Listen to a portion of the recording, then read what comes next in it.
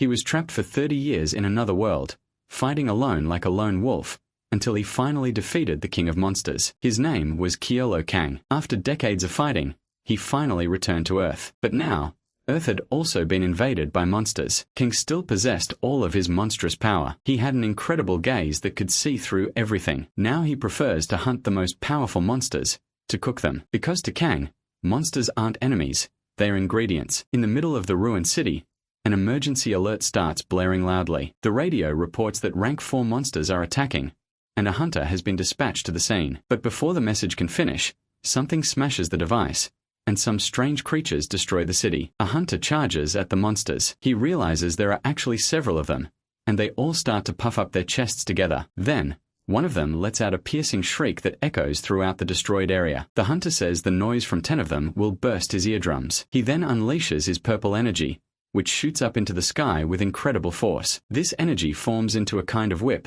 aimed directly at one of the creatures. With a serious look, he wonders if the monster considers itself dead already. Suddenly, a very bright light shines in the sky, making everyone look up. And then, a beam of pure energy comes crashing down, hitting the monster's head on. But this leaves the hunter surprised, not understanding what it was. A woman appears, praising the captain for finishing them all off in a single blow. He tells her it wasn't him, as he doesn't have area of effect attacks like the so-called Blade Queen. With that, the two of them stare into the distance, trying to understand what just happened. Then he asks if another hunter unit was sent, but she says no. The hunter finds it very strange, since he doesn't know anyone in Korea with that much power. The woman notices they left the mana stones behind, the most valuable part. He thinks that only a hunter could make such a clean cut, and wonders what his goal is. The captain then tells her to collect the stones and call the cleanup crew to the site. But as he observes the destruction, something nearby catches his attention. He spots a restaurant with a very simple sign that reads,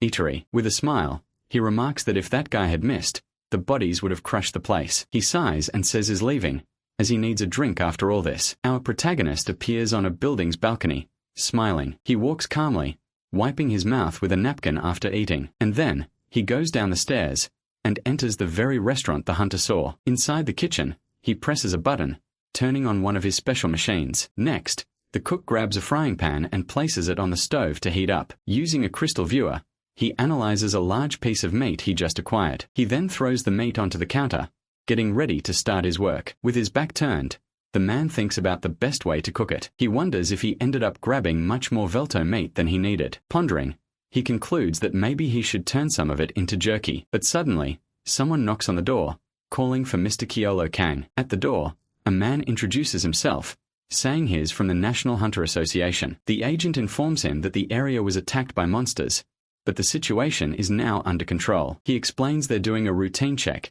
and our protagonist seems to understand. With a smile, he comments that luckily, few people live there, so the damage was minimal. But out of nowhere, the agent smells something different in the air and looks very surprised. He gets closer and starts sniffing, saying that something smells incredible. The protagonist replies that this is a restaurant, making the agent's stomach rumble loudly. The agent asks if he can get breakfast, as he hasn't eaten anything since dawn. With the sound of a bell, he enters the restaurant, looking around with curiosity. He's impressed, saying the place looks like it's straight out of an old TV show. The man then asks for a menu, but our protagonist explains that he cooks with the ingredients of the day. He understands it's a kind of dish of the day, and the cook confirms it's something like that. With a smile, the protagonist reveals that today's special is Velto steak. The agent is shocked to hear the name Velto, unable to believe it. He quickly deduces that the meat came from the 10 monsters the spear mage defeated earlier. The cook confirms, saying that thanks to the hunter, he got some fresh cuts. Excitedly, the agent fumbles for money, worried if he can afford the dish. The scene focuses on the chef, who starts cutting thick slices of the exotic meat. He then begins seasoning the steaks with expertise, preparing to cook. A flashback begins, showing us that 30 years ago, something incredible happened. It's revealed that he woke up to find himself summoned to a very different world. And in this world full of dragons and monsters, he had to fight hard to survive. In the flashback, he faces a giant dragon, narrowly dodging a powerful attack. After becoming stronger than them, he finally managed to defeat the terrible Demon King. And by a twist of fate, he found a way to return to Earth. But upon his arrival, he saw that Seoul was no longer the place he remembered. He spent 30 years fighting, so he knows the weaknesses of all monsters. While cooking, he wonders if he still needs to get involved in these things. After all, The people here have already created their own system to protect themselves. This is the new world he lives in, so he decides to focus on his food. With the dish nearly ready, he holds the spatula and announces that it's done, and thus, the magnificent Velto steak is presented, looking succulent. The agent gulps, shocked by the beauty of a dish he never expected. He then picks up a piece of the meat with his fork, preparing to take a bite, and with the first bite, his eyes widen, completely shocked by the flavor. He shouts that the meat is melting in his mouth, relaxing his entire body. But suddenly, he stands up from his chair saying, "This is no time to think about that." He decides to forget about the price, thinking he deserves to treat himself today. With his plate now clean, he asks for another Velto steak, leaving the chef in thought. After scraping the second plate clean, he takes a deep breath and asks for the bill. The cook says the first customer of the day eats for free, but the agent insists. He says he feels recharged, and since he plans to return, he's adamant about paying. Hearing that, our protagonist gives a slight smile, seeming to agree with the idea. He then says the price is 10 silvers, and the agent leaves the money on the table. Thanking him for the meal, the agent turns to leave, but stops and turns back. He advises the owner to be careful, as times are tough for ordinary people. With that, he hands over his business card, warning that it's still dangerous outside. The card shows his name as Jae-woo Choi, from the association's patrol unit. The protagonist is lost in thought, repeating that it's a difficult era for ordinary people. Watching the agent leave, he thinks that the guy's not a bad person, and hopes he lives well. Back in the kitchen, he cuts a piece of the dish he prepared for himself, and upon tasting it, he confirms that the flavor, as expected, was very good. Later that night, an owl appears at the window, breaking the street silence. Our protagonist stretches, thinking it was another quiet day of work. He then remembers the Velto egg, and wonders what he could cook with it. But suddenly, the restaurant door is kicked open with a loud bang. A red-haired guy appears at the entrance, saying he's finally found him. Yahello turns around, confused. With a furious look, the intruder announces that he's come to take back what's his. The scene cuts to a few hours earlier, in a bustling city market. We are told that monsters have wiped out crops and livestock. With little choice, humanity started eating monsters, and the idea caught on. Thanks to this, the monster market boomed, and a vendor offers fresh eggs. He asks if they are Velto eggs, but the vendor says they're all the same. Our protagonist then uses his skill, the detector eye, to check the goods. This skill comes from a dragon artifact, and reveals the identity of anything. It allows him to see the tear and species of each egg there. The skill is so powerful, it can even tell if someone is lying. That's why he avoids using it on people, and just decides to take a bunch of eggs. But among them, a shiny blue egg showed no information. Even though he finds it strange, he asks the vendor to put the mysterious egg in the box. Back in the kitchen, he cracks an egg, remembering how he used to think eating was a waste of time. Back then, a good meal was a luxury, but now he cherishes everyone. With that in mind, he prepares the dish of the day, Velto scrambled eggs. He remembers sharing this dish with his comrades on the battlefield. Taking a bite, he thinks that the milk really did make the Velto eggs creamier. Alone in the restaurant, he realizes the dish turned out great, and the memories come flooding back. The faces of those he misses begin to reappear, making him feel old. But then he shifts his focus, remembering that the detector eye couldn't scan that one egg. He recalls that dragon artifacts are formed when a dragon is born. That's why they're super effective against everything except their own kind. He then touches the egg, wondering if it could possibly be a dragon egg. As he was thinking about the taste, the door is kicked open, interrupting him instantly. The intruder looks around, questioning if this place is even a restaurant. With a shout, he announces he's there to take back what's his. Pointing directly at him, he says he knew he'd find him with the egg in his hand. Yahello then realizes his detector eye doesn't work on the intruder either. He simply asks if the guy is a dragon, leaving the redhead shocked by the question. Seeing the intruder's body burst into flames, he's surprised that dragons exist in this world. Engulfed in fire, the intruder yells, demanding to know how he discovered his identity. The fire starts to burn the ceiling, and Yahello just complains about the damage to his restaurant. He explains that he has an artifact that sees through everything, except for dragons themselves. Yahello thinks this makes things easier, leaving the dragon even more confused. He offers the egg back but tells the guy to clean up the mess first, irritating the intruder. Just then, the dragon spots a blue knife and asks if it's a dragon scale. The scent of the cutting board also catches his attention. He recognizes it as a dragon bone. Absolutely furious, he screams that the human used his people as kitchen utensils. He then attacks with full force, launching an energy sphere and yelling for the human to die. Yahello just looks a little bored, as if it's no big deal to him. The attack sends him flying back, and he complains that now it'll be harder for the dragon to clean up the mess. But he gets up, unleashing a powerful aura and talking about the nature of dragons. From his hands, a frying pan materializes, ready for combat. With a single swing, he bats away the dragon's attack. The intruder is completely stunned, unable to believe the power the human just displayed. With his eyes glowing, he advances, saying that dragons only learn one way. And as he attacks with the frying pan,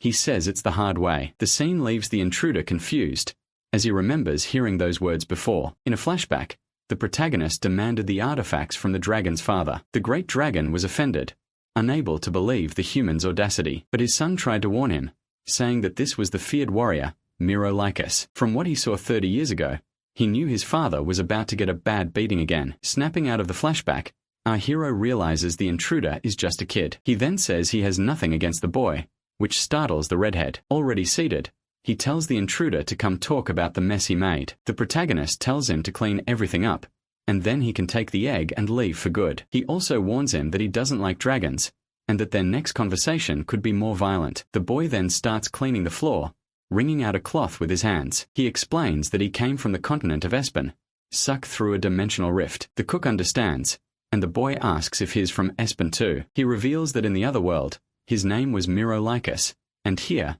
he's Yahello Kang. Hearing this, the dragon frantically scrubs the floor, now certain this is the man who terrified his father. Seeing the floor shining, the protagonist tells him to grab his things, and finally leave. The protagonist stands up and asks why he never returned his father's relics. The cook recognizes the aura, remembering Rex, the dragon of flames. He then beckons the boy closer, saying he stopped beating up dragons 30 years ago. The boy asks his age, and he reveals he's a little over 50. Then the protagonist says he's older since he's almost 60, which shocks the dragon. He jokes, asking if it's because he's so handsome, making the boy blush. But he quickly gets serious, saying that back then, the only language dragons understood was brute force. Our protagonist starts to laugh, finding it funny to see a dragon being so submissive. He then explains that he never killed a dragon, and that his utensils were gifts. As for the relics, he says they were broken during the fight against the Demon King. Seeing that this will be a long conversation, he offers the boy a drink to relax. But the dragon gets furious,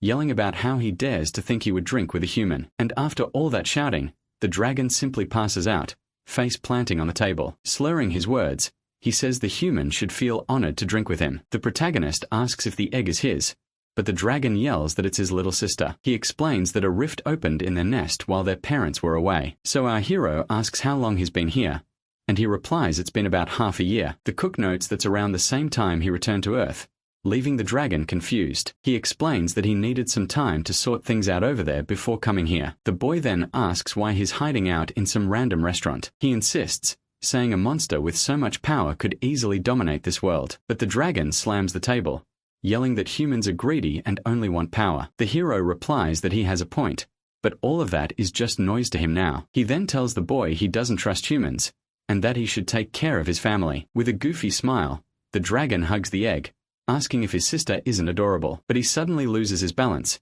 and Yahello is startled to see him almost fall. He then just sighs, looking very tired after all the commotion. Yahello suddenly wakes up the next day. He notices a cute little dragon staring at him. Just then, the baby dragon reveals herself, and her brother shouts with joy that it's his sister. He celebrates that his sister has finally hatched, right there on the restaurant table. The protagonist then asks what they call a hatchling, and he replies that he's still thinking of a name. He picks her up, and her older brother yells not to treat her like a pet. He then pinches her cheeks, noting that even though she's small, she already has sharp teeth. The redhead proudly says she's the cutest thing he's ever seen. With a gentle pat, our hero agrees, admitting she is indeed very cute. He then asks the boy where he's planning on taking the little dragon now. The cook remains silent for a moment, just waiting for the dragon's answer. With a smile, he says it doesn't matter where they go, and a noise starts up outside. The scene shows the restaurant, and he tells them to eat before they leave. The scene shifts to a rainy day, setting a heavy and melancholic mood. He remembers how the demons would arrive with the storm,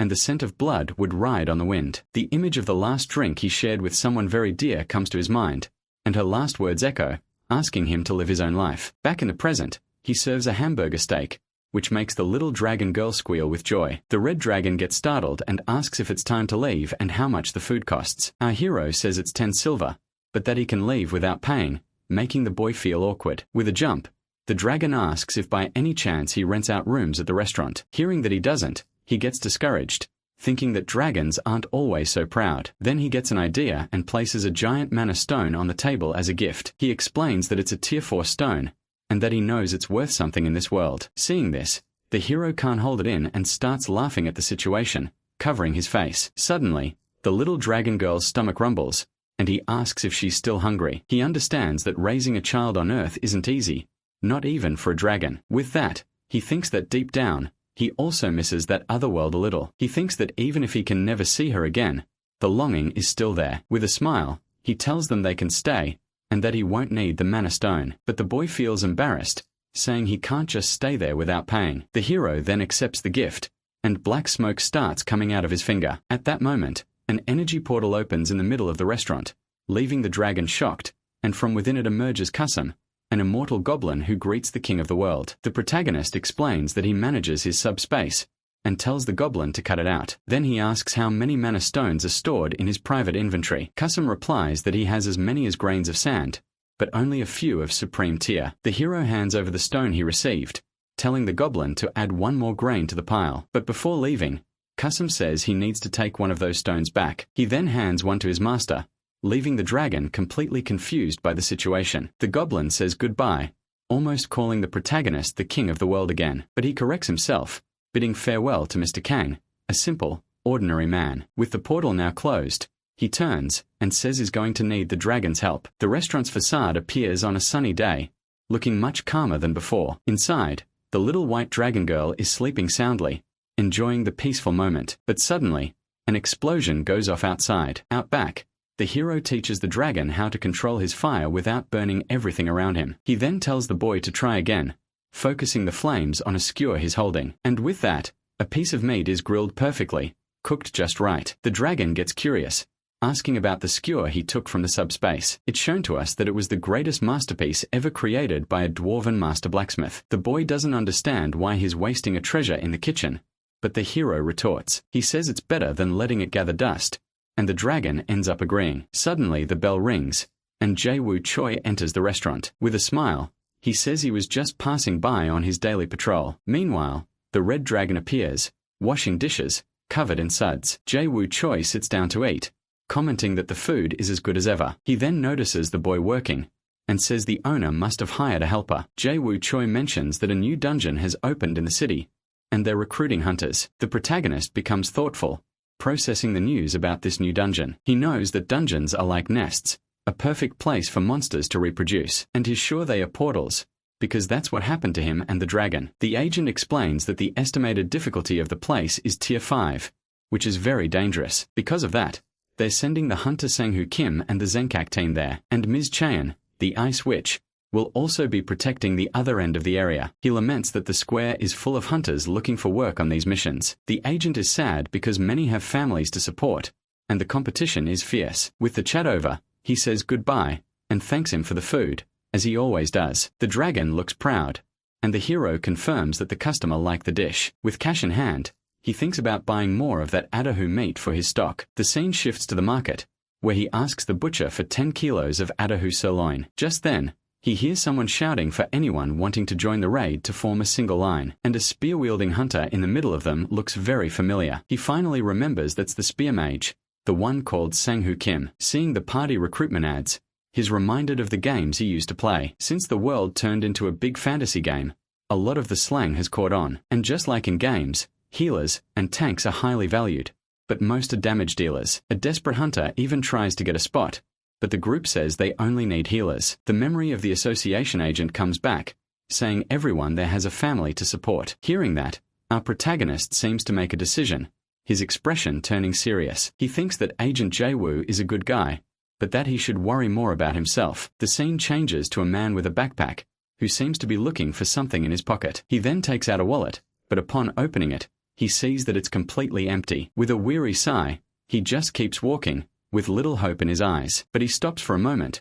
gripping his backpack strap a little tighter. Back at the restaurant, Chowlo calls for Khan, and sees that the kitchen is spotless. Suddenly the door's bell rings, and he turns to see who just arrived. It was the same guy from the street, who asks in a tired voice if the place is still open. Our hero then serves a glass of water, and the man thanks him with a weary tone. He asks if the restaurant serves instant ramen, and the owner says yes, he just needs a moment. The cook grabs a package, thinking that even after 30 years, instant ramen is still popular. At this, the man asks how much a bowl costs, and the owner replies that it's 2 silver. With a huge smile, he's surprised by the price, and immediately orders 5 bowls. The owner doubts he can eat it all, but the customer guarantees that he can. Finding this all very strange, the hero activates his skill, Detectory. He discovers the guy is a food god, a class an old friend of his once had. This ability makes the user stronger depending on the quality and quantity of food. It's explained that they gain a lot of strength by eating high-rank monsters, getting buffed up. But until they can do that, they barely see any results and live with an endless hunger. The man's stomach rumbles, confirming he's still in the initial stage of the skill. Our hero realizes that this guy was never able to get past this level and reach the top, so he serves a giant bowl of instant ramen, with several pieces of a taho meat on top. The customer is speechless, and the owner tells him the meat is on the house. He thinks that good people always have it rough, and in times like these, they're the first to suffer. So he tells him the Ataho meat will give him a nice boost, since it's on the house. The man thanks him with tear-filled eyes, and takes a generous bite of the meat. And with the first bite, the flavor explodes in his mouth, leaving him in complete ecstasy. He shouts, wondering how something can be so good, and the owner just laughs at his reaction. Without wasting any time, he starts devouring the noodles with a lion's appetite. And to make sure nothing is left, he tips the bowl, drinking all the broth in one go. With the plate completely clean, he takes a deep breath, thankful for the incredible meal. The customer stresses that everything was wonderful,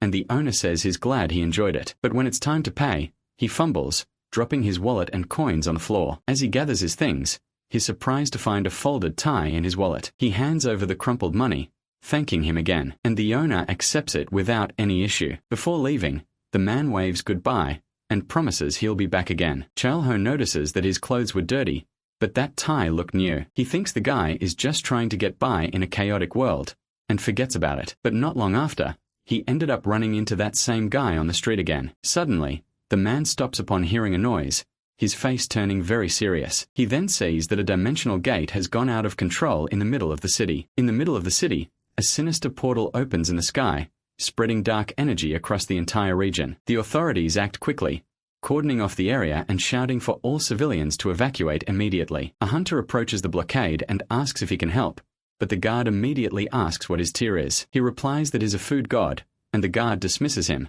warning that the situation is too dangerous. Suddenly, a girl appears amidst the chaos, using healing magic on one of the injured. The hunter recognizes her and is shocked, realizing that it's Mi Jin, his own daughter. He knocks down the protective barrier and runs towards her, shouting the girl's name. He asks what she's doing there, and she explains that the school sent support hunters. Mi Jin tells her father to leave, but he insists, saying he was just worried about her. But she explodes in anger, yelling that all he does is eat and work and is never home for anything. She shoves him away and yells for him to evacuate, causing his phone to fall to the ground. As she turns, Mi Jin spots a strange item on the asphalt and asks if it's a tie. She then stares at her father with a confused look, saying he doesn't even own a suit. At that moment, a portal of light opens, and an armored boot steps firmly on the ground. From it emerge Sang-Hu and his team, elite hunters arriving to handle the situation. One of the hunters announces that the dungeon has been cleared, congratulating everyone on the great teamwork. She asks the healers to gather and tend to the injured,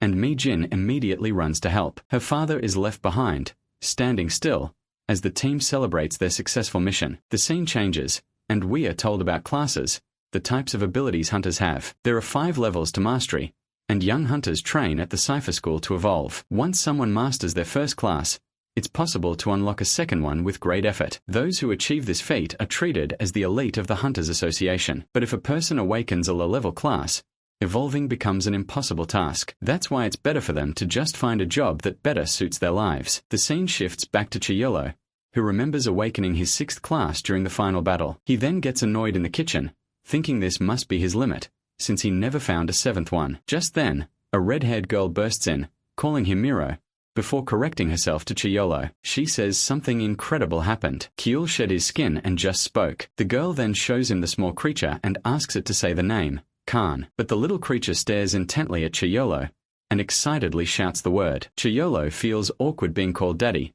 while the red-haired girl is amused by the scene. He tries to play it off, questioning if the name Kyul isn't too Korean, but she retorts that the creature was born in this world. Then, she gets the creature to say its name, Khan, and excitedly celebrates the achievement. Yahello then asks what class he has mastered, since dragons are born with one, but Khan says he doesn't know yet. Suddenly, the door's bell rings, and the girl quickly hides behind the counter. The door opens, and the hunter from earlier walks in, asking for 5 bowls of instant noodles. Khan doesn't understand why he's doing that, as the man sits down, completely dejected. He starts venting to Yahello, telling him he went to the attack site and found his daughter. The hunter laments that he couldn't help her, since he's a tier 7 and was treated like a civilian. But he explains that his daughter is a tier 3 healer, very talented and recognized by the association. About the tie, he reveals he went to buy a suit for her school event, but everything was too expensive. The only thing his money could buy was that simple tie, which left him devastated. He wonders if it's better not to even show up, since he can't even pay for her studies. With a hand on his stomach, he laughs at himself for still being hungry at a time like this. Yahello listens in silence, as the man says that if he doesn't eat, he won't even be able to get work in the reconstruction. Yahello approaches Khan in the kitchen, who is preparing the noodles for the customer at the counter. He then asks if he can slice him up thinly, leaving the red-haired young man completely terrified. Khan screams, accusing Yahello of fattening him up all this time just to eat him later. But the cook explains it was a joke, and casually points to the skin Kyul shed. The young man is outraged by his look, and yells that he was going to keep it as a memento. The scene then reveals an extra-large bowl of ramen, topped with several pieces of meat. Yahello serves the dish to the hunter, saying it's on the house, while Khan freaks out in the background. The man tries a piece of the meat, still with a sad expression, but is quickly surprised. With that, he begins to cry silently as he eats, letting out all his frustration. After a while, the bowl is empty, and the hunter leaves a crumpled bill on the table. He thanks him not just for the food, but also for listening to his pathetic life story. Yahello just watches the man leave with a satisfied smile on his face. Mission accomplished. At the door, the hunter stops and comments on how life is full of hardships, but Yahello replies that for those who try hard, sometimes life gives something good back. He finishes by telling him to keep on living, because he'll always be there to serve him again. With a slight smile, the man leaves the restaurant, promising he will definitely be back. Hiding, Khan asks why nothing happened, but Yahello says he did what he could with the food. Khan then gives him a serious look, wanting to know why he helped that stranger so much. Yahello doesn't answer, just looks away with a slightly darker, more distant expression. He then pets Kyul, and comments that his own father once had that same lonely look. Khan is a bit shocked, realizing that even someone like Yahello had a father once. The scene changes, and we see the hunter arriving at his simple apartment in the dead of night. Inside, he finds his daughter Mi-jin asleep, her phone still by the bed. He then notices she picked up the tie he dropped, and he hears her apologize. Half awake, the girl apologizes again for her harsh words. He comforts her by stroking her head,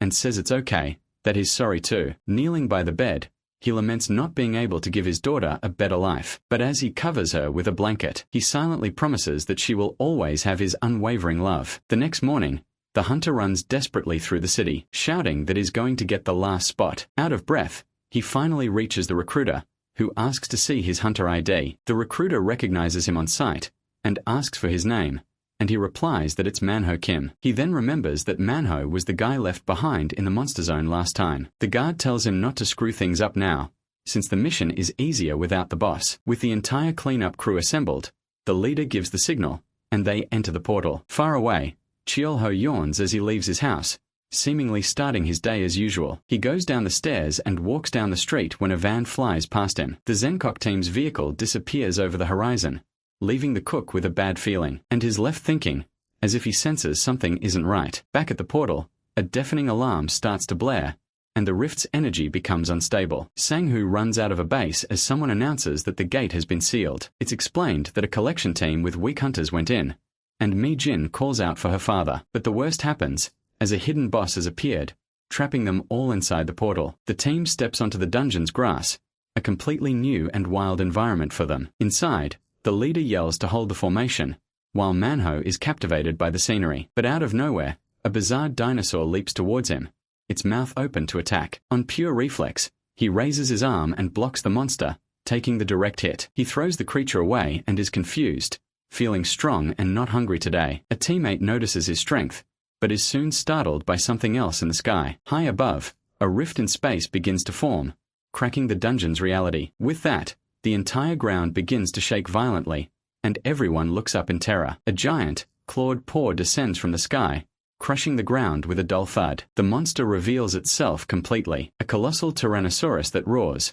showing it's the hidden boss. Manhwa is in a total panic, unable to believe their terrible luck. We are told that a hidden boss is a second boss that appears from an extra rift, and when that happens, most cleanup squads don't make it out alive. Everyone stares at the creature, terrified, and Manhwa recognizes it as a Tigrex monster. The beast starts running towards them, and Manhwa yells for everyone to move fast. He stops for a moment, sweat dripping as he makes a risky decision. On the fallen monster, he sees a glowing mana stone, a unique opportunity right there that would pay the bills, and he could finally give his daughter, Majin, a better life. Ignoring the screams, he runs towards the reward, not thinking about the fatal consequences. With his heart in his throat, he reaches out, thinking he just needed to grab that stone. But the Tigrex emerges from the shadows, opening its massive jaws to devour him in one go. With a violent swipe, the monster hurls him through the air as if he were nothing. On the ground, he remembers Majin's harsh words, wondering if this is what she saw. He sees himself as a desperate man,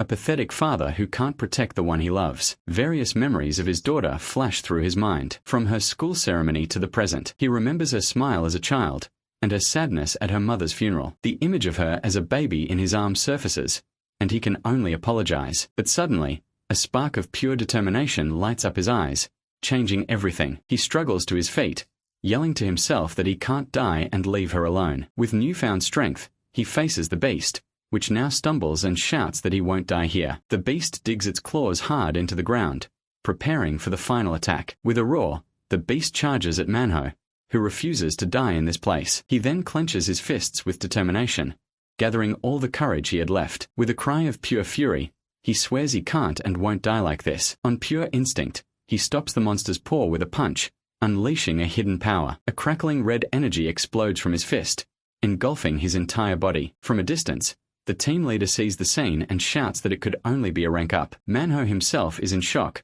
unable to believe he blocked the hidden boss all by himself. He then realizes his fists don't hurt, and stranger still, he wasn't feeling hungry. For the first time in his entire life, the constant hunger was just gone. With that, he charges forward and grabs the monster's jaw, stopping the creature's attack. Using his new strength, he matches the giant dinosaur. Manhwa slides across the ground and with a defiant look, tells the monster to take the hit. He yells for the beast to hang on, because the real fight was just beginning. Elsewhere, the elite team's weapon shatters, proving the enemy's strength. Sanghu arrives on the battlefield and asks if everyone has evacuated, wanting to know where the boss is. A hunter points in shock, not believing that Guy stopped a Tier 2 Tigrex by himself. With a smile, Sanghu confirms the feat and calls him a cool old guy, finding it incredible. Seeing Manhwa hold back the monster, he recognizes his potential and says he needs to get his contact info. A status window appears, revealing Manhwa's class is God of Food. It's explained that this class reflects damage,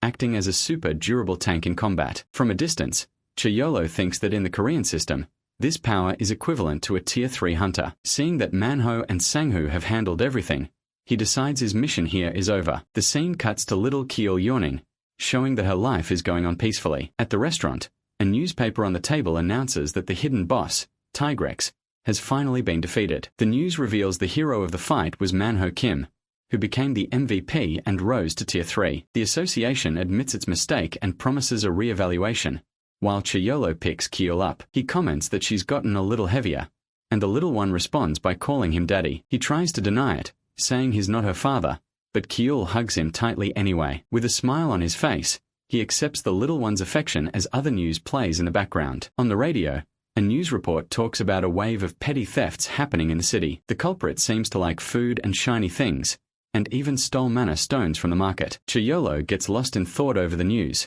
while little Kiel plays with water nearby. With a cute look, she approaches and offers a mug full of liquid to her daddy. But suddenly, Khan bursts into the kitchen and desperately yells for Yahello not to drink it. With a disgusted look, he warns that the mug is completely full of dangerous bacteria. He then explains that Kiel learned from a picture book about water wells for drinking. At that, a shiver runs down Yahello's spine, as he understands that to her, the toilet looks like a well. In another scene, Agent Jae-woo Choi tries some kimchi, saying the dish is incredible. Yahello comments that he used premium ingredients, which is why his food has a special flavor. Suddenly, the doorbell rings, and Jae-woo announces that more people are arriving. He then says he brought someone with him today, and a man appears from behind him. There stood Captain Sang-Hoo Kim, the famous spear hunter, in his leather jacket. Chaeyeolo bows and greets him, politely saying that he's heard a lot about him. The association agent then introduces himself and recognizes Chaeyeolo as a spear mage. Sang-Hoo arrives complaining that the day was rough, full of meetings that never ended. At that, Agent Jae-woo points to the side and announces that the famous god of food was there. He excitedly explains that this was Manhwa Kim, the hero who turned the tide in the last raid. Manhwa smiles humbly and says he owes it all to the boss who helped him in his darkest moment. But Chaeyeolo replies that it was nothing, and that he was just hoping he'd come back to eat again. The newcomer then asks for his usual noodles, and Chaeyeolo gets ready to cook. Seeing this, Sang-Hoo gets a craving and asks for the same dish, making the cook happy. As soon as the food arrives, Manhwa tips the bowl back all at once, drinking every last drop of the broth. Sang-Hoo is left speechless by the scene, impressed by his colleague's hunger and appetite. He then reminds Manhwa that he should get going, since he promised to visit his daughter's school. Chaeyeolo says they need to rest, and with that, the agent says his goodbyes and decides to leave. He watches their interaction from a distance, thinking that the two seem to get along very well. But suddenly, he realizes the restaurant has become very quiet,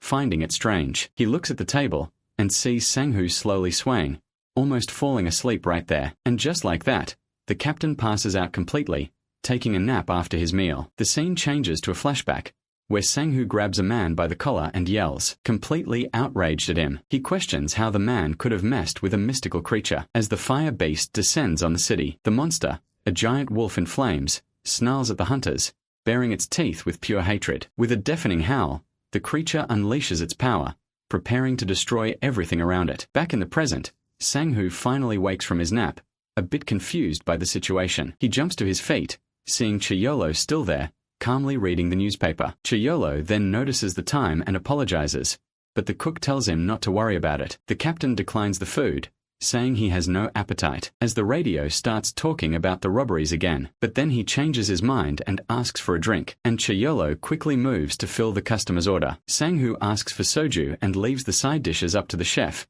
who considers what to make. With the fresh ingredients he bought, he suggests sashimi, surprising the captain. He confirms it's raw fish, explaining he got a very fresh catch that morning. We are told that with the arrival of the monsters, the oceans were also completely taken over. As a result, fish that were once common became rare delicacies, almost impossible to find. Instead, they now fish for monster species like this young German fish. Chaeyeolo begins to slice the creature, saying its flavor is a cross between sea bass and flounder. As he prepares it, he confesses he didn't used to like sashimi, but learned to see it as a luxury. He then serves the dish, recommending that Sang-Hoo try the seaweed noodles underneath. The captain is impressed, but finds the combination of sashimi and seaweed noodles strange. Chaeyeolo assures him he used special ingredients, and is certain he'll enjoy the taste. With that, Sang-Hoo picks up a piece with his chopsticks and eats it, feeling the crunch of the mix. In an instant, a jolt of flavor runs through his body, and he feels renewed by the meal. He then downs a glass of soju in one go,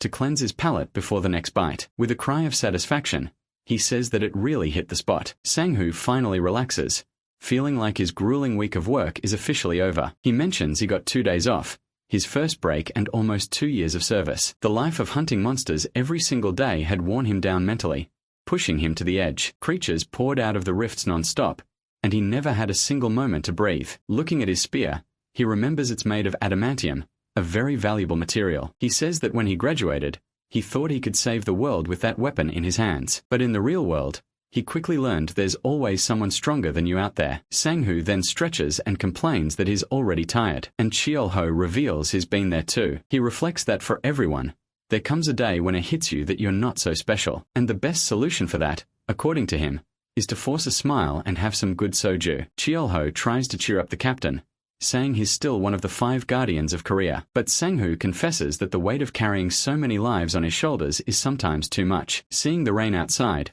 Cheol-ho asks if something specific happened to make him feel this way. The captain then confirms that yes, something did, and that he remembers what happened very well. Cheol-ho then asks him if he's ever heard of a mythical creature called a gumaho. The scene shifts to a flashback, where hunters were running in the rain. Furious with whoever provoked the beast, a subordinate explains that the culprit was the hunter. Gentlemen, leaving Sang-Hoo even more confused. As they prepare, The gumaho howls at the sky, showing all its fury. Back in the present, Yahello explains that these creatures are mythical beasts with no defined rank. He says they live in isolation, and that in 30 years they've never attacked humans first. They're hard to find, but someone went and disturbed the peace of one of them. In the flashback, Sang-hoo finally finds the man he was looking for in the rain, the so-called gentleman. Without hesitating, he grabs him and yells, demanding to know what he did to cause all this. The man in the hat just stares at him coldly, showing no concern about the threat. Sang-hoo is shocked by the culprit's identity as his partner shouts his name. The gumaho lets out a cry of pure rage, its red flames illuminating the entire night. The beast then leaps toward a building, and someone yells for everyone to get into formation. Sang-hoo leads the attack team, yelling that they're going all out against the monster. The creature then gathers energy in its tails, preparing for a devastating attack. A massive sphere of fire forms, pulsing with a power that makes the ground tremble. Suddenly, the gumaho unleashes the attack, and a rain of fire falls upon the entire city. The beast's eyes glow with a hypnotic light, paralyzing anyone who stares directly at them. As a result, several hunters lose consciousness and drop their weapons, falling into a deep trance. A subordinate yells not to look at the flames, warning that the beast's attack is coming. The fireball hits a hunter's shield, which shatters from the force of the impact. Sang-hoo and his partner leap back at the last second, narrowly escaping the blast. The woman then activates a spell on a shield, creating a bluish circle of protection. With the spell, several magic shields appear and block the gumaho's fire projectiles. Seeing an opening, the captain readies his spear, which now glows with a purple aura of power. He then uses the shields as platforms and attacks the monster from multiple angles at once. The hunter dives with spear in hand, preparing for the final blow against the beast. With a furious shout, he commands the creature to leave in silence, once and for all. The tip of the spear cuts through the air and strikes the gumaho's neck, which roars in pain. The monster's eye fills with a tear. Sang-hoo notices the creature's gaze, but it was too late to pull back, and Sang-hoo strikes true. Back in the present, he reveals that the battle lasted all night, without rest, and when they finally defeated the monster, amid the screams, he heard something crying. Lying on the ground, he finds a small fox cub, huddled and crying in the rain. He's shocked to realize they killed a mother, and that this was her newborn. It was revealed that gentlemen's eagles had hunted the cub, and the mother was only reacting to that. Sang-hoo laments, saying it was a mistake, but that even the best students make them. But he adds that they, as guardians, can't afford to make those kinds of mistakes. Sadly, he reveals that the cub also had to be put down in the end. Yahello comforts him, saying they had no other choice, closing the gumaho case for good. With a sheepish smile, Sang-hoo seems to agree with his friend, feeling a little better. He then gets up to leave, commenting that he said too much because he felt so comfortable. But Yahello also stands and asks for another plate of that sashimi, but this time to go. He says he'll make it without a problem, as the starry night covers the city outside. The scene then cuts back to the past, with the hunter gentleman walking through the dark streets. Sang-hoo walks as he remembers gentleman. We see Sang-hoo confronting him, yelling about what he was thinking, messing with a newborn. He screams that an apology fixes nothing, as the lives of many were put at risk. At the end of the argument, the captain turns his back with an expression of pure defeat. He walks slowly through the destruction, carrying the weight of that night on his shoulders. Back in the present, Yahello remembers the gumahos he himself had encountered on his continent. It's explained that they never attacked humans, but he still killed 2 of them anyway. He regretted it both times, as those are memories a person can never forget. Far away, Sang-hoo walks through the ruined city, carrying his sashimi to eat at home. He opens the sashimi package, the only comfort he took from that difficult night. But these memories remain like scars, with screams that always echo in his head. Suddenly, he hears approaching footsteps, and his hunter's instinct immediately kicks in. It's as if he's reliving it all over again, with the flames forever reminding him of his mistake. From the darkness, a small paw emerges, moving slowly toward the hunter. It was the gumaho cub, now with 3 tails, approaching with its own flames. Sang-hoo then reveals the truth. He couldn't bring himself to kill the cub on that rainy night. We see a flashback to the past, with the small newborn huddled and crying in the heavy rain. He doesn't know if it was because of its mother's gaze, but he just couldn't do it. Crouching, he laments being such a weak guardian while the cub eats the sashimi. The captain then asks how many mana stones it stole to already have 3 tails like that. But the little fox ignores the scolding and tries to steal the food bag, acting on pure instinct. Sang-hoo instinctively grabs it by the tail, and the gumaho gets angry, baring its teeth at him. The creature then attacks him with fireballs, showing it was already quite strong. He narrowly dodges and tries to reason with the creature, asking for a minute to listen. He warns that the association is going to act, and he can no longer protect it in the city. Sanghu then throws the tip of his spear to the ground and tells the Gumaho to leave. With a heavy heart, he says goodbye as the fox cries, unwilling to leave. But in the end, he yells for the kid to get lost, and the Gumaho leaves, running into the forest. Sanghu gives a melancholic smile, knowing he did the right thing by letting the cub go. He stands alone in the night, spear in hand, and yells one last time for the Gumaho to leave. The fox then runs across the city's rooftops looking for a safe place to hide, but suddenly it stops, as if it caught a very familiar scent nearby. It's startled to see little Kiul waving from a window, as if calling to it. Curious, it gets closer and sees the little dragon calling it daddy again. The creature's fluffy fur glows, and the Gumaho falls to the ground, completely charmed by her. It understands that because she's cute and harmless, little Kiul could only be a friend. The two then start jumping on the bookshelf, playing together, when Chalo enters the room. The cook finally realizes it was the Gumaho he had sensed around his house. He asks if the fox is hungry, and it nods its head, confirming right away. With a smile, Chalo says it looks like it already ate somewhere else, referring to the sashimi. Just then, his goblin butler Kasim appears from a portal, asking what he desires now. Chalo then points to the Gumaho, and asks him to get a mana stone from his collection. The servant promptly obeys, handing the stone to Common Master Chalo Kang. Chalo says a Tier 1 mana stone should help, and the Gumaho snatches it immediately. Without hesitating, the fox bites the crystal, shattering it into pieces in its mouth. With that, a cosmic energy envelops the creature as it absorbs all the stone's power. At the window, Chalo bids farewell to the creature, which is now ready to finally leave. The Gumaho then turns and runs, disappearing through the window like a small fiery comet. It stops on a rooftop, looking one last time at the city it left behind. The creature remembers Sanghu, thinking that despite everything, it knows the hunter is a good person. But with tears in its eyes, it laments, thinking it will never see him again. Far away, Sanghu lies on the grass, thinking that the Gumaho's flame stands out too much there. With a sad look, he hopes the creature never returns to that place. And from a rooftop, the Gumaho howls at the moon, a final goodbye before disappearing. The scene changes to show us the National Hunters Association, which oversees everything in the country. It's explained that they appointed 5 Tier 2 hunters as official guardians. Among them were the Ice Witch,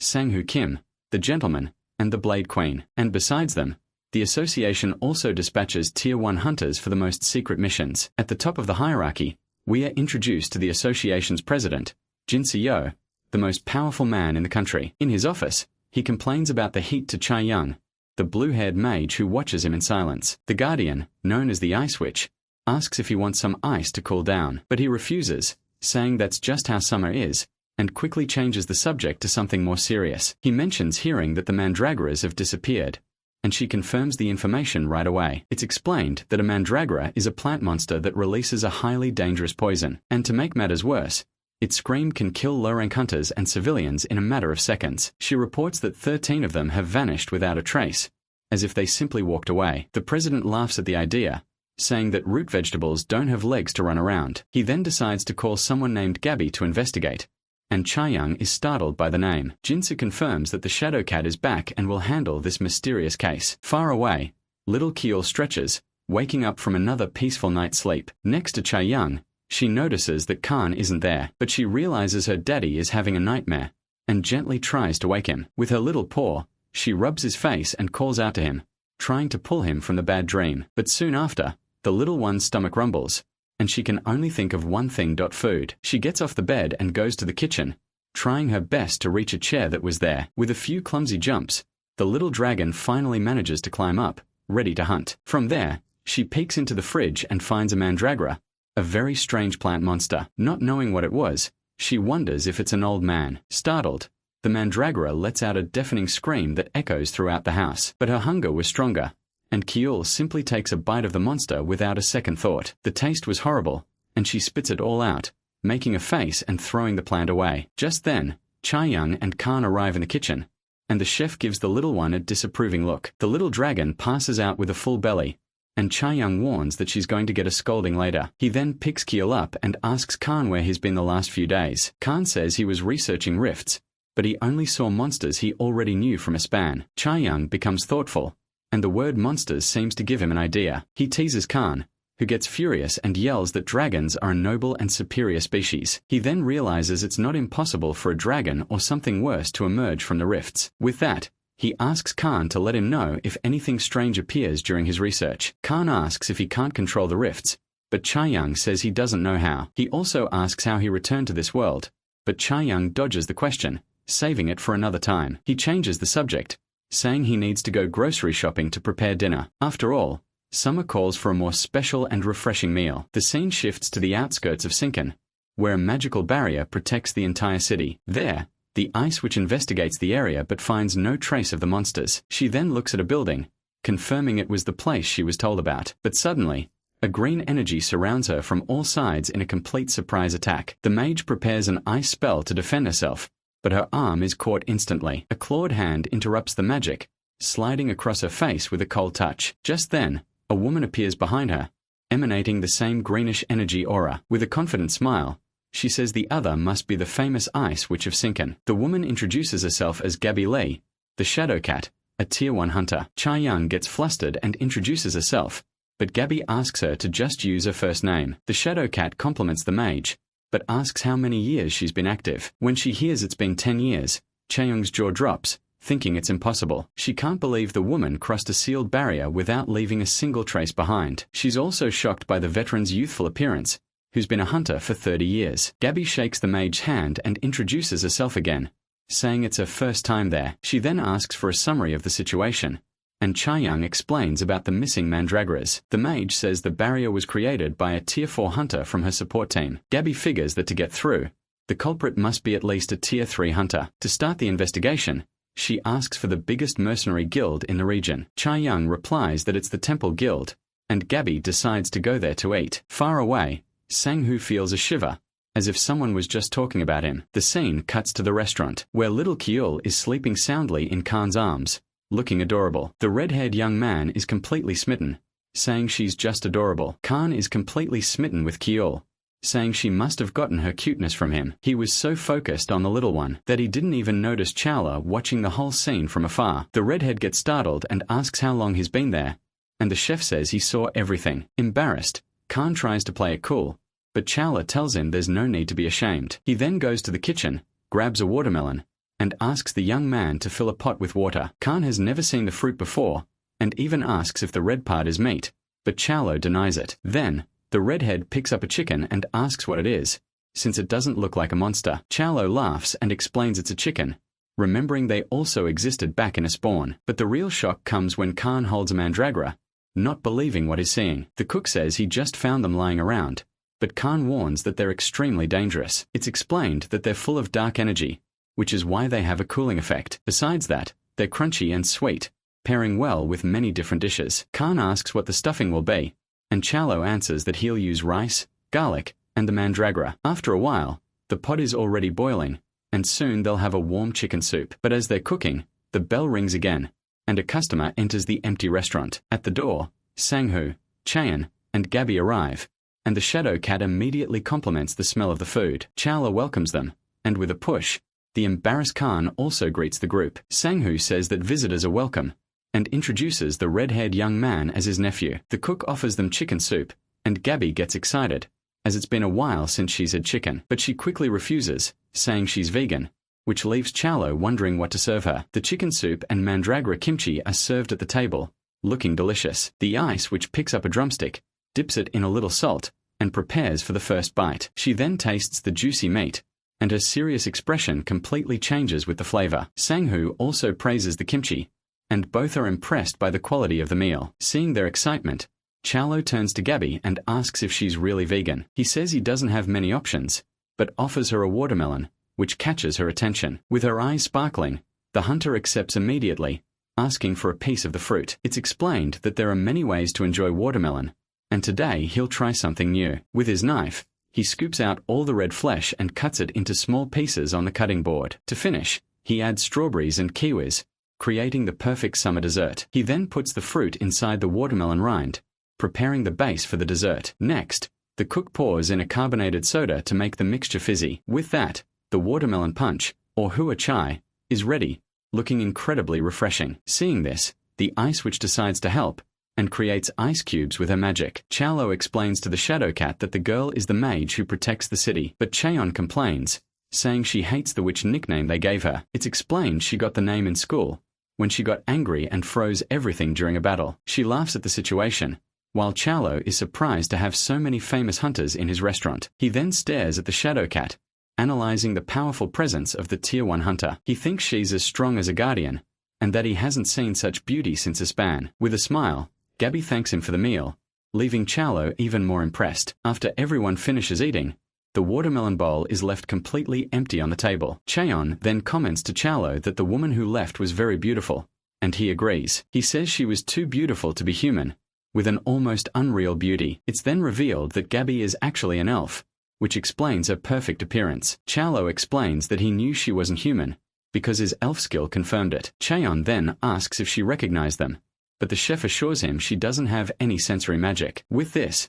he's certain that it's not just monsters crossing through the dimensional rifts. In a grim tone, he thinks that these other species might be plotting something in secret. Suddenly, he calls out to Khan, who turns around, startled by the chef's call. Chaolo says he's going to make something unique for him, making the red-haired young man curious. Wearing an apron, he tells the young man to grab a spoon, as they are going to make a special watermelon soju. Far away, the trio of hunters arrives at the guild, but finds no clues about the thief. Sanghu then teases Gabby, calling her grandma, and she retorts by calling him kid. The captain grumbles that there are no witnesses or victims, and that no one would even notice a theft. But Seichian says her team was monitoring everything, and they would have seen anything. With a mocking smile, Sanghu jokes that maybe someone just ate all the plants. Gabby ends the discussion, but her expression shows that the case still makes her very suspicious. She says she has no proof, but her intuition tells her something strange is happening in the city. As they leave, Sanghu complains they went all that way just to get shocking news in the end. Sanghu becomes thoughtful,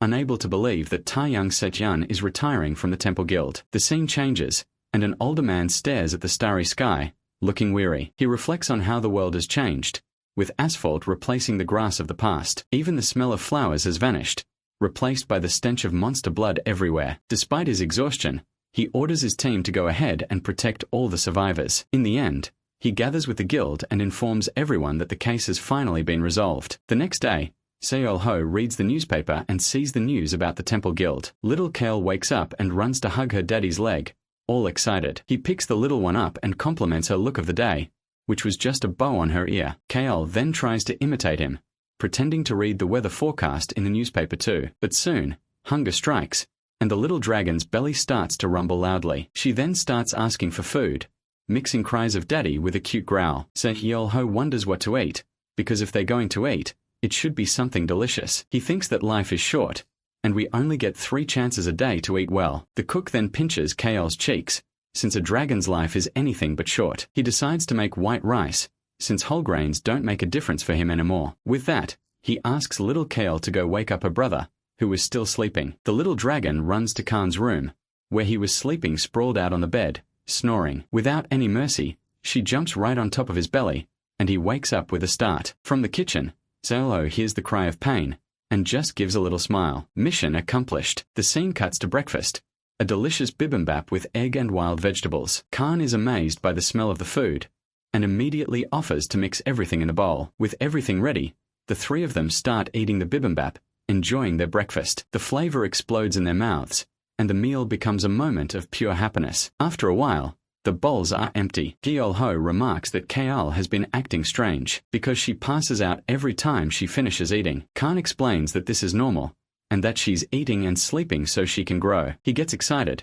because soon they'll find out what class the little dragon has awakened. But as they're talking, the doorbell chimes, and Seol-ho goes to greet the new customer. A young man walks in, smelling the rice, wearing a stylish white jacket. Seol-ho offers him a bowl, but the guy asks for instant noodles first, if possible. With a smile, the cook guesses that he prefers cold rice, and the young man confirms it. But suddenly, the customer sees the newspaper, and his expression changes when he sees the news about the guild. His jacket had the temple symbol, revealing he was a member of the guild. He leaves without a word, and Seol-ho just watches, with the restaurant's facade in the background. The young man then eats the kimchi and praises it, saying the flavor was on another level. Suddenly, Agent Jae-woo and Manhwa Kim enter the restaurant, greeting Seol-ho at the door. Manhwa declines the meal, saying he just stopped by to say hi, but the agent seems happy. Yahello serves a glass of water, commenting that it must be tough with all this heat. Manhwa jokes that his stamina has improved, and the cook credits it to the mandragoras he ate. The agent then remarks that the spear mage must be pretty down about the news. He asks if the cook has heard about the temple guild and the captain's retirement. The young man is shocked by the news,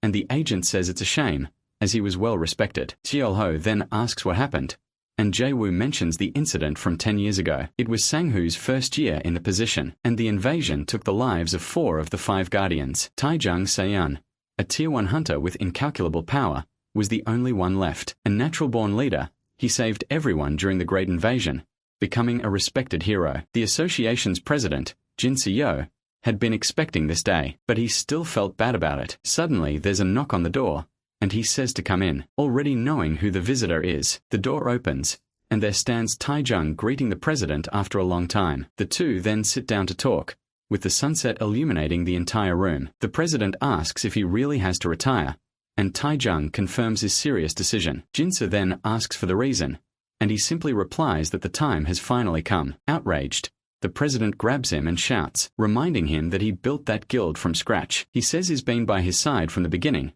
but Taejung's gaze remains firm. Calmly, the captain places his mug on the table and asks his old friend to listen. He explains that no one builds anything alone, as they all fought together to create the world they have today. Now he just feels tired and wants to finally let go of the burden he has carried for so many years. With that, he says his goodbyes and leaves, leaving the president alone with his thoughts. Jinsa then reflects, imagining that young Sang-hoo must be suffering a lot from the news. We learn that the successor has already been chosen, a promising Tier 3 hunter named Hyuk Kang. Outside, Taejung looks out at the night and thinks to himself that it was a great day, but he soon laughs at himself, wondering if he's gotten that old to be thinking such things. Just then, the young hunter from the Temple Guild was already waiting for him on the street, next to his motorcycle. The scene shifts back to the restaurant, where Cheolho was slicing more cubes of mandragora kimchi. Suddenly, Sang-hoo walks in with Taejung. Sang-hoo remarks that he didn't even know this place existed, then asks with a smile what the menu of the day is. Cheolho replies that today they're serving homestyle dishes, which makes Sang-hoo curious. The cook thinks about the captain's age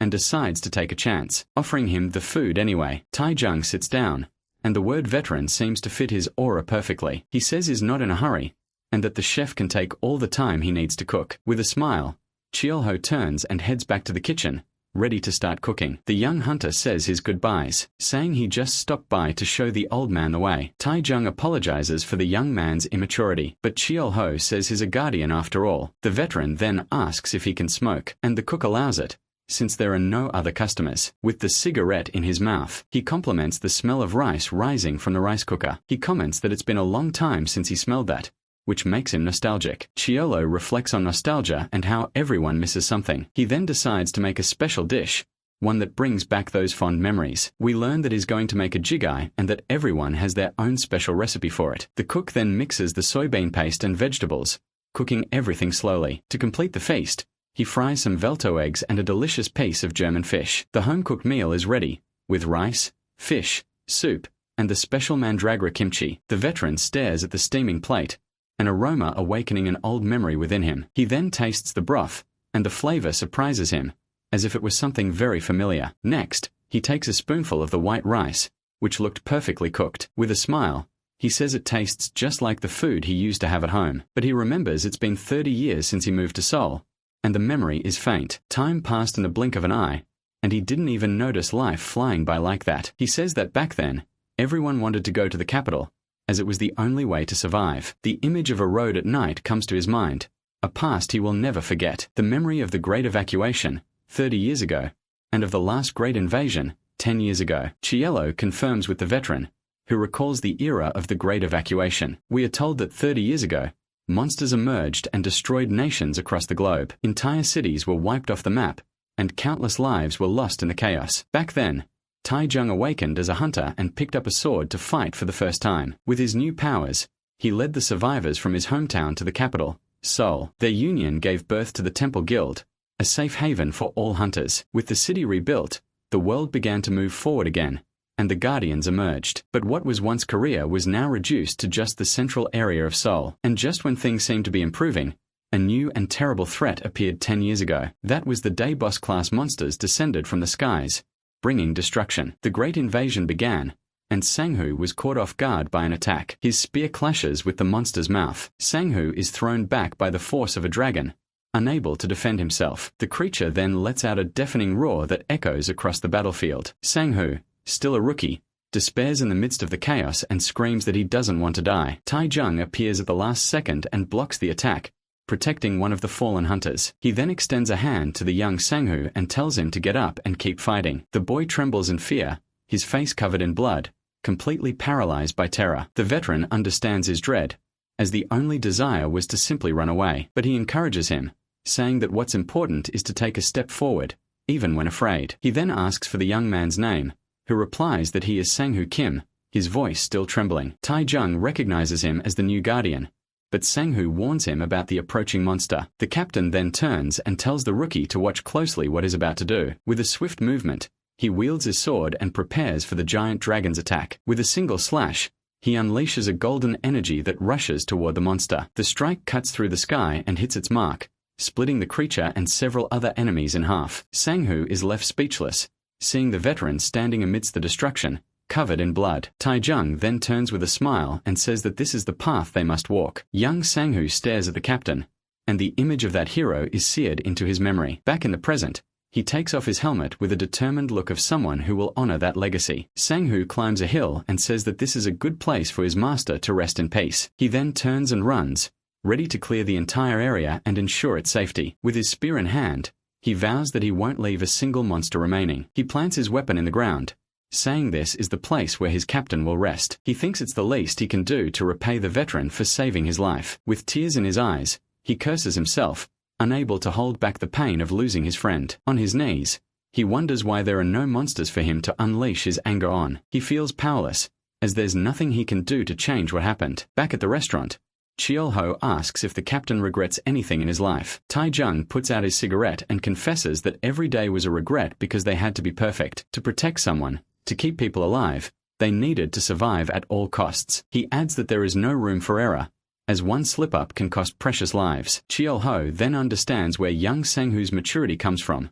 Having learned from the best, he reflects that despite all the exhaustion, the captain managed to raise a worthy successor. Tai-jung then stands up and confirms he will return to his hometown, ending his journey. Cheol-ho reflects that he can understand the life the captain lived, as he too has lived for others. Tai-jung tries to pay the bill, but the cook says that the meal is on the house. He explains that he always covers the bill for those who are returning home, as a sign of respect. Cheol-ho just smiles, finding the place strange, but in a good and welcoming way. As he leaves, Tai-jung thanks him for the food, and asks the chef to look after the reckless kid. But Cheol-ho replies that there's no need, as is already a great guardian on his own. With a smile, the veteran agrees, acknowledging the great hunter Sang-hoo has become. He almost calls him son, but holds back, and just tells Cheol-ho not to worry. With a final goodbye, he says it was a good visit, and the cook bids the customer farewell. The captain walks alone down the street, the bright moon illuminating his steps in the darkness. From the restaurant's doorway, Cheol-ho thinks that veterans don't die, they just fade away. The scene cuts to Tai-jung speeding down the highway on his motorcycle, disappearing into the sunrise. He finally reaches his destination and takes off his helmet, with an air of relief and peace. Looking at his hometown, he smiles and says, his voice full of emotion, "I'm back." Far away, Sang-hoo climbs a mountain, ready to honor his master's legacy. With tears in his eyes, Sang-hoo says goodbye to the old man, asking him to take care. He then starts his motorcycle and disappears into the darkness of the forest, following his own path. But suddenly, the little Gumaho appears in the same spot, her fiery tails floating. She thinks about the human who left, and the other one who gave her the shiny power stone. With a smile, she remembers that cuteness means being harmless and friendly. She then gazes at the city, and welcomes her new cute human, Tai-jung Chaeun. The scene cuts, and we see Cheol-ho in a nightmare, hearing his old name, Miro, calling out to him. Suddenly he wakes with a start, shouting, "I'll be fine," as he gasps for air. But the nightmare continues, and his image distorts, as if reality itself is shattering. He sees himself back in his own world, where he was a knight facing the Demon King and his generals. One of the enemies asks if he was the one who summoned him to this dark and desolate realm. With a magic circle, the demon attempts an attack, but the knight blocks it with his bare hand. Even as the magic crackles, he says he doesn't understand a word the monster is saying. With that, He clenches his fist and shatters his own gauntlet, unleashing his power. A purple light explodes from the magic circle, revealing the true power he had been hiding. In the nightmare, Chiel-ho counter-attacks with a golden power, facing the enemy's purple spells. With a punch, he shatters the magical barrier, preparing for the battle's final blow. Suddenly, Chiel-ho jolts awake, his heart pounding from the nightmare he just had. He then puts a hand to his forehead, still dazed, as he hears the sound of birds outside. But a noise in the living room startles him, and he sees Khan on the floor, looking terrified of something. Khan shouts that his aura felt like a murderer's, and asks what he was about to do. Chiel-ho apologizes at once, realizing the energy from his nightmare had leaked out unintentionally. He laments that it's been 10 years since the war ended, but the memories still haunt him. He thinks the dream was because of the news he heard about the great invasion of Seoul, but he's suspicious, as it seems too coincidental to dream about the very day he faced the Demon King. Still, he looks out the window, doubting their paths will ever cross again in this world. At home, little Kiul calls for Chiel-ho, who watches her with his arms crossed, not understanding. He then sees the wall is completely scribbled on in size. Realizing she's just a baby, Chiel-ho kneels to look at the drawings, and Kiul says that today's special is chicken. He points to one of the scribbles, saying it's a chicken, which confuses the little one. Then he questions another drawing, wondering if it's a fish or a mermaid with arms. He gently lifts the little creature into his arms to talk to her better. She then rubs her face against his and calls him daddy, completely shattering Chiel-ho's tough guy act. He then makes a deal, saying he'll make chicken if she erases the mess on the wall. But suddenly, Khan bursts in, shouting Chiel-ho's name and demanding to know what happened. Chiel-ho seizes the opportunity and tells Khan to teach Kiul how to do a proper cleaning. The happy little girl calls Chiel-ho daddy, making Khan jealous of their closeness. Paying it no mind, Chiel-ho announces he's going to the market and leaves the house in his care. The scene changes to a bustling street with several stalls and a festival atmosphere. He appears buying a lot of chicken, thinking it's for someone with a big appetite. The vendor comments that it's his lucky day. Since everyone on the street is in a festive mood today, the vendor tells Chiel-ho to check out the square, as a special event is happening over there. Suddenly, a metallic sound echoes through the street as a giant machine is activated. And then, a huge golem emerges in the middle of the crowd, which screams with excitement at the novelty. In the middle of the people, Chiel-ho observes everything, until Gabby greets him from a distance. She approaches and says she's there to see the test of the new model, the ogre. She explains that it's a pilotable, mana-powered golem, and Chiel-ho remembers having seen them before. He reflects that these machines are strong against giant monsters, but have very clear limitations. The biggest problem is that they're too slow to hit any small, fast enemy. Curious, he asks if pilotable means someone is inside controlling everything. Chiel-ho then realizes the pilot is Gearwork, one of only 3 rank 1 hunters. We are told that to pilot it, one must be able to withstand the mana energy, a rare ability. Just then, the pilot appears on the big screen, Golem Master Hun Kim, who waves happily to the crowd. Chiel-ho thinks the technology is good, but too expensive to provide a real return on investment. With nothing more to see, he says goodbye to the woman, who asks if his restaurant is open. With a smile, she says she's happy to hear that, and promises she'll stop by sometime. The day ends in the city, and as the sun sets, our hero finally returns home. But when he opens the door, he finds a puddle of water and a strange figure in the middle of the living room. It was a water spirit, an Undine, standing there with little Kiul. Khan appears, laughing, and asks whose spirit just appeared out of nowhere. With a grand flourish, he announces that Kiul's class has been confirmed as an elementalist. The redhead explains that her mother was a blue dragon, which is why she summoned a water spirit. At that, Kiul hugs the Undine, calling her mommy, and leaving Chiel-ho confused. Awkwardly, Khan asks if it's a high-rank spirit, and Chiel-ho confirms it immediately. He thinks that it's been a long time since he's seen a spirit in a non-combat form, and that they're surreal. We are told that spirits come from another dimension, and are divided into 4 types. With that, 4-dimensional portals appear, showing the complexity of this universe. They were the realms of demons, spirits, Espan, and Earth, which were all connected. Chiel-ho just stands there, trying to process the amount of new information in his head. He then changes the subject and asks if Khan has taught the little one how to clean up her mess. The Undine then uses her powers, and together with Kiul, cleans up all the dirt in an instant. Chiel-ho decides that, since she has awakened, it's time for a small celebration for Kiul. In the kitchen, he begins to prepare the ingredients, removing the plastic wrap from a bowl of chicken. He then coats the pieces in flour, and explains that tonight's main course is fried chicken. We are told that about 30 years ago, there was a fried chicken craze with many variations. With everything ready, he drops the pieces into the hot oil, which immediately starts to fry. But in the end, the foundation for all of them was always the classic plain fried chicken. When he brings out the food, Khan goes crazy from the smell, and Kyul gets ready to eat. The little one takes a crunchy bite of the drumstick, savoring her first real meal. Cheol-ho just observes her reaction, waiting to see what she'll think. With her face all messy, she lets out a cry of happiness, loving the taste of the chicken. Seeing that, Khan yells that he can't take it anymore, and that he needs to eat now, too. But Cheol-ho gets serious, and warns that in his world, fried chicken reveals a person's soul. With a dark look, he stares at Khan and asks which piece he's going to eat first. The redhead gets nervous, swallowing hard, and not understanding the pressure that's building up. In the end, he picks up the chicken neck and asks how that could possibly say anything about him. Seeing his reaction, Cheol-ho laughs and says he was just kidding, telling everyone to eat. But Kyul eats everything so quickly that Khan doesn't even get a taste, and Cheol-ho says he expected as much. To go with it, he grabs a beer and says it pairs much better with chicken than soju. Mugs in hand, they make a toast, celebrating another day well spent. Khan finally takes a bite and his jaw drops, saying it's amazing. Then, Cheol-ho perfectly debones a wing, shocking the redhead with his skill. He complains that there are bones everywhere, and Cheol-ho just laughs at the whole scene. Suddenly, a loud noise startles little Kyul, who looks at the window, not understanding anything. And out of nowhere, a burst of fireworks illuminates the sky, surprising the group. Cheol-ho realizes the festival is still going on, while Khan thought it was a war. He picks Kyul up in his arms and explains that they're fireworks, calming the little one with the news. Seeing her joy, he thinks that Kyul has never been outside, and asks when she will change her form. Khan replies that it won't be long, and Cheol-ho asks if she will also breathe fire. With a smirk, he confirms that she will, and says he can't wait for that day. Finally, he dreams of buying clothes and shoes for her, and taking her to see the world. Elsewhere, the test of the new golem continues, with a giant drill piercing through metal. But the pilot complains that the machine is too heavy, and that the mana isn't working properly. Tired, Han Kim, the robot's pilot, arrives at the locker room to finally get some rest, but is surprised by the mysterious woman,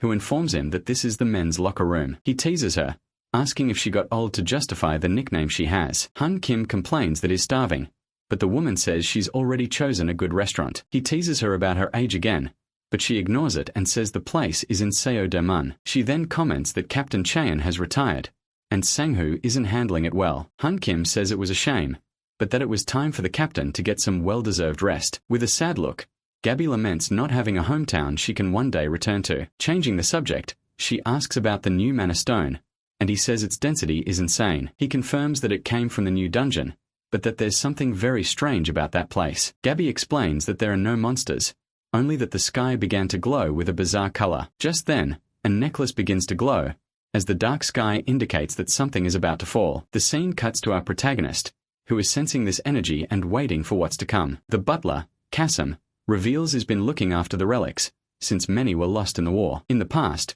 dragons trembled in fear, fleeing at the mere mention of Merolicus's name. Back in the present, Chowlo uses a detector and confirms there's mana in the air. Other hunters also arrive at the mine, realizing the place's immense potential. But Chowlo feels the detector break, and understands the energy here is too strong. Just then, a huge crack appears in the sky, confirming that something terrible is about to happen. The rift shatters completely, releasing a red energy and opening a dimensional portal. From within it, a giant metal gate begins to materialize out of thin air, and from it emerge several bizarre creatures, looking like giant, furious boars. Down below, the hunters panic, and their leader shouts for them to hold a defensive formation. He orders the workers to be evacuated, warning that these are evolved combat monsters. The team creates several magical barriers, preparing for the impact of the monster stampede. But one of the captains is caught off guard, taking a direct hit from one of the beasts. Seeing his captain in danger, Sang-hoo Kim charges full force at the monster. Sang-hoo Kim is in shock,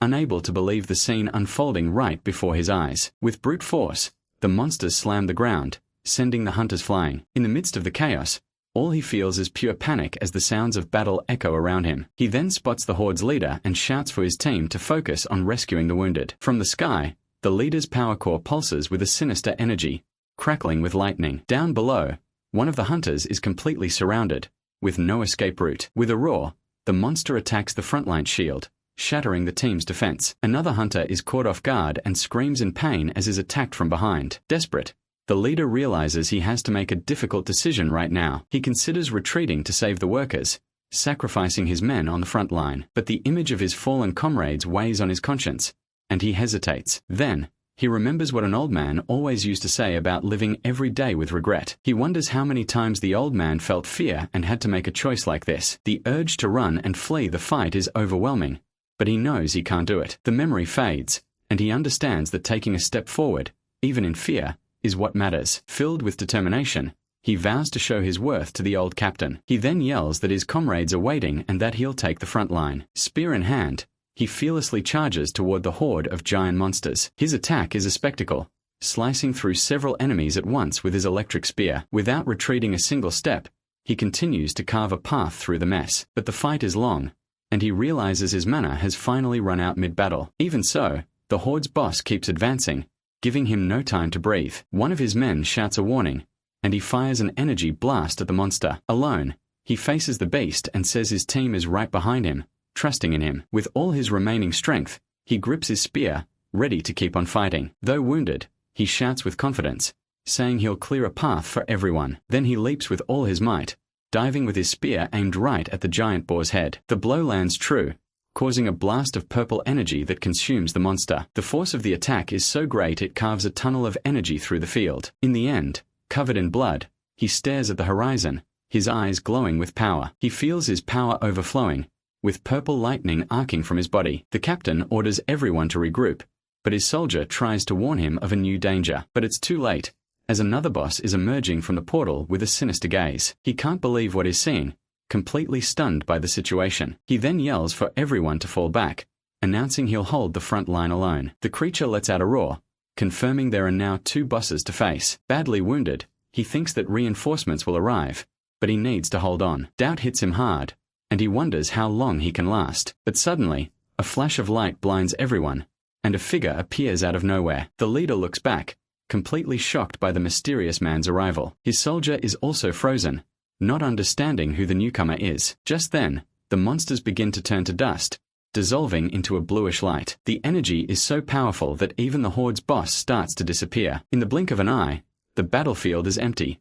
leaving everyone confused. All the monsters have vanished, and now only black feathers are falling from the sky. The leader runs to help his fallen soldier, asking if he can move. The young man gets up and says he's fine, just a few scratches despite the scare. With the danger gone, the leader grabs his arm and says they need to retreat for now. He then helps his comrade walk, yelling that they need to get out of the dungeon while they can. But as he looks at the empty battlefield, he can't understand what just happened. From above, our protagonist watched the whole scene, reflecting on what had happened. He sighs, remembering a request to look after that reckless kid in battle. He then sits on the cliff's edge, thinking that he saved lives, but it will create a mystery. Elsewhere, the hunter notices that his leader, who is rank 2, has gotten stronger. With a smile, Yahello concludes that this fight has made the young man Korea's 4th rank 1 hunter. But suddenly his stomach rumbles loudly, reminding him that he's hungry. Watching the sun set, he decides the first thing to do is get something to eat. The scene changes, and he appears lighting a small grill to make dinner. Alongside Khan,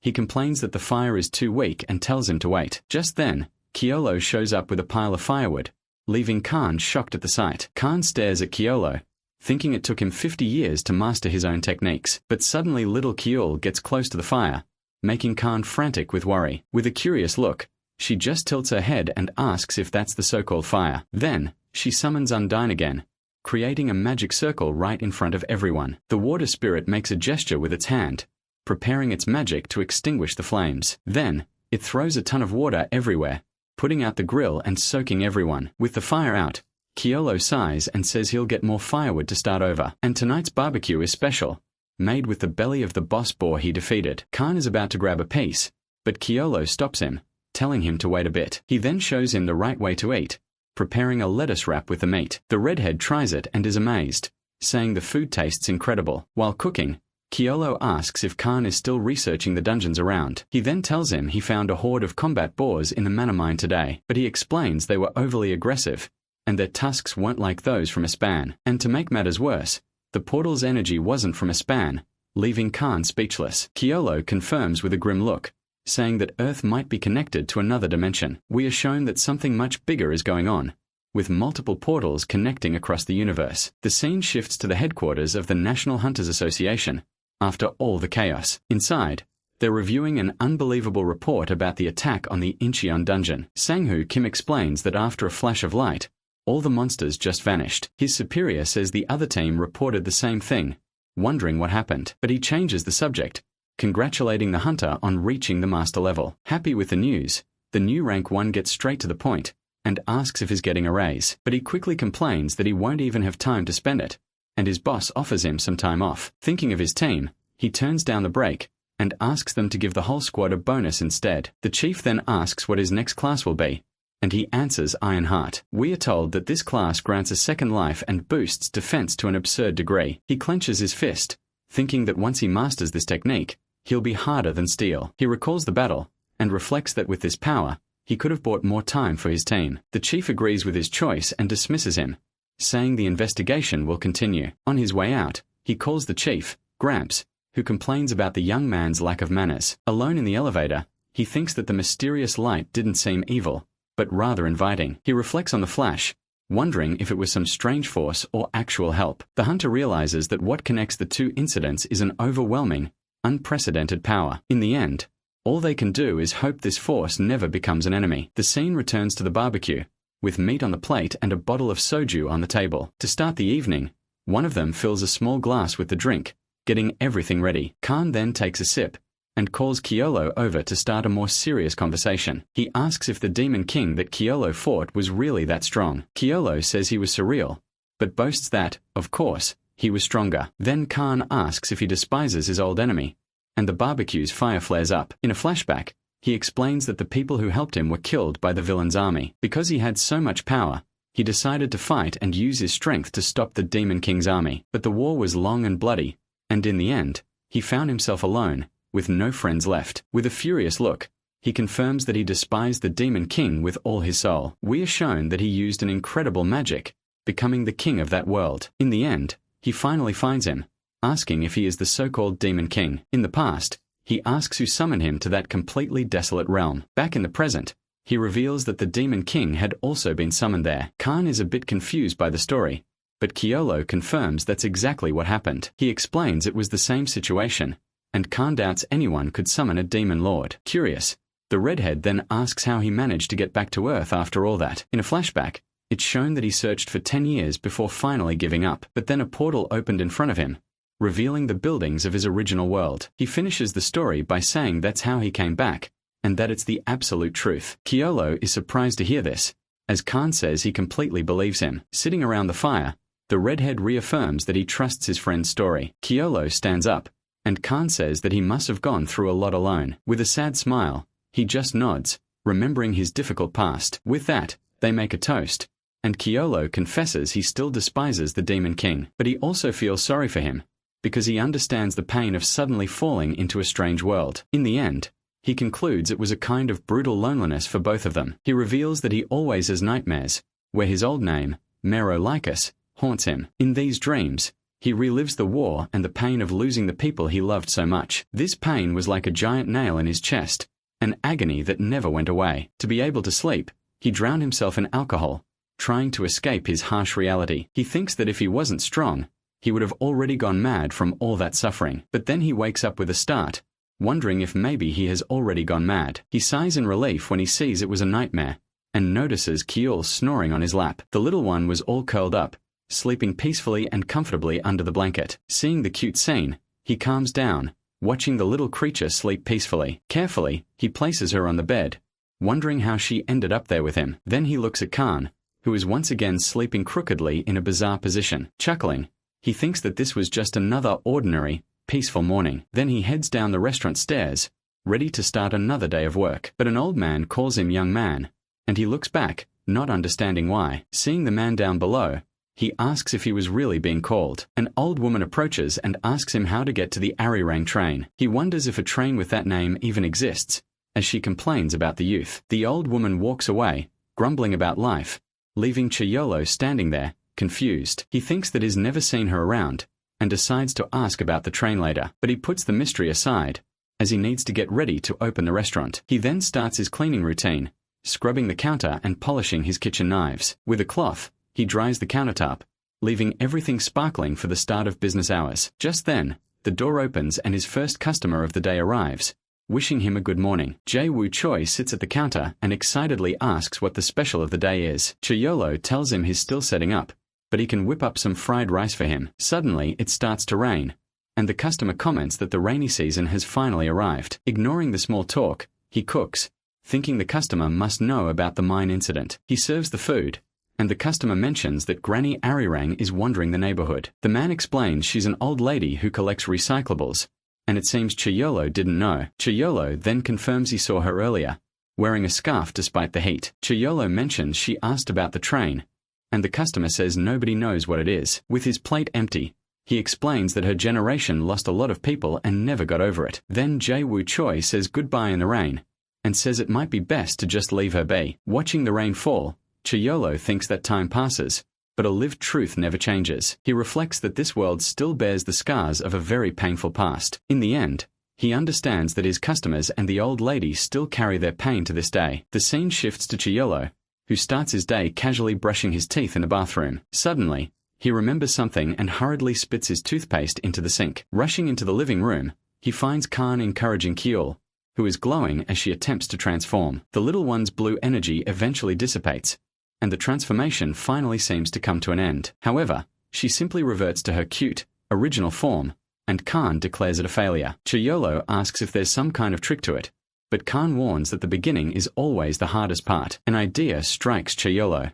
Maybe he should try putting clothes on the small creature. He grabs a random outfit and puts it on Kyeol to see what happens. The clothes are massive on her, and he imagines she'll look like a 5-year-old. Suddenly, Kyeol starts to glow again, this time with a much more intense blue light. Energy ripples around her body as the transformation truly takes hold. When the light finally fades, it reveals that she has finally turned into a little human girl. Chaeyeolo is left completely speechless, shocked by the result. Overjoyed, the little girl runs toward him, calling him Daddy. But halfway there, she loses her footing and slips on the floor. With lightning-fast reflexes, Chaeyeolo catches Kyeol before she hits the ground. Beaming with happiness, she gives him a huge smile and calls him Daddy again, showing off her little teeth. He remains there, kneeling and holding her hands, still processing everything that just happened. Khan then picks the little one up, celebrating and shouting that she finally did it. He brags about his little sister, but Chaeyeolo warns him that she isn't ready to go outside yet. He tells Khan to find her some proper clothes while he heads off to prepare food. The scene shifts to the street,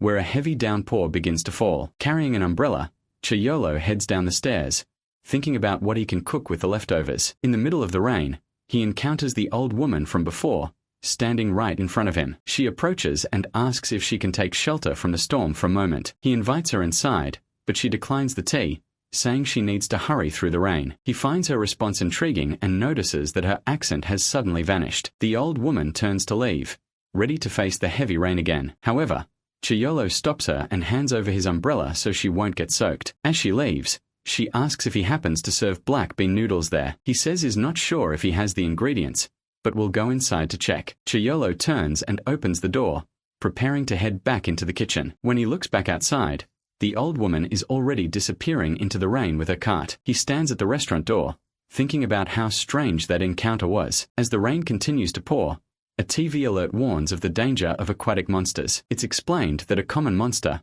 the kelpie, becomes much stronger in the rain. Suddenly, Hoon Kim slams his mug on the table, crying out for Chaeyeolo. Drunk and desperate, he asks how he can possibly impress a girl. Hoon Kim then shares a secret, revealing he only dated once before going to the other world. He remembers how, years ago, a mysterious woman saved his life in a dungeon. Chaeyeolo remarks that strong women are attractive, and the pilot agrees while swigging his beer. With a distant look, Chaeyeolo thinks he understands the young man, as the same thing happened to him. He remembers the strongest and kindest person he ever knew, the former Miro Lycus. The memory of that woman stirs something deep within him, bringing up old feelings. Hoon Kim continues, saying that while she is cold, he finds that to be part of her charm. Chaeyeolo asks if he's talking about the woman who saved him, but Hoon Kim denies it, saying she is like a mother to him. He explains that the girl he actually likes despises him, and has even threatened to kill him. Frustrated, he bangs on the table, complaining that she likes Sanghu, which makes no sense to him. With a small smile, Chaeyeolo reassures him, and promises to keep his secret. Hoon Kim asks for another beer, while the radio announces construction at the Tomb of Rest. Hearing the news, Chaeyeolo falls silent, lost in thought. The pilot asks what that tomb is, and it's explained as the place where past victims were buried. Because so many died, the bodies were cremated, and their names engraved on a tomb. Yahello seems to understand the situation, but suddenly, there's a knock at the restaurant door. A blonde hunter enters, introducing herself as the Queen of Blades, Yuna Lee. Before she even speaks, Hoon Kim turns around, already knowing who she's looking for. Without wasting a second, she grabs him by the collar with full force, catching him off guard. With a furious glare, she asks if he's drinking again, leaving the pilot speechless. She tells him to stop fooling around, but the pilot, slumped on the floor, finds her anger attractive. With an intense glow in her eyes, it's clear her fury is just beginning. As is dragged away, the pilot thanks Yahello for the meal, and Yuna offers her thanks as well. Out on the street, he complains that she's getting wet, and tells her to get closer to the umbrella. Irritated, she tells him to shut up, as several blades manifest and dissolve in the air. Watching the scene, Yahello reflects on her being the Queen of Blades, and realizes he needs to clean up the mess. He then remembers why she's there, and that kelpies have been getting very aggressive. He grows pensive, having a bad feeling about the whole monster situation. As the rain continues to fall heavily, he knows something terrible is about to happen. Back in the kitchen, he finds little Kyul, trying to steal ingredients from the fridge. He picks her up, jokingly asking if she's trying to be a little thief. The girl hugs him, and calls him daddy, but he notices her tail is still there. He thinks about how she will eventually have to return to a spawn, and wonders about the tail. Kyul repeats his words, showing she's slowly learning to speak. With a smile, he hugs her, and says he'll take good care of her, until that day comes. Suddenly, the restaurant door opens, and an unexpected visitor appears. He sets Kyul down, and tells her to be quiet, surprised by a customer arriving so early. The old woman from before has returned, saying she's glad the restaurant is open. She orders a bowl of black bean noodles, and asks how long it will take. Suspicious, he notices her accent has returned, and she seems quite different. To be sure, he uses his skill, and activates Detector Eye to analyze her. The status window shows she hasn't awakened. She's a completely ordinary person. However, in the observations, he discovers that the old woman actually suffers from dementia. He reflects on the fact that even healing magic cannot fix the scars of the mind. He thinks to himself that, if it were possible, he would have stopped having nightmares a long time ago. He decides that the only thing he can do is offer her a good meal. Suddenly, little Kyul pops up, spying on the new customer over the counter. The little girl stands there, staring at the woman with a very curious look. The old woman is also surprised, staring back at the unusual child. Then, Kyul walks up to her and starts wagging her tail, making Yahello tense up. He breaks into a sweat, having no idea what the little creature is up to now. An old woman wonders what kind of creature that is. Yahello gets a little tense, as the old lady asks what a little puppy is doing there. The woman then picks the little one up, saying she's as cute as her old dog. The little girl replies that her name is Kyul, which impresses the customer, who is surprised she can talk. Just then, Khan comes running,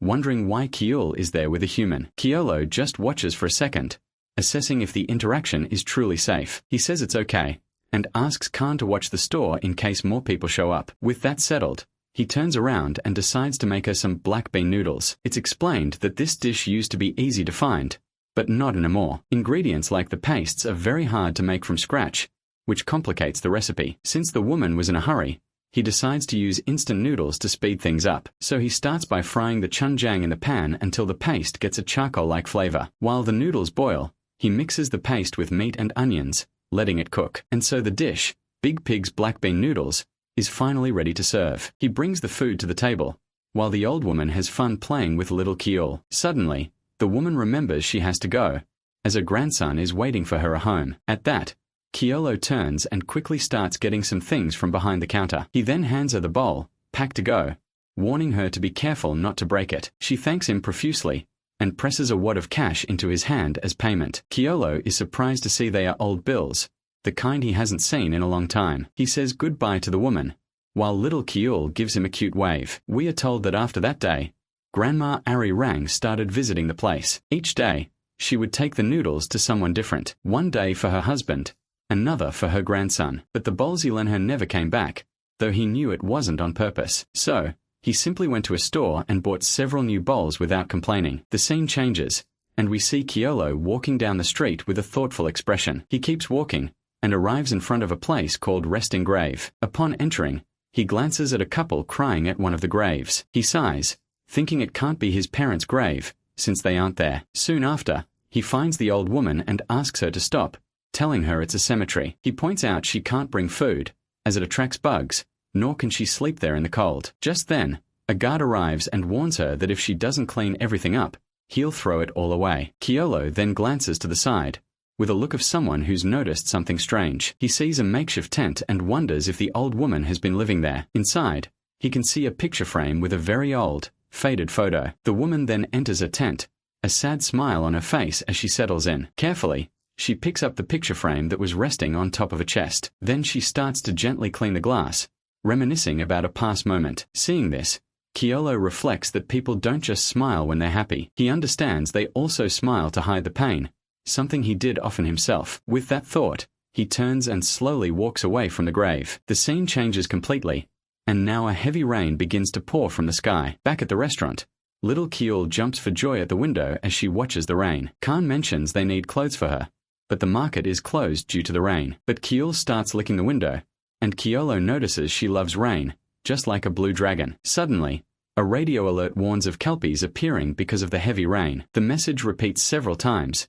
confirming the monster warning is in effect. Yahello then asks Khan to look after the house, already preparing to leave. With a leap, he jumps over the railing, feeling that something is very wrong. A purple energy then shoots out from him, streaking across the sky at high speed towards the city. Engulfed in his dark aura, he starts flying through the rain, going as fast as he can. His expression was grim, as he knew this bad feeling was a terrible sign. The scene shifts to the old woman who appears sitting at a train station, completely confused. She stands up and looks around, wondering where she is and how she got there. Just then, she sees a sign and realizes she has finally found the Arirang train station. And right on cue, a train begins to approach the platform, making a loud noise. The train stops right in front of her, and the doors hiss open. From inside the car, the silhouette of a mysterious man appears against the bright light. The man then extends his hand to her, a gesture that leaves her very confused. The mysterious man then calls for her to go with him, inviting her to board the train. She laughs and jokes that he looks fancy, but still smells like manure. Just then, a little boy appears calling out to her, and she recognizes him as her dear grandson, Yunyo. But as she looks at him, she realizes there's something very strange about the boy's face. Her vision blurs, and she panics, unable to remember his appearance any longer. It's explained that her memories have vanished, leaving everything blurred like an old photograph. The illusion then shatters, and the old woman finds herself alone again, soaked by the rain. Like a black and white photo, she realizes that once again, she can't remember. Suddenly, a pair of glowing blue hooves splashes into a puddle right in front of her. A horse appears and prepares to attack the sleeping woman. The creature approaches carefully, sniffing its victim before making its final attack. The monster opens its giant mouth, ready to devour the poor woman. But Yahello arrives just in time, blowing the creature's head off with an energy blast. He stands there in the rain, confirming to himself that his gut feeling was right all along. Seeing the broken bowls, he concludes the monster found her because of the spoiled food. Yahello hears someone shout that Grandma Arirang is at the cemetery, right in the middle of the storm. He turns instantly, his expression serious, already knowing what he has to do. With that, the hero flies towards her, just as a group of hunters also arrives on the scene. Their leader is confused, as he could have sworn he saw a kelpie forming nearby. But looking at the ground, he sees the slime and the mana stone, confirming the monster was there. Sanghu Kim then analyzes the puddle, thinking a creature of that size would be quite powerful. He clenches his fist tightly, wondering if that unknown power has struck again. In any case, the group decides to take the old woman to a safer place. As she's being carried, she starts having a nightmare and calls out for her grandson, Yunho. Even in her sleep, tears stream down her face, showing the pain she still felt. The scene focuses on the fallen picture frame, where a ghostly voice calls for the woman to leave. With its glass shattered, the photo reveals the image of her husband. Time passes, and the silence of the night settles over the city, hushing everything. At the restaurant, Yahello hears a sound and turns to welcome a customer. But to his surprise, it's the old woman from the cemetery, standing suddenly in the doorway. She explains that the bowls broke and apologizes for the trouble as she hands him new ones. He then notices she's wearing different clothes, a new and rather lovely outfit. Curious about her attire, he asks if she happens to be going somewhere. With a serene smile, she simply confirms that yes, she was leaving. Yahello is silent for a moment, looking down at the bag she handed him. But before she can leave, he insists, inviting her to sit and eat one last time. Without waiting for an answer, he starts washing dishes, getting ready to cook. He asks if black bean noodles are all right, and she nods in agreement. He goes to grab the instant noodles, but stops halfway and reconsiders. He turns and asks if she's in a hurry, and she says she isn't. With a smile, he tells her it'll just be a few more minutes. This time, he slaps the dough onto the counter, determined to make fresh noodles for her. Homemade noodles usually need to rest, but he didn't have time for that today. So, he cuts the dough thicker, ensuring a much better texture. In no time,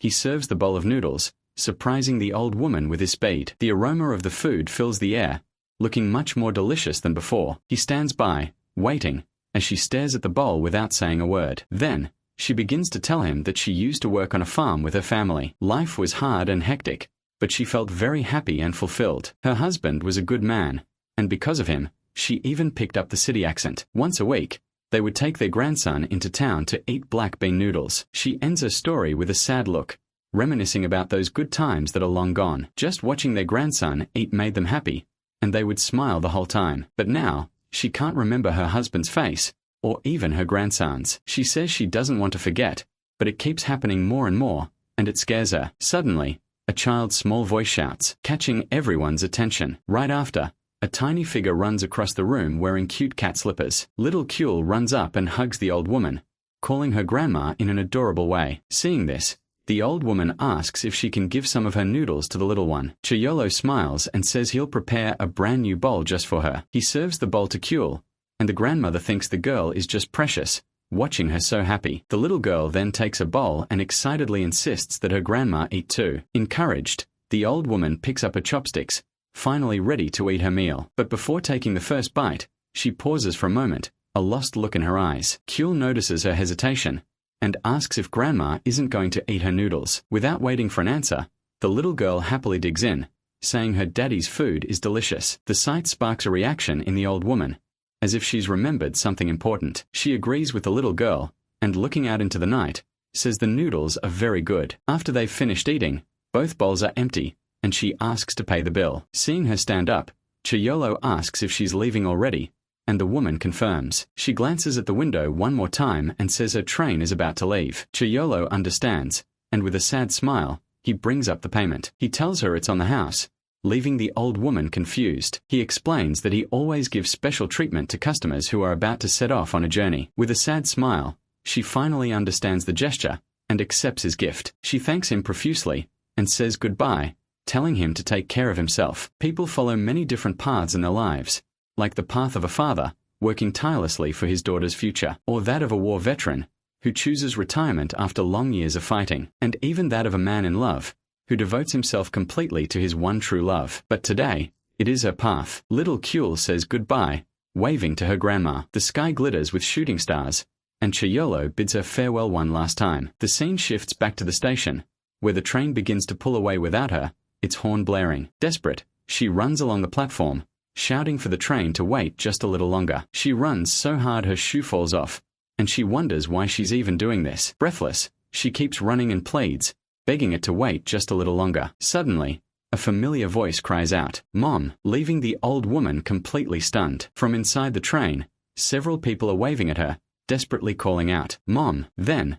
she recognizes her eldest daughter, her second son, and her youngest child. And right there, she sees her beloved grandson, calling her grandma with a huge smile. And just like that, her memories come flooding back, becoming clearer and sharper in her mind. The train stops again, and the door slides open, revealing her husband. He calls her, "My dear," in a calm voice, telling her how much he missed her. He says he knows things have been very difficult, and that she's endured so much. Then he holds out his hand to her, asking her to come and finally be with them. With a smile of pure bliss on her face, she accepts his invitation without a second thought. But the scene cuts back to the cemetery, where the guard runs to her body, shouting her name. He shakes her, trying to wake her, but quickly realizes she's already gone forever. With a sad smile, he understands what's happened and falls silent for a moment. He thinks about how she was always asking about the train, and that she finally got her ticket. But then he turns and notices something strange has been left on her grave. Someone has left a bowl of noodles and the money for the meal,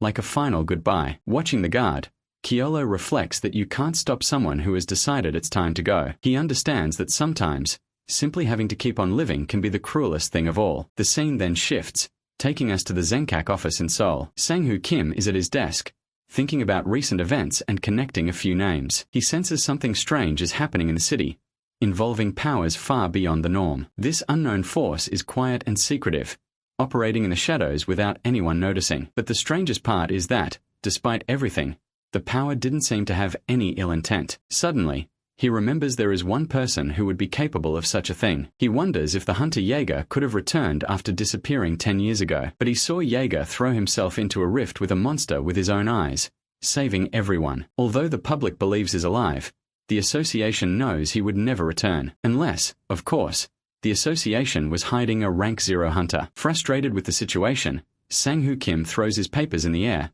unsure of what to do next. Strong monsters have been emerging from dungeons ever since the incident at the mine. It all feels like the prelude to a new, massive invasion, and it has him worried. He decides to focus on the most pressing matter and picks up the file on his biggest problem right now. And the classified file reveals Shin Ryu, the younger brother of the legendary hunter, Jaeger. The scene shifts to the National Hunter Association, an imposing building in the heart of the city. Inside, an assistant hands over the new graduate reports for her boss to review. He looks through the files, seeing the profiles of the 3 most promising rookies in the class. The first is Mi-Jin Kim, a rank 3 healer who excelled in school. At just 17, she is the daughter of the god of food, who is currently on Sang-Hoo's team. However, the boss notes they already have a healer there, and decides to assign her to a different squad. Next is Ju Myung Lee, a 20-year-old fire mage with massive damage potential. The boss arranges the mage transfer, but quickly grows concerned about the last rookie on the list. The troublemaker is Shin Ryu,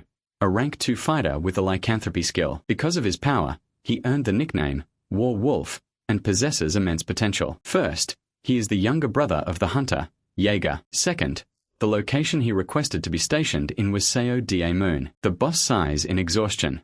The kid was already picking fights with several captains. The assistant explains that he defeated multiple leaders before heading straight for his destination. Outraged, the boss curses the brat, wondering who still tries to settle things that way. On another normal day, the city was bustling with people moving in every direction. Chail-ho was thinking about making stir-fried pork, but realized he was out of the meat he needed. At the butcher shop, he sees several options, but finds the large amount of great pork meat strange. He remembers those creatures were in the mine, and worries about them appearing in the city. With this in mind, he decides he'll need to look into the situation later. On his way back, he glances at a clothing store, and a dress catches his eye. He goes inside and asks the clerk if the outfit would fit a 5-year-old. With a smile, he confirms the gift is for a little girl, thinking of Kyul. Suddenly, a loud shout echoes through the street, calling for the captain of the Temple Guild. It was Shin Ryu, screaming for someone named Hyuk Kang to show up and fight him right then and there. Chail-ho hears the name and remembers he's the new captain who replaced the retiree. He wonders who the blonde kid is,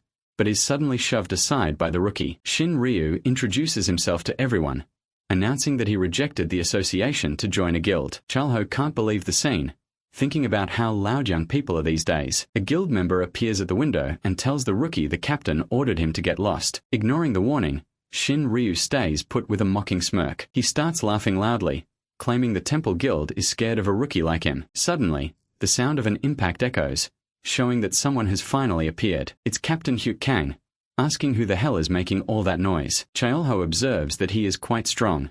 The captain dismisses it as just a kid shouting. He turns away, stating he doesn't waste time with trash, and tells the boy to go home. The rookie taunts him, saying a tiger left only for a fox to take the throne, which irritates the captain. Seeing his back turned, Shin Ryu lunges, asking if the captain is trying to run away. With a swift move, the captain puts his sword to Shin Ryu's face. Now angry, he warns that he'll cut that loudmouth right off the rookie's face. Shin Ryu smiles, saying the fight is finally getting good. As his body begins to shift, he leaps forward, claws and fangs out, ready to attack with everything he has. In his werewolf form, he charges with a roar, aiming straight for the captain's neck. But out of nowhere, purple energy cuts through the air, taking the captain completely by surprise. It was Sang-Hoo Kim who simply sighs, thinking he never gets a day of peace in this city. Sang-Hoo's spear slams into the ground, breaking up the fight and surprising everyone. He yells for them to stop, while Chail-ho just watches, thinking about the passion of youth. Like sprouts after the rain, the new generation of hunters is finally starting to move. A while later, the 3 of them show up together at the restaurant door, much to Chail-ho's surprise. He welcomes the group, bracing himself for whatever comes next with them. Looking at their bruises, he asks if they fought, but Sanghu says they settled it with their fists. The captain bows, admitting that experience beat raw strength, which piques Yahello's curiosity. Without ceremony, the group sits down and orders a bottle of soju and some food. Yahello announces that the dish of the day is stir-fried pork, and Sanghu agrees instantly. It's explained that the secret to the dish is frying thick slices of pork in oil. Good stir-fried pork should be meat-heavy, not the kind that's mostly vegetables. He prepares 5 portions for the 3 of them, using a garlic and chili sauce. The great stir-fried pork is served, leaving the rookie impressed by the size. But the peaceful atmosphere is short-lived. Shinryu sighs and puts on headphones. Sanghu announces he'll pay the bill and tells the captain to handle the rest of the mess. Yahello says goodbye, but is annoyed that he made 5 portions only for Sanghu to just walk out. With his head down, the rookie admits he lost and says he'll join the guild. But the captain fills his glass and says he doesn't want him, leaving the boy shocked. He warns the rookie not to be delusional, thinking his little world is all there is. With a serious look, the captain tells him he needs to learn that he isn't that special. After giving the lecture, he simply turns and leaves them both behind. Yahello stands at the counter, impressed by the attitude he just witnessed. But the rookie's eyes start to sparkle, thinking that was the coolest thing in the world. He takes off running after the captain, desperately screaming for him to wait. Watching the whole scene, Yahello gives a little smile, already imagining the future of that generation. As the two walk away, the rookie begs for a chance on the new team. Yahello knows that as they get stronger, their enemies will too. He looks at a newspaper lying on the floor. The news confirms that portals are appearing much more frequently than usual. In the end,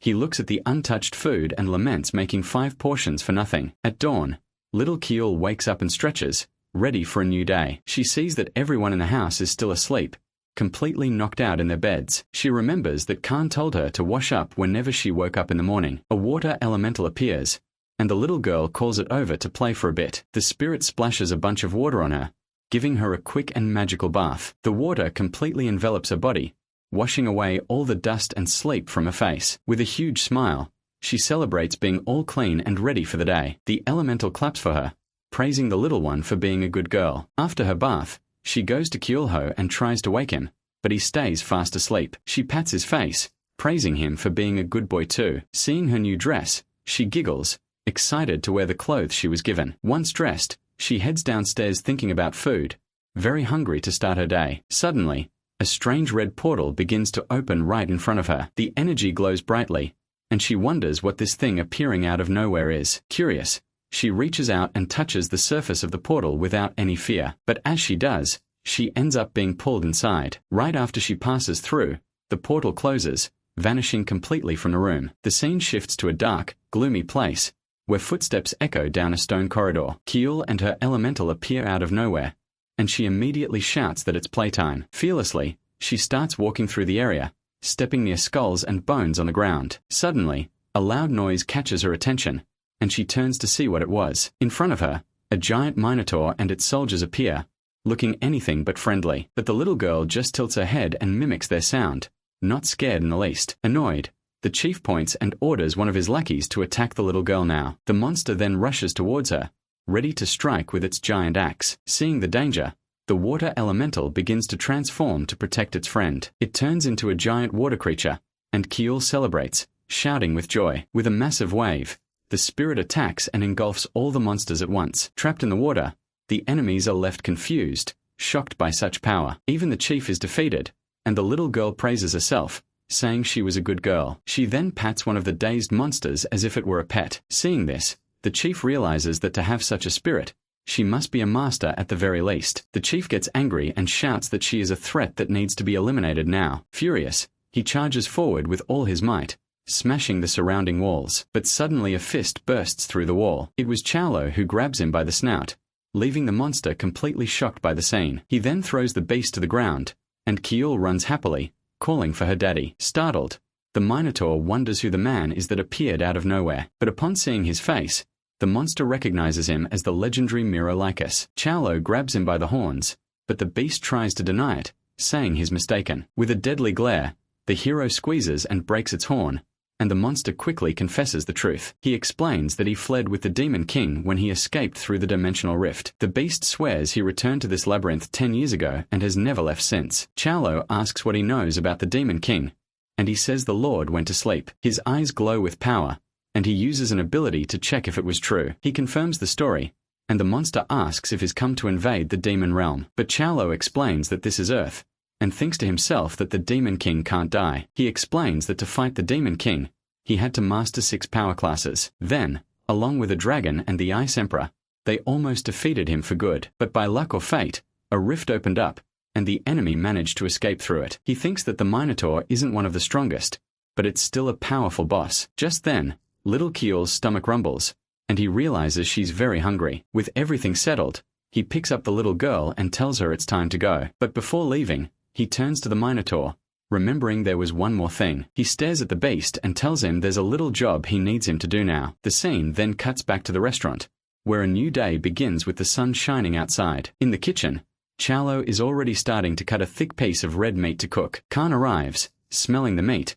and asks what's good for lunch. But Yahello is lost in thought, staring at the pot without answering. Then Khan shouts that the pot is boiling, and the hero finally snaps back to reality. He says that breakfast is ready, but mentions Keel already ate and went back to sleep. Khan asks what kind of meat it is, and Yahello replies that it's oxtail, because it reminded him of something. Khan picks up a strange vegetable, and Yahello tells him it's a pepper, great for stress. He takes a bite anyway, wondering if it's some kind of herb. Instantly, he breathes fire, yelling that it's very, very spicy. As he drinks some milk, the doorbell rings, and Yahello turns to see who arrived. A young woman with a bouquet of flowers appears, saying she opened a shop nearby. She hands him the flowers, and Yahello thanks her, accepting the welcome gift. But the woman smells the meat and asks if he happens to serve food. Excited, she asks for a bowl of the soup, and the hero agrees with a smile. Khan notices the new customer and just wants her to let him finish his soup in peace. The woman then pouts, complaining that there were some vegetables on her table. Suddenly,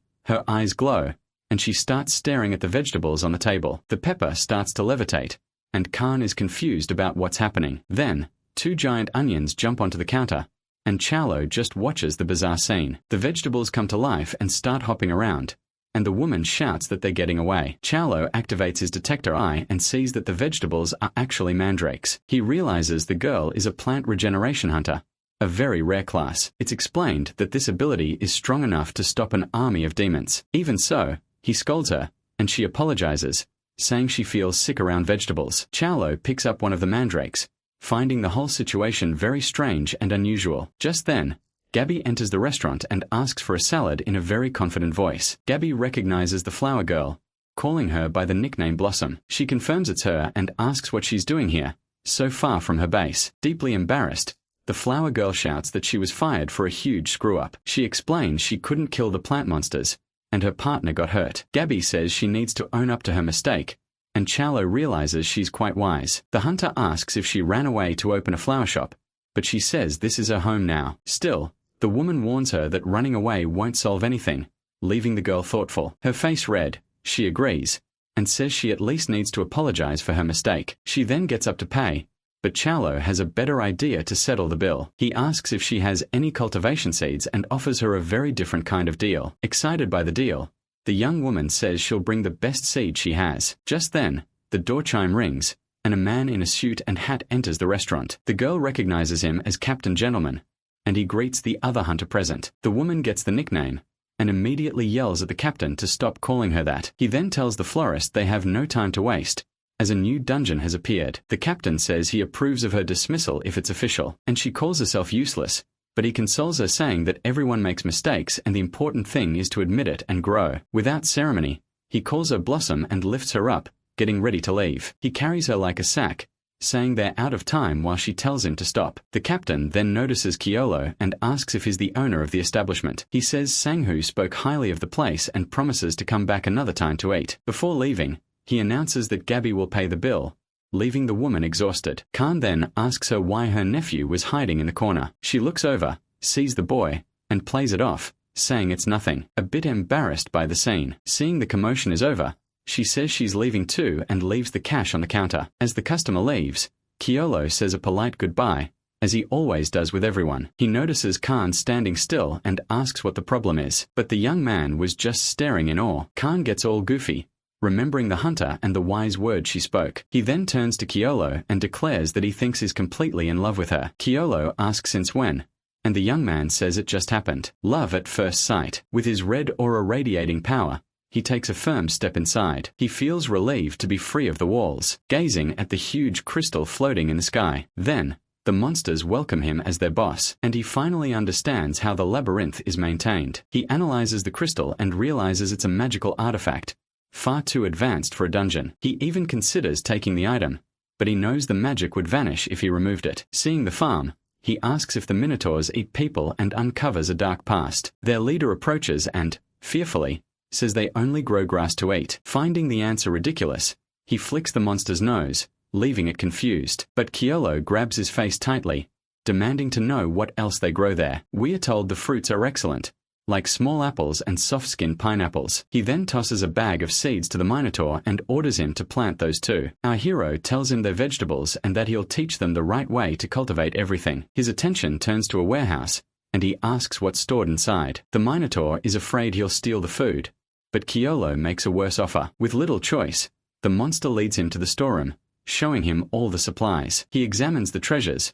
realizing they're spoils from the old invasion of Ispan. Suddenly, something shines brightly, catching his attention among all the items. Using his ability, he discovers it's the Tear of the Sea, a jewel of the sea people. A flashback begins, explaining that the jewel could create anything its owner desired. Its first owner was a farmer who wished for infinite rice for his family, but greed took over, and a merchant ended up stealing the magic jewel from him. The man then fled across the ocean and asked for salt, which was worth a fortune at the time. With that, the jewel began to produce salt endlessly, fulfilling the thief's wish. But the production was so immense that the weight ended up sinking the ship and the merchant himself. Yahello holds the jewel and confirms the legend is real, and its salt is incredible. He decides to take the item, knowing it will be very useful in his new restaurant. Before leaving, he opens a portal and tells the Minotaurs to eat well to expand the fields. As soon as he disappears, the monster leader asks, relieved, if he's finally gone. He takes a deep breath and touches his head, remembering that the fear of war never fades. The Minotaur recalls the past, when that man cornered the Demon King himself. He also remembers a little girl who, despite her appearance, was a powerful dragon. The monster then wonders if Yahello now commands dragons too, and starts to panic. In his mind, he imagines the hero has conquered the world and will invade the demon realm. His desperation grows, as it's only been 10 years since his only hope, the Demon King, fell asleep. He then realizes that his only chance of survival is to side with the protagonist. The Minotaur then turns and shouts to the others, announcing that the first order is to get stronger. The scene shifts to the city, and someone lands. Then, a huge purple portal opens, and Gabby arrives with her elite team. One of the soldiers calls her Shadowcat, and warns that this is the biggest gate they've ever seen. She assesses the situation, and says they need to go in and call for reinforcements immediately. The hunter reflects that larger gates usually lead to dungeons with much stronger monsters, but upon entering, she's startled. The place is completely empty, and in ruins. The dungeon sky was trembling strangely, but absolutely nothing was happening. She feels an overwhelming pressure, like a predator's, and orders an immediate retreat from the mission. Outside, her team is in shock as they watch the portal close so suddenly. Sanghu asks her what was in there, and the hunter replies that there was nothing. He gets irritated, questioning if the place is unstable, and if a watch team is already in place. One of the agents confirms, adding that the sky's distortion is worsening by the minute. Just then, another hunter reports that the president has issued a level 3 alert for everyone. Suddenly, Hun Kim arrives, cheerfully greeting Sanghu and Aunt Gabby. He then remarks that everything strange lately has been happening in the same city district. Gabby notices Sanghu's exhaustion, and advises him to get some rest, but it seems no one will be sleeping, as the portal continues to pulse menacingly. The scene then shifts to Yahello's restaurant, which has a very peaceful atmosphere. We see Khan all dressed up in a white suit, thinking he's a real heartthrob. He asks Yahello what he thinks of the look,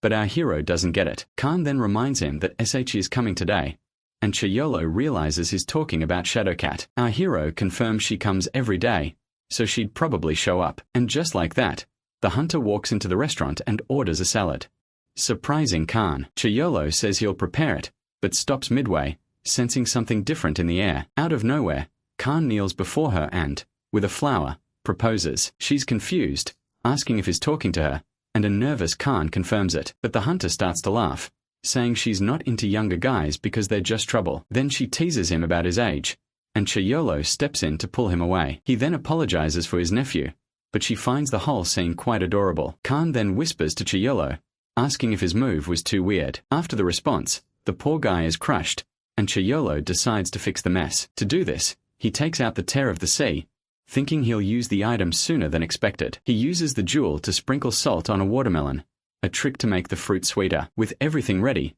he serves the salad and watermelon to the waiting hunter. She takes a bite of the fruit, and her expression immediately shows that the taste is incredible. The hunter then praises the food, saying she feels all her fatigue melting away. She confesses she hasn't had much of an appetite, but his food always keeps her going. Then Shadowcat warns him to be careful, as a level 3 alert is about to be issued. She explains that even though it's the lowest level, it means a rank 1 boss has appeared. The hunter continues, explaining that level 2 is for 2 bosses, and level 1 only happened during the Great Invasion. She warns that an unpredictable dungeon has appeared, so even the strongest hunters are on standby. Just then, her communicator buzzes, and she grumbles that the city is always so busy. Before leaving, she whispers for him to have a talk with his nephew and find him a nice girl. She then thanks him for the food, and our hero says goodbye, telling her to take care. Yahello then confirms to Khan that yes, that was a major rejection. The boy asks if he also thinks it strange for a dragon to fall in love with an elf. A flashback begins,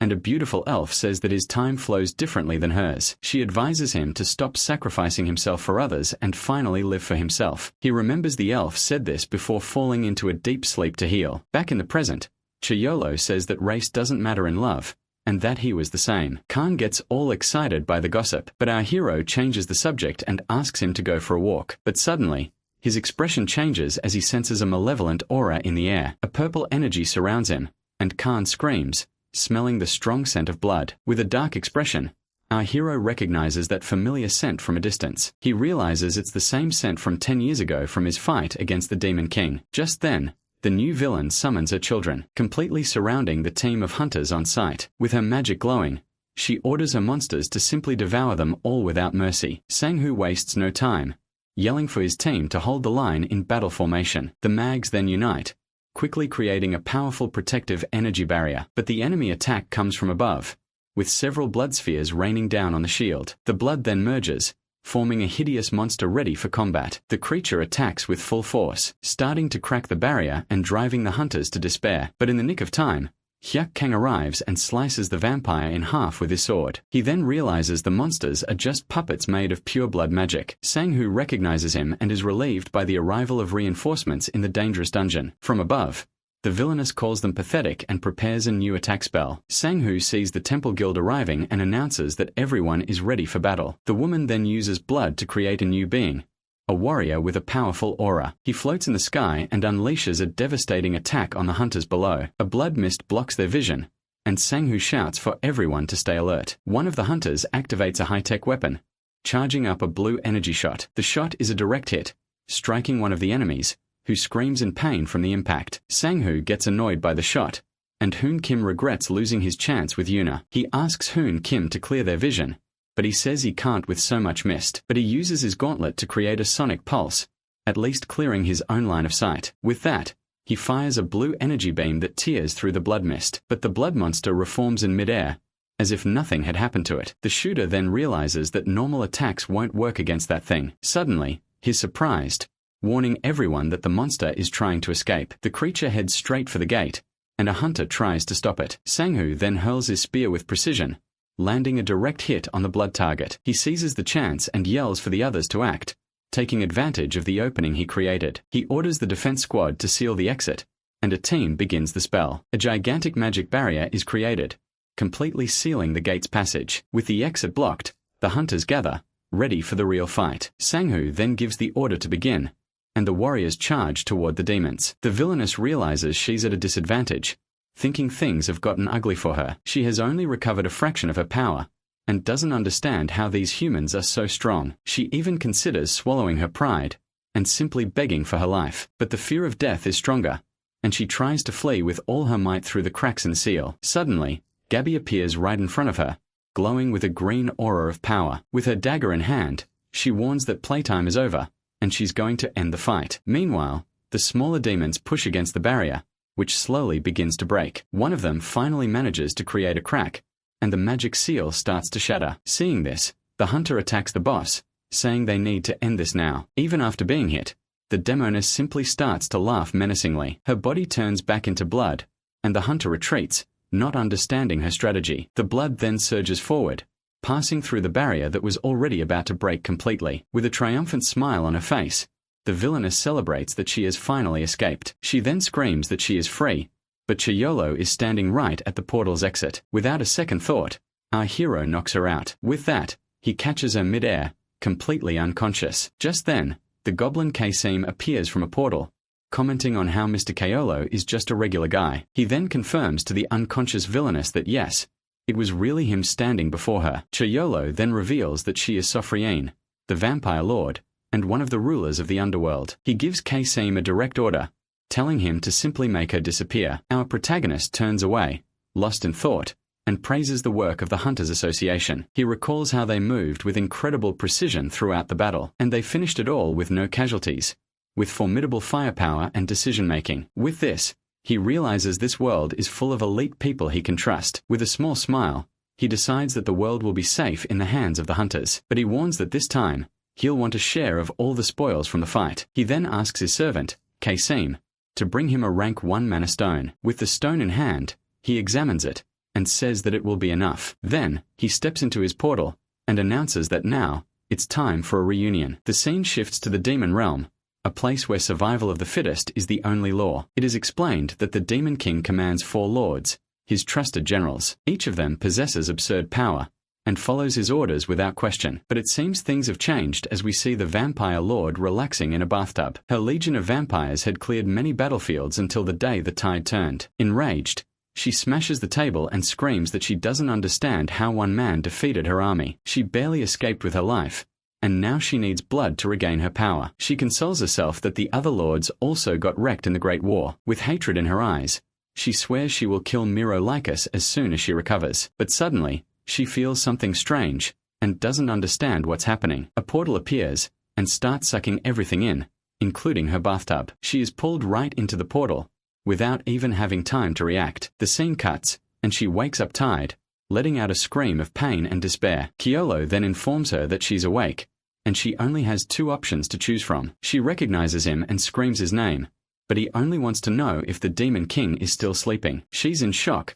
unable to understand how our hero still has the same youthful appearance. The vampire then reveals she waited 60 years, thinking he would be old and dead by now. Seeing her loyalty, Yahello threatens her, but she begs him, saying she'll tell him everything. With that, she confirms that the Lord is still asleep, and will take another 90 years to recover. He then asks how much of her power she has regained, and the vampire replies that it was 2/5. The protagonist calculates her strength, remembering that kings devoured dozens of rank 1 monsters. He asks if she came to Earth on purpose, but the Lord denies it, claiming it was bad luck. But her lie is exposed, and he threatens her again, making her confess the plan. He then realizes that the monsters are getting stronger, and her arrival was no coincidence. He figures out that someone is opening these portals on purpose, but he doesn't know who. She explains that the demon realm has fallen into chaos, with an endless war because of him. The Lord confesses that the others are recovering at the same rate, and she is the 3rd strongest. He approaches her, and she asks fearfully if he will really spare her life. He grabs her by the horns and says he keeps his word, leaving the vampire relieved. But since a promise is a promise, he throws her into a portal straight to the Minotaur's labyrinth. He steps through the portal and shouts Minyo's name. Yahello then announces that Sofrin is the new worker, and the Minotaur recognizes the Lord. Our hero says goodbye to them both, leaving the rest of the task in the Minotaur's hands. He then tells her that Morolicus now commands dragons and has a whole legion of them. She deduces that he has mastered several classes, which must be how he gained immortality. But she gets annoyed with all the talk and threatens the Minotaur right there if he doesn't shut up. Scared, he explains the rules of the place, warning that those who don't work don't eat. Sofrin swallows hard, waiting to hear the most important rule of all. He then reveals the last secret, to eat a lot and recover all her strength. The Lord is confused by the reason, and the Minotaur also seems puzzled by the order. Just then, a system window appears, confirming the new employee for the restaurant. With his red aura glowing, our hero returns to the Minotaur labyrinth. He arrives and finds it odd. All the monsters are completely exhausted on the ground. Suddenly, he finds the vampire and asks what she's up to. She immediately defends herself, swearing she worked hard and ate a lot without complaining. The vampire lord then explains she was just following the rules, so she sucked their blood. But he tells her she's an exception, and as a new rule, he orders her to wear clothes. She then gets dressed and shows off her new look, wanting to know if he approved of the style. The vampire says she used blood as fertilizer, and the vegetables turned out much better. It's explained that her power filters blood, turning it into both a cure and a poison. He then inspects the vegetables and likes the result, saying he'll use them in the restaurant. The scene changes, and we are back at the restaurant, with the door's bell ringing softly. Yahello finds Khan looking rough and calls him over to help prepare the new vegetables. The dragon grumbles that he's exhausted, since he hasn't even finished chopping the carrots yet. Our hero understands his fatigue, as he knows Khan has been working twice as hard lately. At this, Khan suggests they take a vacation,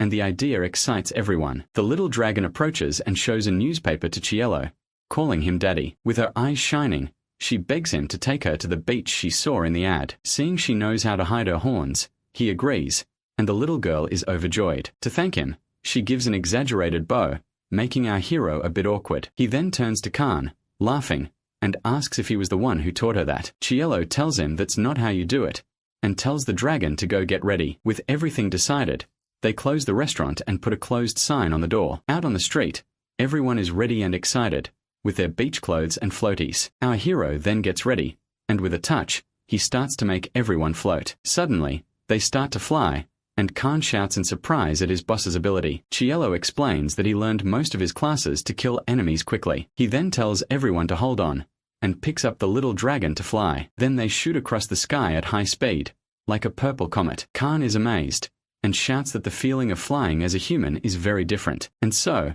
with the little girl in his arms, they continue their journey, enjoying the flight together. He flies through the sky with a serious look, preparing everyone for what's to come. Through the trees, a bright light shines, revealing their final destination. With that, they finally arrive at their destination, the beautiful immense sea of this world. He explains that the beach used to be busy, but now it's a lawless land because of the portals. Yahello asks if Khan isn't going in the water, but he says he's not a big fan. While the little one has fun with the water spirit, he says is fine just watching. Our hero then smiles, and agrees with his dragon friend's decision. At that, he summons Kasim, and asks him to bring a legendary fishing rod from the east. The servant appears instantly, handing the magical item to his dear master. He explains that he got the rod from a sage, and that it catches big fish without any bait. Without wasting time, the guy makes an incredible leap, and gets ready to start fishing. He remembers the sage said that fishing was a time for self-reflection, but he still doesn't get it, because when he reflects, he can only find regrets. Suddenly the lion pulls hard, and he realizes he won't have time to think. And out of nowhere, a giant monster, the kraken, bursts from the water, startling everyone. Meanwhile, the little dragon was having fun in the water, asking the spirit to catch little fish. Then, Yahello gets her attention, showing her the enormous fish he managed to catch. But he warns that despite the good catch, those fish aren't good to eat. It's explained that giant squid stink, because their bodies fill with ammonia to stay afloat. But with his eyes gleaming, he gets ready to cut the beast, because krakens are different. With his magic blade, he slices the monster, explaining that the meat is fresh and good to eat. He recalls that seafood stew was his old army's favorite dish. With that, he prepares an incredible dish with both raw and grilled kraken tentacles. The little dragon's mouth waters, and she quickly asks her daddy for a piece of the food. He then gives her the skewer, and she eats it all with a smile of pure happiness. She hugs him and says he's the best, making our hero very proud. Later, they stay there on the beach, just enjoying the beautiful orange sunset. Suddenly,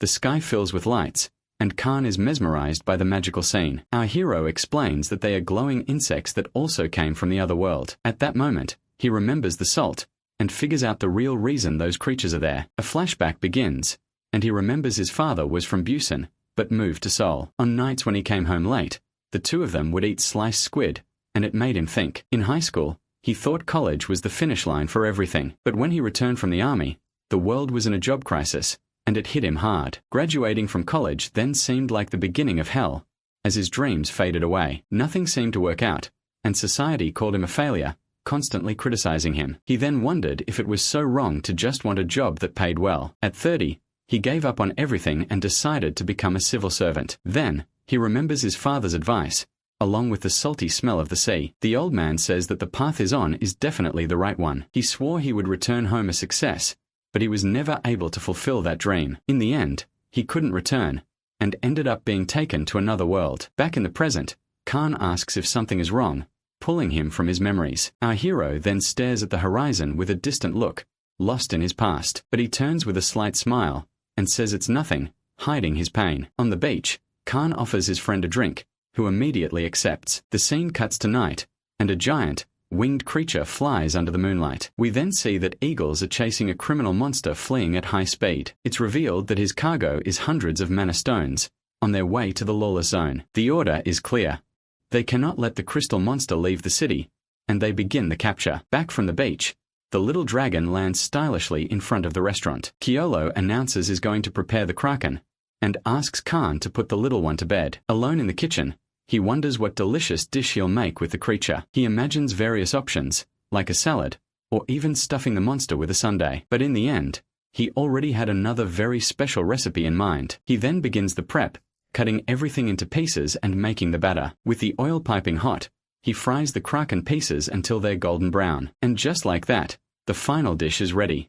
A giant portion of crispy fried kraken. He tries a piece, and the flavor is simply perfect, just as he imagined. The meat was tender and juicy, and the crispy crust was just right. He then decides this dish calls for a beer, and goes to the fridge to get one. But he hears a meow and thinks a stray cat must have wandered into the restaurant. When he turns around, he comes face to face with a giant cat, almost the size of a tiger cub. Using his ability, he sees the creature as a normal cat, but it has swallowed mana. We are told that animals that swallow mana usually die, as they can't handle the power. It's explained that pure mana stones are lethal to living beings. Feeling sorry for the creature, he offers it some cooked kraken. Yahello notices the cat is quite gentle, despite its large size. With that, he relaxes with his beer and snack, and starts reading a newspaper. The article is about one of the 5 guardians who survived the Great Invasion. He gets a nagging feeling, as if he's seen that face before. Suddenly, a light bulb goes off, and he finally remembers where he knows him from. He sees another news story about giant cat attacks happening in the city. Hearing this,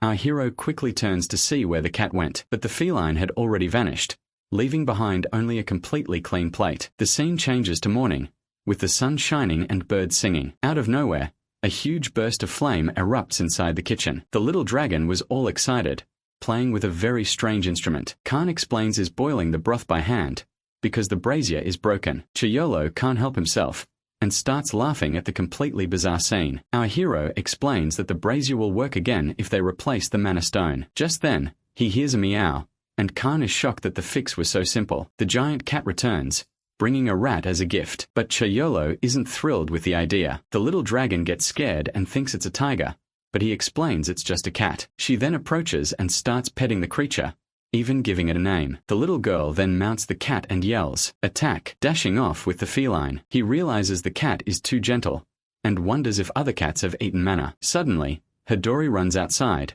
leaving the two of them confused. A man then lands with his eagle, and a new character appears at the restaurant door. The guy approaches and greets the chef, and the little girl is sad that the cat left. He sits at the counter, asks for something light to eat, and is called gentleman. Just then, Kang and Shinryu show up, and Shinryu suggests it's better to just exterminate the cats. Shinryu is hungry and asks for something cold, curious about the day's menu. In the kitchen, he thinks about how to prepare a cold, light dish with the kraken he caught, and so, he serves a cold kraken soup, that is, sliced squid. Kang then asks for some rice, but Shinryu finds the idea completely ridiculous. With a little smirk, he mixes the rice into the soup, preparing the perfect spoonful to eat. Kang tries it, and the flavor is so good that the other hunter drools beside him. At this, he begs for a bite, but Yahello tells him to order his own rice. He then asks the gentleman if he's going to hunt the cats that attack civilians. The man confirms the mission, and the captain of the temple guild worries about him going alone. He replies that they are probably the cats from that old case he's been investigating. Yahello gets curious, and the guy explains that a thief stole a bunch of mana stones. After the robbery, the bandit vanished off the map, leaving no clues behind. We are told his nickname is Beast, because he has the power to control animals. We see a flashback as the hunters prepare to capture the beast and the stolen truck. One of the hunters then uses her magic, and several roots burst from the ground with full force. The plants wrap around the truck, crushing it as if it were made of paper. But inside, the mysterious villain lets out a whistle. Out of nowhere, a flock of crows explodes from the truck, surprising the hunters. One of the crows grabs a stolen mana stone and prepares to flee. The gentleman then orders the mage to surround them,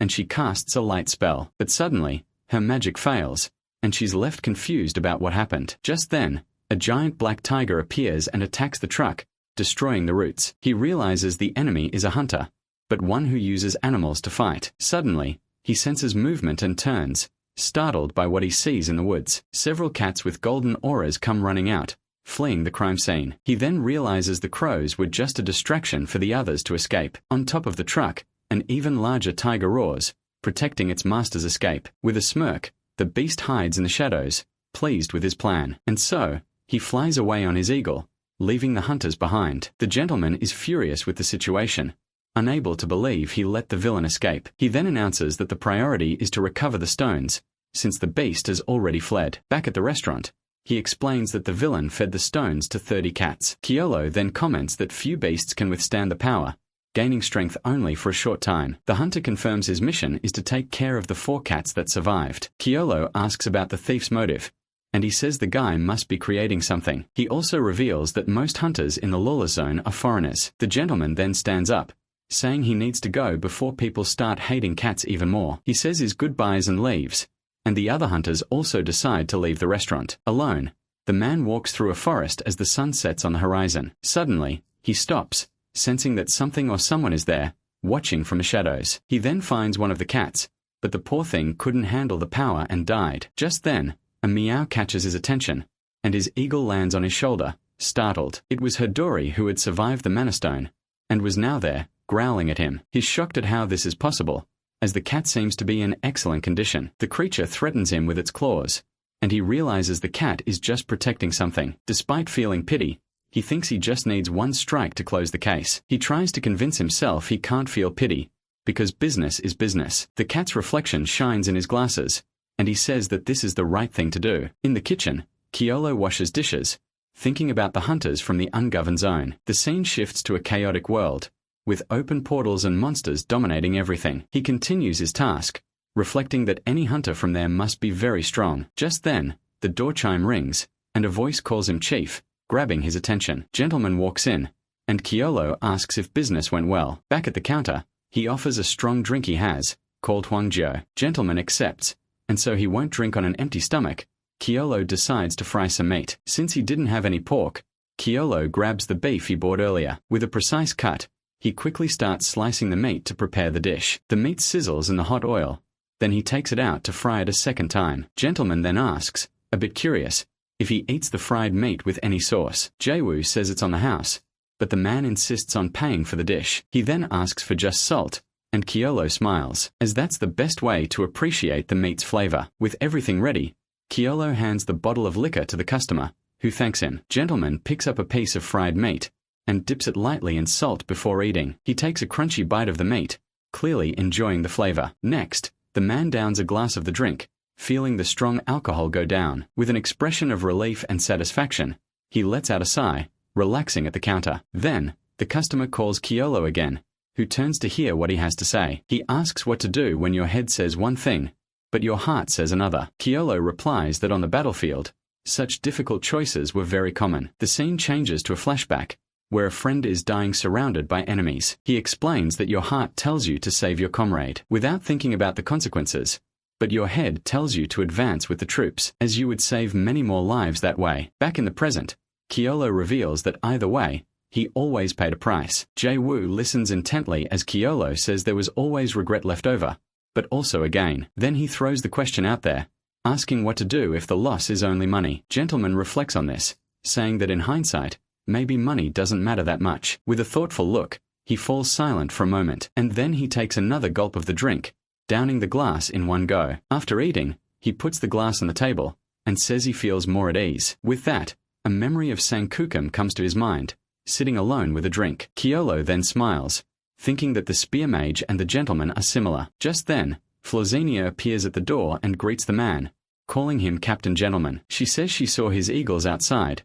so he asks what she's doing here so late. With a big smile, Florzinia replies that she lives nearby, right in that alley. Seeing the food, she asks for some meat, but Jaewoo dismisses her right away. He then thanks him for the meal, leaving behind the now empty plate and bottles. The girl helps him leave, as is drunk and staggering through the door. But as they leave, they're startled by Hidori, who appears out of nowhere. She's shocked by the creature's size, while the captain can barely even see it. Hidori then drops 3 rats on the ground, prompting the girl to ask what it said. With an unfriendly look, Hidori just stares at the 2 of them and meows. Jae-woo waves off the rats, saying he's eaten enough and Hidori can have them. The scene pulls away as she helps the captain walk straight down the lit street. Hidori simply observes the city under the moonlight, with a superior air. The scene then shifts to a forest, where a meow echoes over warriors' graves. Back in the present, morning arrives and birds are singing outside the restaurant. Inside, Yahello is carefully brushing the teeth of a small white creature, but Khan panics, yelling at the little creature not to swallow the toothpaste. Yahello then sits at the table and realizes it was his first night without nightmares. He sees a newspaper story about recovered mana stones, featuring the captain's photo. Remembering their conversation, he understands that the captain paid for the stones out of his own pocket. Yahello smiles, thinking that Jae-woo is a good man and will be a great guardian. His gaze, however, quickly shifts, turning serious and focusing on something else. The newspaper also mentions the foreigners, a mysterious group living in the Forbidden Zone. It explains that over the last 30 years, many hunters have emerged and also vanished. During that time, 2 ideological groups were in constant conflict with one another. After a major monster invasion, they finally went their separate ways, and so they became the foreigners, a problem that causes great concern. In an office, a man wonders if they've finally passed the point of no return. The scene changes to a hangar, where a giant mecha is being analyzed by a technician. Hoon Kim comments that its movement has improved, but new materials will be needed to withstand the strain. He then tells her to keep up the good work, but seems to not fully grasp the situation. Just then, Gentleman appears and hands him a coffee, explaining that the beast won't leave the zone. Hoon Kim takes the opportunity to mention that the Undertaker, one of the foreigners, is returning to the city. He explains that there is an unofficial Tier 1 hunter, besides the known ones. This hunter was brought in secretly so that Jaeger's disappearance wouldn't cause a panic. Jae-woo grows thoughtful, since Shadowcat and Undertaker are returning from missions abroad. A premonition arises, suggesting that perhaps something very big is about to happen. The scene cuts to the forest, where Gabby is being chased and accused of being from the association. Suddenly, a bat bites her leg. Gabby then darts through the forest, using her agility to escape her pursuers. The scene shifts to Khan, who is carefully studying a map, planning his next move. He decides to head for the northwest gates, since he hasn't investigated that area yet. Khan rides his new motorcycle, happy to finally have some time to himself on the road. But when he reaches a checkpoint, a guard raises the gate and stops him. He gets off his bike, and the guard informs him that an inspection is required. Khan asks about all the checkpoints, and the guard explains that the area has become dangerous. Upon seeing his ID, the guard recognizes him. Khan confirms he's heading out on another trip. He remembers Chaeolo's advice as the guard checks for mana stones. Then, he signs a waiver, taking full responsibility for anything that happens inside. The guard wishes him a safe return, and Khan thanks him before speeding off. With a loud roar, the bike accelerates hard, entering the Forbidden Zone for good. He stops in the middle of the forest, thinking he's far enough to get started. With a determined look, he gets ready. The real investigation is about to begin. Using his ability, he flies through the sky, leaping toward the open portals. He checks several portals, but only finds one with plants and another with slimes. He runs out of one, pinching his nose and complaining about the stench of the monsters. Suddenly, his stomach growls loudly, and he realizes he's starving. He finds it strange that there are no monsters around, but he senses a dragon's aura that has scared them away. Suddenly,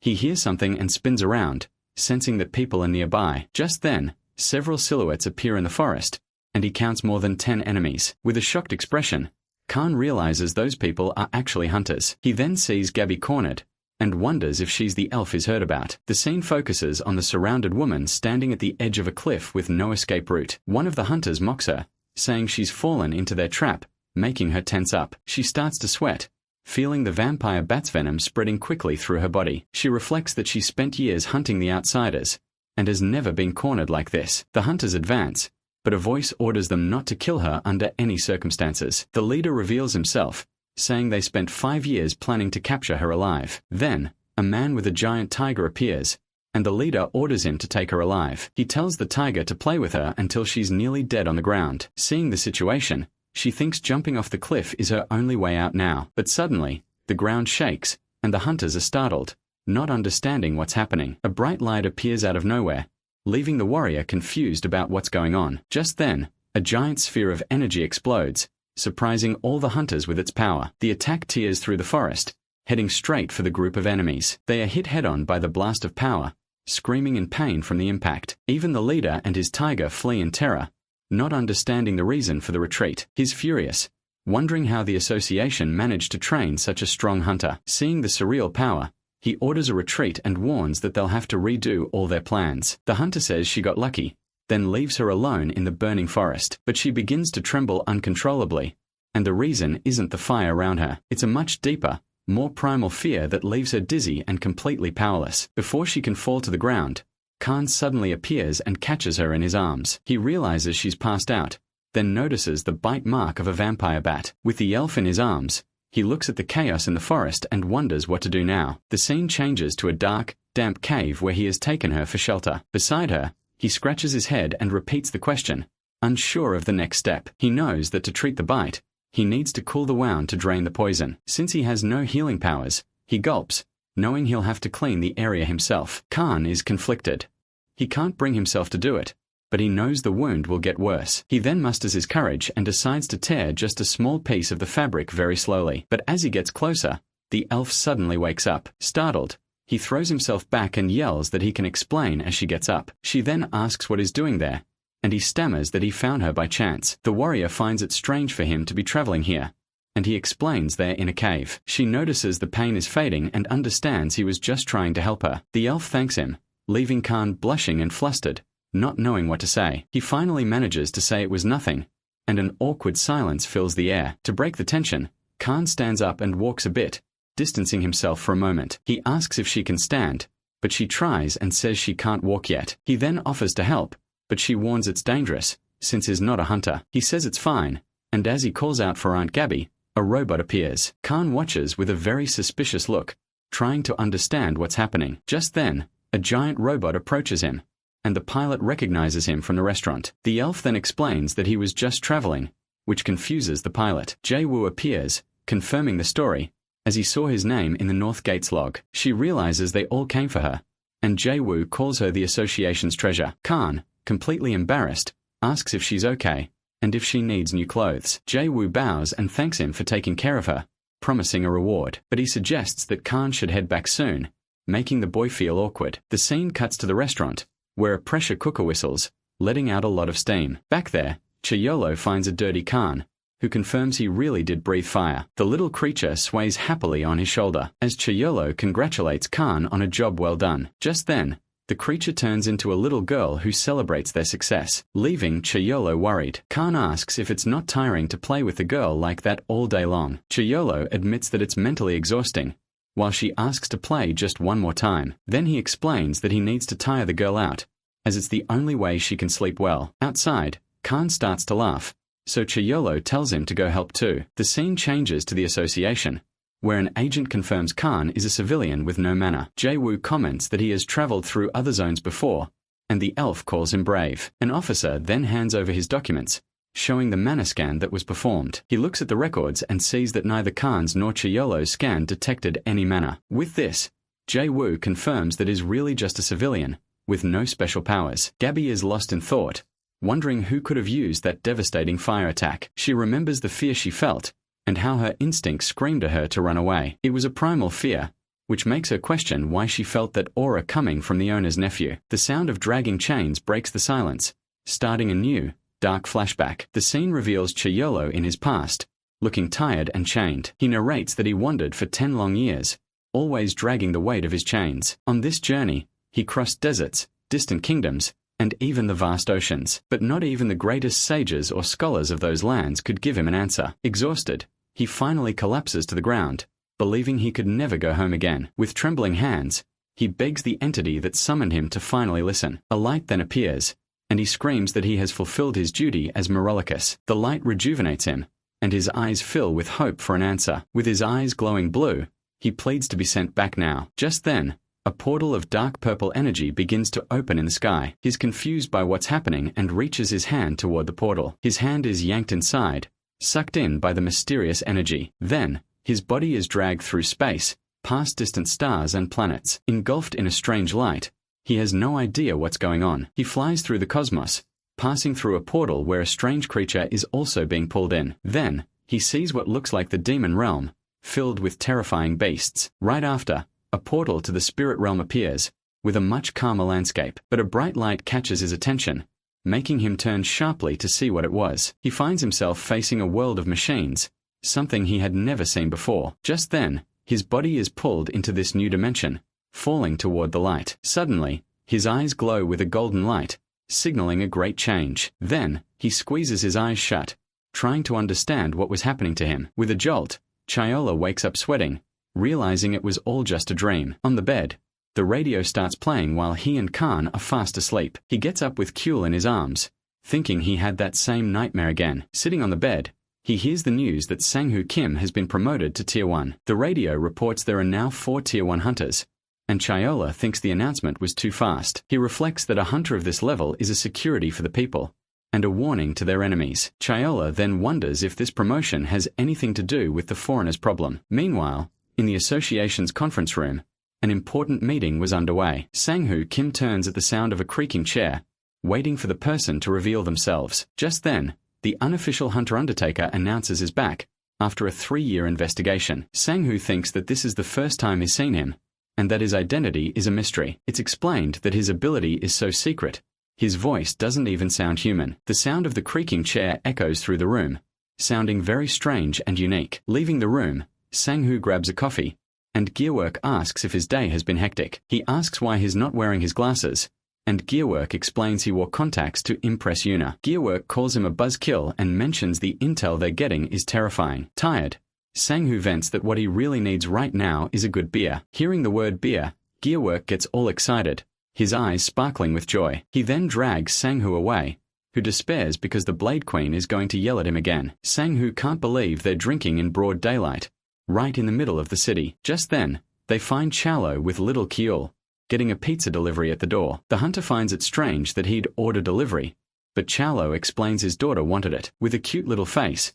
Kyul invites them to have some peach CA with them. The two are charmed, and ask if they can come in and have pizza and beer too. Yahello then turns and orders a few more pizzas from the delivery guy, who confirms the order. The delivery guy vents that he's so busy, he barely has time to play with his own daughter. Hearing this, Yahello invites him to bring his daughter over to eat and play with Kyul. He comments that his daughter and Kyul should get along well since they're the same size. The man thanks him and leaves, while little Kyul waves goodbye. With the boxes in hand, Yahello turns and announces it's time to set the table. The scene shows a pork pizza with a cheese stuffed crust, making Kyul excited. She grabs a slice and takes a bite, the cheese stretching out deliciously. Sang-Hoo and Gearwork watch her, finding the little girl absolutely adorable as she eats. Yahello then serves the beer and asks if it's okay to drink at this hour, but Sang-Hoo says it's perfectly fine. Sang-Hoo Kim explains they use rings that drain the alcohol, but Yahello doesn't really care. He then gets excited and says he'll show them how to make a samaric cocktail. First,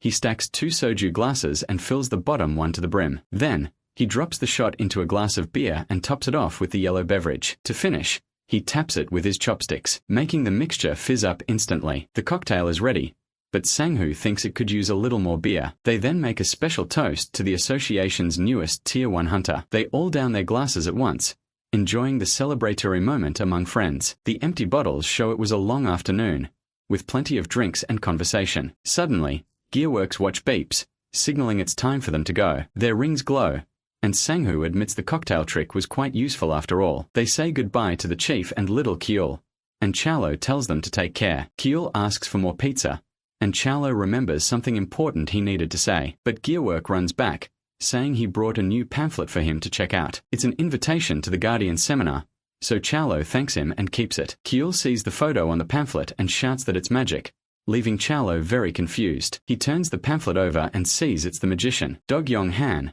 the guardian of Gangbuk. The little girl then asks if the magician is his friend, and Yahello awkwardly confirms. The scene changes to a flashback in Seoul, and he thinks about how they were classmates. With a smile on his face, the magician says that the harder things get, the more they should smile. He pulls a crystal ball from his top hat and asks if everyone is ready. Then, an explosion of playing cards flies through the sky, impressing the entire crowd. With a card held to his face, he announces that tonight they will light up all of Gangbuk, promising it will be with dazzling colors. Back at the restaurant, Yahello confirms to little Kyul that the man on the flyer is an old friend. He reflects that time has changed his friend's face and aura, but his eyes are still the same. With a smile, He remembers that his friend achieved his dream of becoming a great magician. Then, he grows pensive, having thought about the passage of time before. He lived 30 years in the other world, and 30 in this one, forming bonds and connections in both. Over time, his feelings faded. He never imagined he would meet an old friend again. His memories are fading, but the emotions from that time are still alive. The memory of the warmth, gratitude, and sadness of those days still stays with him. Even so, he looks at the flyer again and thinks about how much his friend has truly changed. The scene cuts back to the show, with the crowd applauding and cheering for the performance. Backstage, the magician pulls back a curtain, preparing for the night's next act. The show's crew congratulates him, and he tells them he's heading out first to take care of something. But he suddenly stops, sensing a strange presence and imminent danger nearby. He looks up and sees a portal opening in the sky, right above a building. An alert comes through on his communicator, warning of a gate on the rooftop of the neutral building. He realizes the damage could be massive, so he decides he needs to clear the area quickly. With that, he summons a giant ace of spades card. He hurls it with all his might. The magician then flies at high speed, heading straight for the gate in the sky. Using the card as a platform, he finally manages to enter the gate's mysterious dimension. He looks around and realizes the strange place looks like some kind of machine. The scene then shows a bizarre world, filled with gears and metal parts everywhere. He finds the scene grotesque, an abnormal phenomenon that needs to be dealt with as soon as possible. With that, he decides to clear the place out, preparing his deck for a new attack. 2 Joker cards then appear out of nowhere, glowing with a dark purple energy. From them emerge 2 jesters, who begin to fight the mechanical monsters. With a wave of his hand, the magician prepares to use another of his abilities. The head of one of the monsters begins to swell, about to explode from his power. With a snap of his fingers, he activates the spell, detonating the bizarre creature for good. Several explosions of purple energy destroy the monsters, clearing the path ahead of him. His helpers arrive to fight, but he knows the monsters are weak and this isn't the end. He knows every dungeon has a boss, so he prepares for what's to come. A giant creature begins to form from the wreckage, and he tells everyone to stay alert. With a serious look, the magician says they now have something new to worry about. The scene changes and Hun Kim appears, impressed, looking at the monster's wreckage. He asks if it's a new type of monster, so the magician explains about the gate. Hun Kim analyzes the structure, finding the system too simple and connected like clockwork. He sees that the power source is a mana stone, but the technology is quite primitive, so he wonders how such a basic structure can handle so much pure mana. Hun Kim asks if there wasn't a boss, since the wreckage came from the new dungeon. The magician explains the boss was huge, so the association will send a transport. With the report in hand, he thanks him for his help and rushes off to analyze the parts. He remembers the Undertaker's report, which mentioned other worlds connected to the gates. With a bead of sweat, he thinks the gate could lead to a very advanced world. He bursts into the lab and asks them to analyze the new material's mana reaction. The Ogre project was stalled because they couldn't find a material that could withstand the energy. With the object in his hand, he thinks this gate might be the missing key for the project. He then runs to the magician and asks if he's eaten yet after all that work. With a big smile, Gearwork offers to pay for a meal as a thank you. The scene cuts to dawn, with the sun rising and birds singing in the sky. Outside the restaurant, Cheol-ho smokes a cigarette, enjoying the morning calm. He thinks about his friend Do-gyong and wonders what he would say if they met again now. Looking at the flyer, memories of his past begin to surface. A flashback begins, showing the first grade teacher making an announcement to the class. She announces the family cooking day, something Cheol-ho hated doing at school. At that time, his family was falling apart and his parents were always busy. To avoid asking for help, he decided to look for a recipe in an old cookbook, but the book only had expensive dishes, with ingredients he barely recognized, until he finally finds a recipe he recognizes, getting very excited. It was Tayo K-bok Ki. He was happy thinking he could do it all by himself. He then gathers the rice cakes and sauces, since he had all the ingredients. With everything in hand, he gets ready in the kitchen, prepared to start the recipe from scratch. But when he checks his pocket, he sees his few coins won't be enough for everything. He then runs to the street market, hoping to buy what he was missing. When he gets there, he asks for fish cakes, but the owner tells him he doesn't have enough money. The man then becomes thoughtful, while little Cheol-ho waits with a heavy heart. Then, the owner has an idea and offers the boy a cabbage to help with his recipe. He puts the cabbage in a black bag and hands it to the boy, who thanks him for the gesture. Cheol-ho then heads home, happy as can be, whistling because he got some help. Back at school, the mothers help each other, but one warns to be careful not to spill. He, however, remains alone and mutters that he can do it all without anyone's help. But suddenly the pot boils over, and the sauce starts to spill onto the stove. He then tastes a little, but realizes the recipe turned out way too salty. To try and fix it, he dumps a bunch of water from his bottle into the pot. He tries it again, but the look on his face shows the mixture is not good at all. In the end, the dish was completely tasteless, like a watery soup. With no more ingredients, he despairs, but tries to convince himself that everything will be okay. But the truth was, he wasn't okay. Feeling all alone in the middle of everyone. Sniffling, he feels defeated, until a voice asks about the tteokbokki. Just then, his friend comes over and excitedly asks to try some of the food. Yahello tries to stop him, but the boy is faster and already scoops up a spoonful of the dish. After tasting it, he breaks into a huge, bright smile as if he really liked it. The reaction leaves Yahello completely bewildered, totally confused about what was happening. Suddenly, his friend jumps up and shouts to the whole class that his tteokbokki is amazing. He gets embarrassed and asks why he's lying, so his friend tells him to pay attention. Dogyang says that one day he'll be a magician and use magic to make his food delicious. Then, his friend turns the heat all the way up, leaving Yahello confused about his intentions. He then waves his hands over the pot, as if casting a spell on the dish. Other classmates come over, asking what the two boys are cooking up. One of them complains there are no fish cakes, but Dogyang assures them it's delicious. The boy tries it, and is shocked by the flavor, which greatly surprises Yahello. Curious, Yahello also tries a piece, still trying to understand what just happened. He asks how it's possible, and his friend replies that it was real magic. With its success, the other kids rush to the table, asking for some of the food too. Yahello thanks him and insists on the question, but Dogyang says he won't share the secret for free. Desperate, he offers his coins, but his friend says that's not the right payment. He then makes a proposal, asking Yahello to walk home with him every day. With a gentle look, Dogyang remains silent, just waiting for his answer. Yahello realizes that his friend, just like him, was also there all alone. He then accepts the offer, and the two boys finally seal the deal for good. Back in the present, the pot boils on the stove, smelling of delicious food. He remembers that's how he became friends with Dogyang, but they separated soon after. Even though their friendship was short, he remembers that moment with great gratitude. He then tastes the broth, and with a nod, approves of the dish flavor. With the sauce ready, he throws in the vegetables to cook and absorb the seasoning. Seeing there's still meat,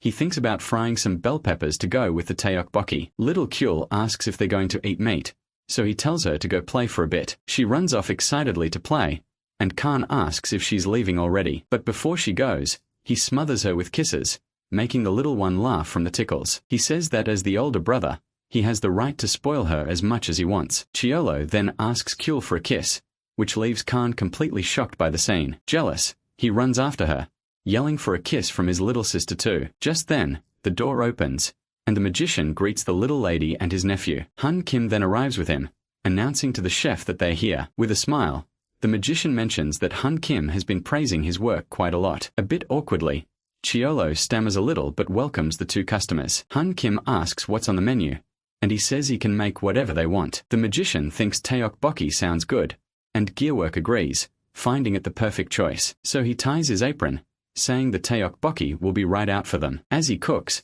he thinks that his friend doesn't recognize him. After all, 50 years have passed. He remembers Du Guyong's dream of becoming a magician, and how he envied that. With a heavy heart, he wanted to introduce himself, but knew he wouldn't be remembered. He then clenches his fist, realizing he couldn't say those words out loud. The dish is finally ready, and he serves the special tteokbokki recipe with fries. Han Kim tries it and is shocked by the flavor, so the magician says now he's curious. Upon tasting it, he becomes thoughtful, trying to figure out the secret behind that taste. Yahello explains that the secret is that this dish tastes better when everyone is together. Gearwork then asks if the chef has eaten yet, but he replies that he hasn't. Kyul tells the old man he has soup in his beard, and the magician thanks the little one, but he says she got dirty too, and she panics because her clothes were new. He pulls a card from inside his handkerchief, leaving little Kyul amazed. He then helps her hold the card, building suspense for his next trick. Just then, the card turns into a purple flower, and she squeals with excitement at the magic. He asks her to take the flower to her father and call him over to eat with them. The little one runs and gives the flower to Yahello,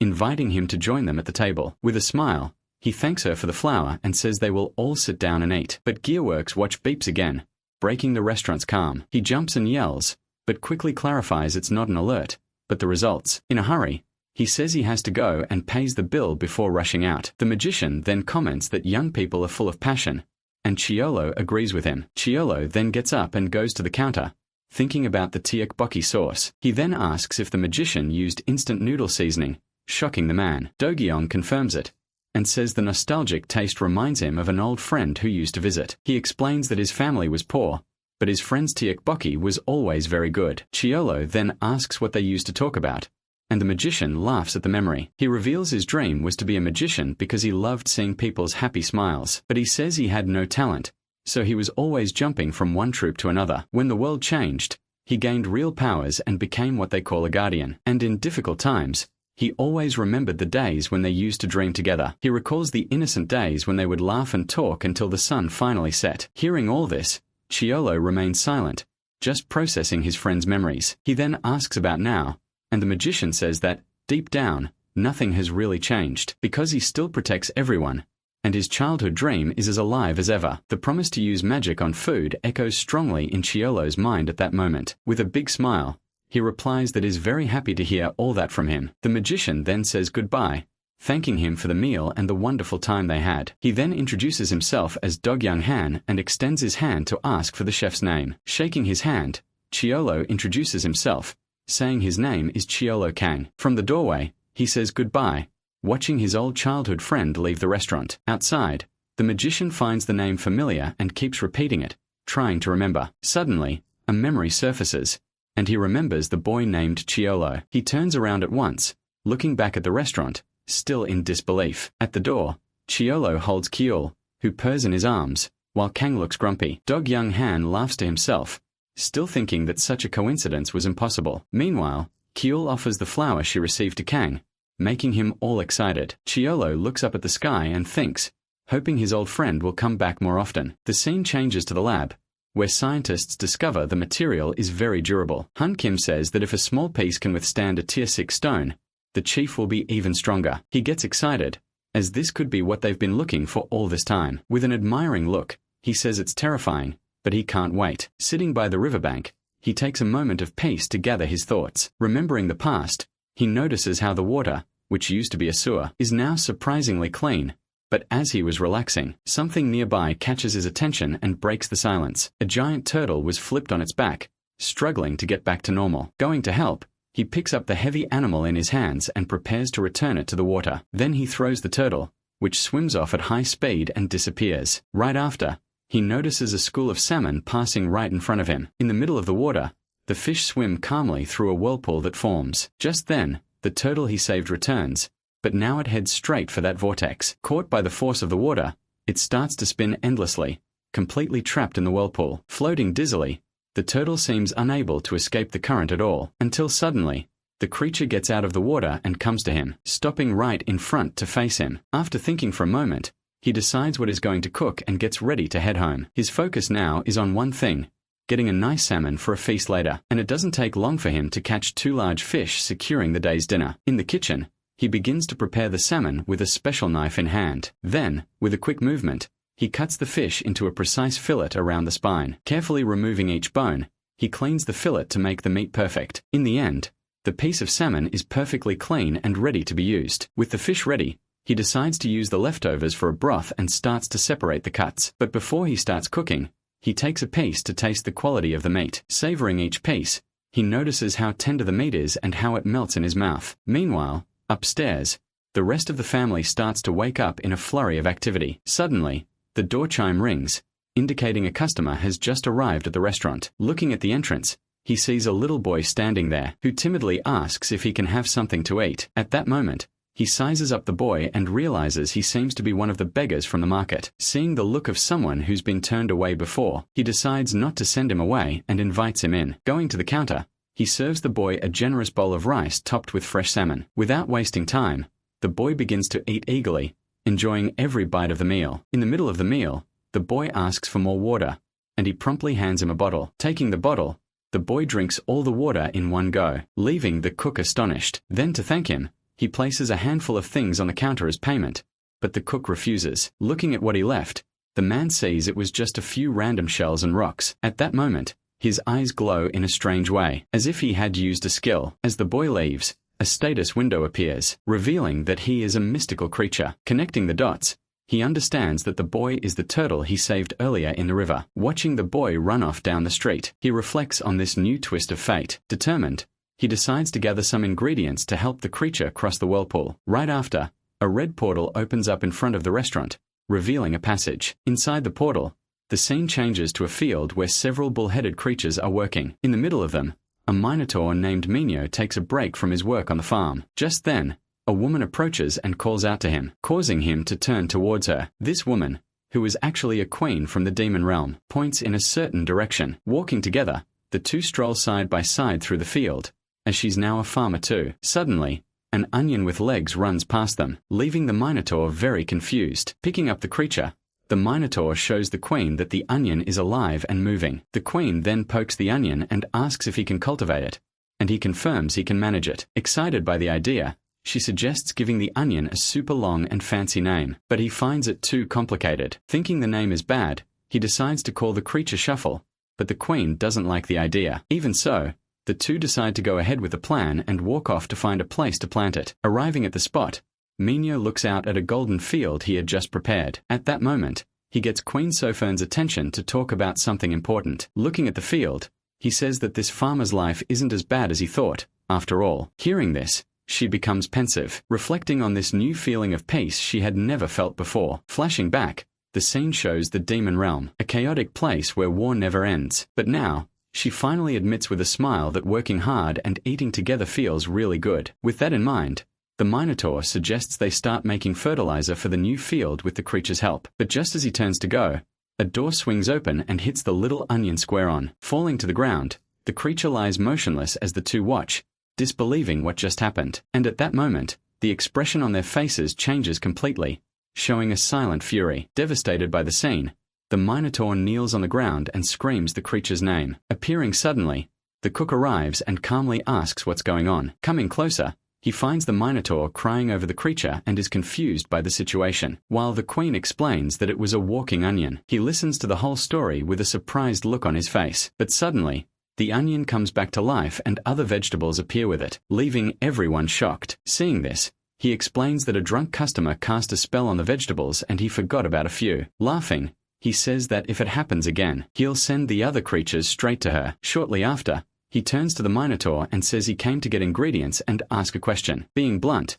he asks if the Minotaur was one of the former Demon Lord's subordinates. He then questions the queen, wanting to know if the kingdom of Espen was the only place they invaded. Confirming the story, she asks why he wants to know, since they never tried to go anywhere else. At that moment, he discovers they didn't go to Espen by choice, which complicates things. When asked about other realms, she reveals that she knows about the existence of the demon and spirit realms. Remembering something, the scene flashes back to the previous night when he went for a walk after a visit. Walking down the street, he saw a truck carrying a giant robot that was definitely not from this world. Recalling his return, he realizes that a dimensional rift may have connected this world to another one full of machines. Returning to his conversation with the queen, he begins to follow a new line of reasoning on the matter. He then throws out the possibility that the Demon Lord knew much more about the other realms than she does. Hearing this, she gets all flustered and changes the subject, saying it would be impossible to meet him anyway. But he remains focused, thinking about how the dimensional rift continues to expand little by little. Whether it's to test their growth or to devour the world for good, he knows it's still too early to say anything. The scene returns to the restaurant, where the little boy eats the last spoonful of his meal. As he eats, a friend of the cook whispers, asking if the child is a mystical beast. Finishing his meal, the boy thanks him for the food and again leaves his shells as payment. Right after he leaves, the cook decides to follow him to see what he'll do next. Arriving at the river, they find the boy getting ready to enter the water near the bridge. He then steps into the river and walks until the water covers most of his body. At that moment, an energy surrounds the boy and his physical form begins to transform. Before their eyes, the boy turns back into the giant turtle they saw earlier. Seeing the transformation, his friend is completely shocked by the boy's true identity. Suddenly, a blonde man arrives and asks if they've seen the mystical beast that just appeared. Meanwhile, the turtle swims directly to the middle of the river toward the large whirlpool. Caught by the current, it's sucked into the vortex again and gets stuck spinning. Watching the scene, the blonde man asks why the creature doesn't just get out of the water to avoid the problem. He then explains that mystical beasts usually become obsessed with something specific. Remembering the past, he tells them about a mystical dog that waited for its dead owner for decades in the same spot. Continuing, He also recalls a mystical fox that was obsessed with mana stones. Through this kind of repetitive process, mystical beasts manage to evolve and grow stronger over time. But he admits that deep down, he doesn't really understand how this growth logic works. Thus, their behavior has always been a great mystery he could never decipher. A few days pass and the little boy returns to the same place again. Entering the restaurant, he looks very discouraged and once more asks for food. Seeing his condition, the cook realizes that 6 days of pure failure have passed, so he decides it's time to use the aged salmon he was saving for a special occasion. Cutting the salmon's belly, he prepares the most flavorful and tender part of the fish. Remembering the past, he compares this meal to the food he had to eat on the battlefield. After a while, the spicy salmon stew is finally ready and just right. Serving the special dish, he gives the boy a full feast with rice and sliced salmon. Handing over the food, he says he hopes today will finally be the day of his victory. With these words of encouragement,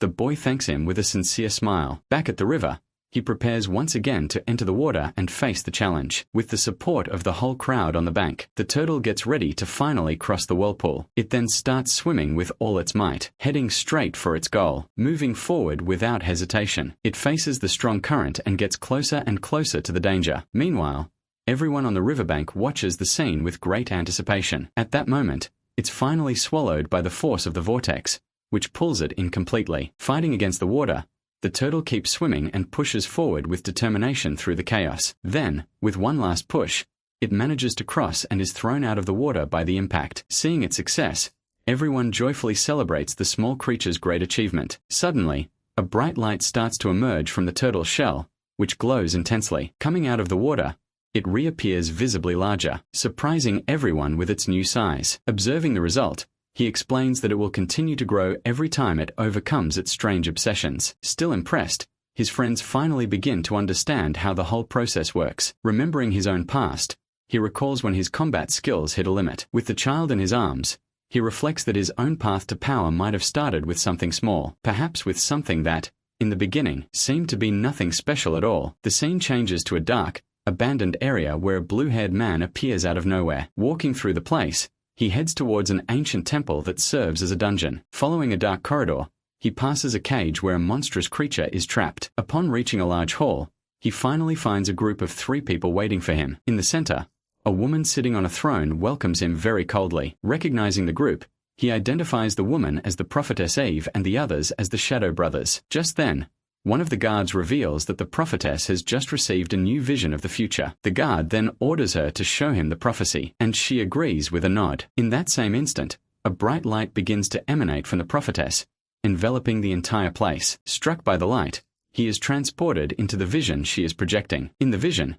he sees an abandoned area where a rift begins to form in the sky. Soon after, the rift grows absurdly, as if it were splitting the entire world in half. Suddenly, an intense beam of light shoots out from within the crack, tearing reality apart. Opening up in the sky, a massive, dark portal releases a strange energy into the air. Seeing everything covered by a purple mist, he reacts in fear to what the prophecy reveals. Coming out of the vision, he is startled to see a sphere of dark energy appearing right in front of him. At the same moment, the prophetess faints from the effort of holding the vision for so long. As one of the guards rushes to help, she starts to cough and becomes visibly weak. Catching her breath, she reveals that something terrible is about to happen to their world. With difficulty, she explains that a powerful entity is coming, and she couldn't see anything else. Furthermore, she says that in the heart of the city, something terrible lies dormant, and no one can find it. Hearing her account, one of the guards confirms that her prophecies have never been wrong before. Analyzing the situation, the blue-haired man prepares to act on the new information. Receiving his mission,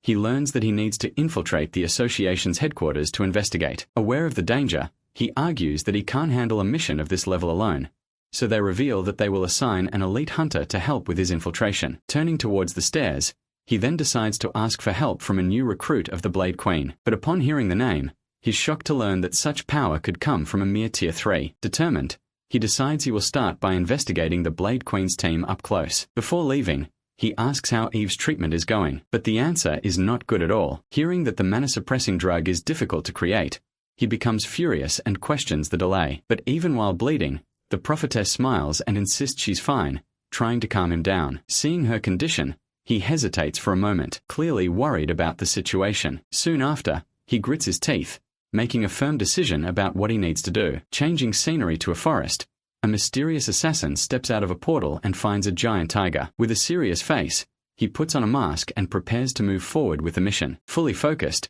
he shows he's ready to do whatever is necessary to succeed. Looking towards the city, he reveals that his only motivation is to do whatever it takes to save Eve. The scene cuts to a bustling night in Hongdae, a famous neighborhood in Seoul. Flying over the city, a crow lands on a power line, watching everything from above. Looking at a flock of them, a huntress remarks that she has a bad feeling about this, but her partner quickly replies that maybe it's just because the team's rookie decided to skip work. Thinking about the kid, she remembers his potential as a rare flame user who had just joined them. Still, she wonders if she wasn't too hard on him the day before. Suddenly, her expression changes completely, as if she sensed something approaching. Releasing her energy, she warns her partner that a threat is coming their way. Immediately after, the teeth of a giant creature appear, revealing a ferocious snarl. Riding a massive tiger, a masked man emerges from the shadows, ready to attack. Recognizing the threat, she gets into a combat stance, preparing for the fight. Still on top of the beast, the assassin stares down the two of them,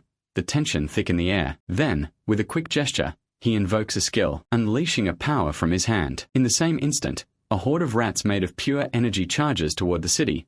Ordering him to protect the civilians, she rushes the creatures, hitting them all with a series of strikes. Meanwhile, her partner tries to guide people to safety amidst the chaos, but right after, the assassin leaps off the tiger and lunges at her with a swift strike. In the middle of the street, the two clash in an intense fight, trading powerful blows. Taking a direct hit, she staggers back from the force of the impact, feeling her opponent's power. Suddenly, the assassin jumps and runs in the opposite direction, leaving the fight behind. Confused, she wonders where he's going in such a hurry, not understanding his strategy, until, looking toward the horizon, she realizes his true target is the association's building. Inside, an emergency alarm starts to blare, warning of the hunter's approach. Upon receiving the alert, the association's chief learns that the assassin known as Beast is heading for them. Remembering the past, he wonders how a hunter so passionate about protecting people became an enemy. The scene flashes back, showing Beast in action, fighting monsters with a savage style. Even with a slower class evolution, he was always a brute force in urban missions. With a determined look,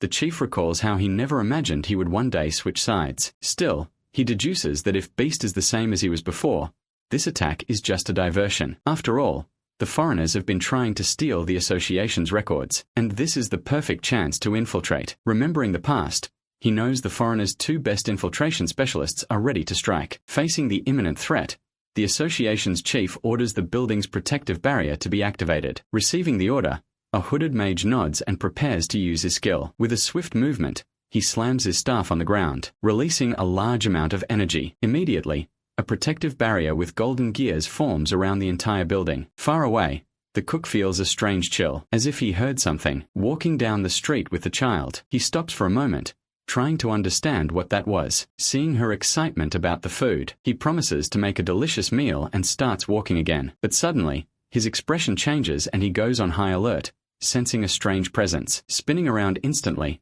he tries to find whatever caught his attention. As he picks up the child, he realizes something just zipped past him at high speed. Knowing the stealth level is extremely high, he decides to take the girl home immediately. As he carries her, he thinks about what just happened and how he should act. Then he imagines himself back in action, flying over the city in his old combat suit. Back at the association building, the invader finally arrives and touches the energy barrier with his hand. Trying to break in, he attacks the wall but is thrown back by the energy barrier. Seeing he can't get through, he realizes the barrier must be the work of a class master. With a smirk on his face, he recalls that the association had no one with this power 10 years ago. Meanwhile, in another part of the city, a woman's eyes glow with a different energy. Just then, she lunges at a hooded invader and strikes him right in the middle. Climbing up the side of the building, the two exchange a series of high-speed blows. After an exchange of blows, he lands on the ground and she comments that he hasn't changed at all. Revealing his face, he replies with a smile that she's still the same as ever too. Crouching on the ground,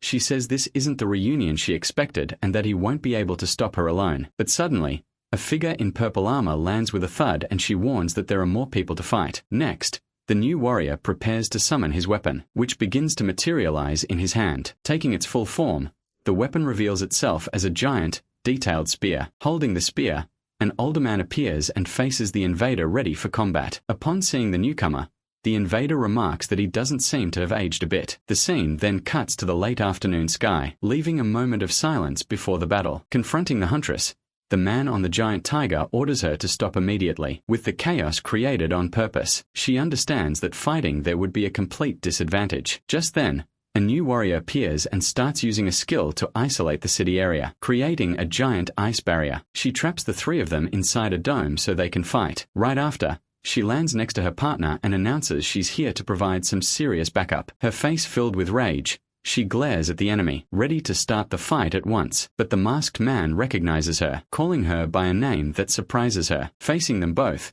he comments on their reunion and says he never liked the nickname they gave her. Without wasting any more time, he gets straight to the point and asks where Eve is now. Faced with the question, she simply says she's under no obligation to tell him. Turning aside, he questions why they took her and decides to abort the mission. Suddenly, he looks up as if he sensed someone's presence approaching. Just then, the other invader appears from the shadows and warns that they have a skilled barrier user. Receiving the information, he orders his partner to retreat with him immediately. Before vanishing, he says his goodbyes and warns that they will definitely meet again. Engulfed in black smoke, the two invaders quickly disappear from the scene. Seeing them retreat so suddenly, the two huntresses stand there, not understanding their actions. With a serious expression, she becomes thoughtful, reflecting on what just happened. As one of them disappears into the sky, the ice barrier remains standing, covering the city. Observing from afar, the cook notices there were no deaths or injuries in the attack. He then notes that despite having the chance, the invader didn't finish off the Blade Queen. Realizing this, he concludes there's much more to this whole story. But for now, he puts that aside because someone special is waiting for dinner. A moment later, the little child appears at the window, happily calling for her father. At the Temple Guild headquarters, the main topic was the disaster from the previous night. Reading the news, one of them sees that although there were no deaths, residents were complaining about the damage and taxes. At that, a blonde guy slams his hand on the table, annoyed, since the complaint came from an anti-hunter association. Then, his partner, who's cleaning a sword, asks if he's being called ridiculous too. Seeing his own reflection, he explains that their mission is to protect lives, not property. Swinging the blade in the air, he continues his lecture while the blonde guy just scoffs. Just then, the younger guy complains that he can't understand these anti-hunter protesters. Right after, he remembers his own brother sacrificed himself to save all these people during the Great Invasion. Furious at the memory, he wonders if this anti-hunter association actually wants to die. He nearly loses control, clenching his own clothes tightly. But before it's too late, his superior appears and grabs his hand to stop him, saying that in times of chaos, the strong must know how to show mercy. Understanding the scolding, the young man backs down and just nods. Meanwhile, in another room, a cute little creature was sleeping soundly, waking up on top of its owner. It stretches and lets out a very loud yawn. Waking its owner, the small creature pats his head. At that moment, it remembers a girl kissing his face. So, the little creature rubs its own face against his in a gesture of affection. Placing a camera on his chest, it wishes him sweet dreams. But suddenly, a bright light flashes from the bedroom door. Next, a little girl runs into the room, accompanied by a spirit. Going straight to the entrance, she picks up a pair of shoes from the floor. Right after, the girl sits down and struggles to put on the shoes. When she realizes she can't do it, she starts to cry in frustration. Seeing this, the spirit uses its power to slide the shoes onto her feet. Now ready, she claps her hands with a huge smile on her face. Just then,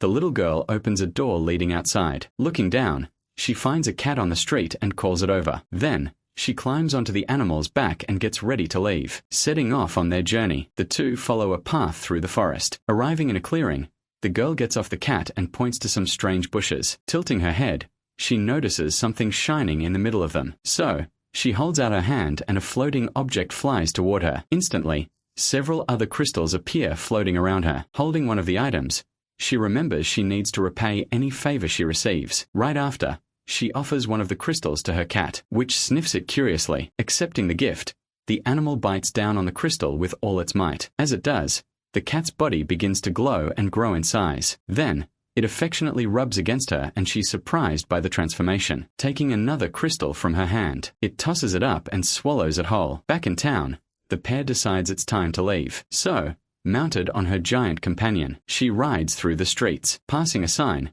they come across a giant ramen challenge. Inside, a strong man was drinking the rest of the broth from a huge bowl. Finishing it all, He slams the empty bowl on the table as people cheer. Impressed by the scene, the little girl's jaw drops and her eyes sparkle. So, she decides she wants to take on the giant ramen challenge too. Back home, the young man listens to her request while wearing cleaning gloves, suggesting it would be too heavy for the morning. He offers the tonkatsu they bought the day before, but first, he notices she's all dirty and tells her she needs to wash up. Looking at the giant cat, he asks where she got the stone and why the animal grew so much. As long as they're both okay, he tells her to go wash up and she raises her arm in agreement. With everything settled, he stands up and stretches, ready to start cooking. Remembering the various versions of the dish, he decides on the classic version he used to eat. Right after, he takes out a thick piece of meat he bought especially for the recipe. Thinking about the meat's origin, he wonders if the portal to the demon realm is getting stronger. Just then, the door's bell chimes and he turns to see who's arrived. Smiling,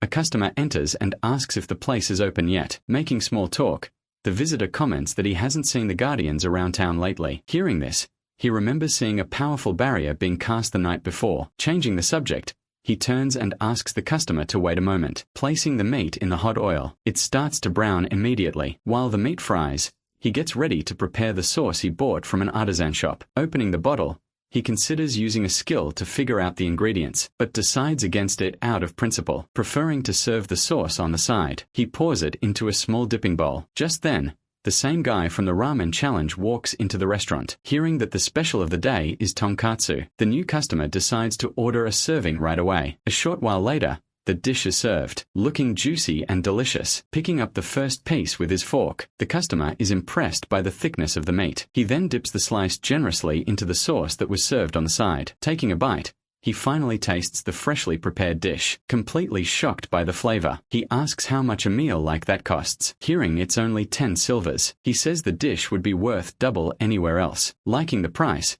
he stabs his fork into the rest of the food with a smile. Without wasting a second, he practically devours the rest of the tonkatsu in one go, letting out a satisfied burp. The customer holds up the empty plate and asks for another, leaving the owner impressed, but he actually turns to the other customer who was also eating there. Proudly introducing himself, he says he's in Changzhong, the new eating legend in the area. Hearing this, the other guy gets flustered and says he's been dying to meet the god of food in person. Then, he gets excited too and orders another plate, giving the owner a bad feeling. Soon after, he serves both dishes and already feels that things are about to get very busy. Outside the restaurant, the day seemed to be going on peacefully. Inside, the guy in the cap kept devouring tonkatsu without stopping. His opponent was also eating at the same speed, trying to keep up with the challenge. Watching the scene, the owner of the establishment had already counted their 12th plate until one of them finally drops his fork on the plate, giving up on the competition. Then, the winner raises his empty plate and celebrates the good match they had. Following the market's rule, the loser gets ready to pay for both their meals. As he's leaving,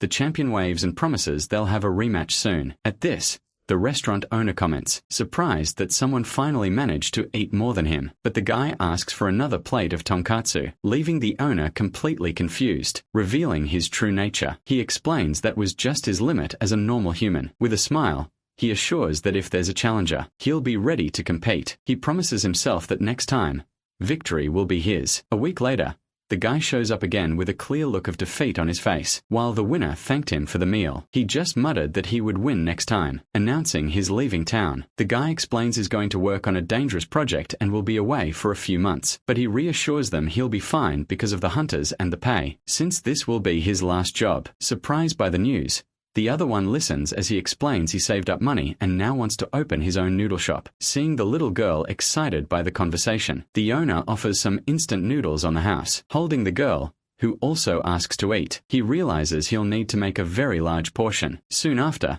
he serves 2 hot bowls of steaming ramen on the counter. Instantly, the guy in the cap grabs his chopsticks and starts eating with great gusto, pulling up a huge amount of noodles. He eats the first portion without even taking a breath. Completely satisfied, he praises the dish flavor while the owner watches modestly. Then, he says he really liked the seasoning and decides to tell a bit of his life story. Going back in time, he reveals he grew up an orphan and left the shelter at 15 to work in construction. Because he had no money, whenever he got something good to eat, he would stuff himself until he couldn't take it anymore. As long as his belly was full, he could endure the heat, the cold, and the exhaustion of his routine. Back in the present, He confesses that he ate so much ramen because it was cheap that he got sick just looking at it. But after eating it so many times, he not only got used to it but also grew to like it, making the owner smile. Smiling, the guy thanks him for the support and says there's nothing strange about it. Then, he reveals he's going to open his shop right there in the market to serve mountains of noodles. Before he leaves,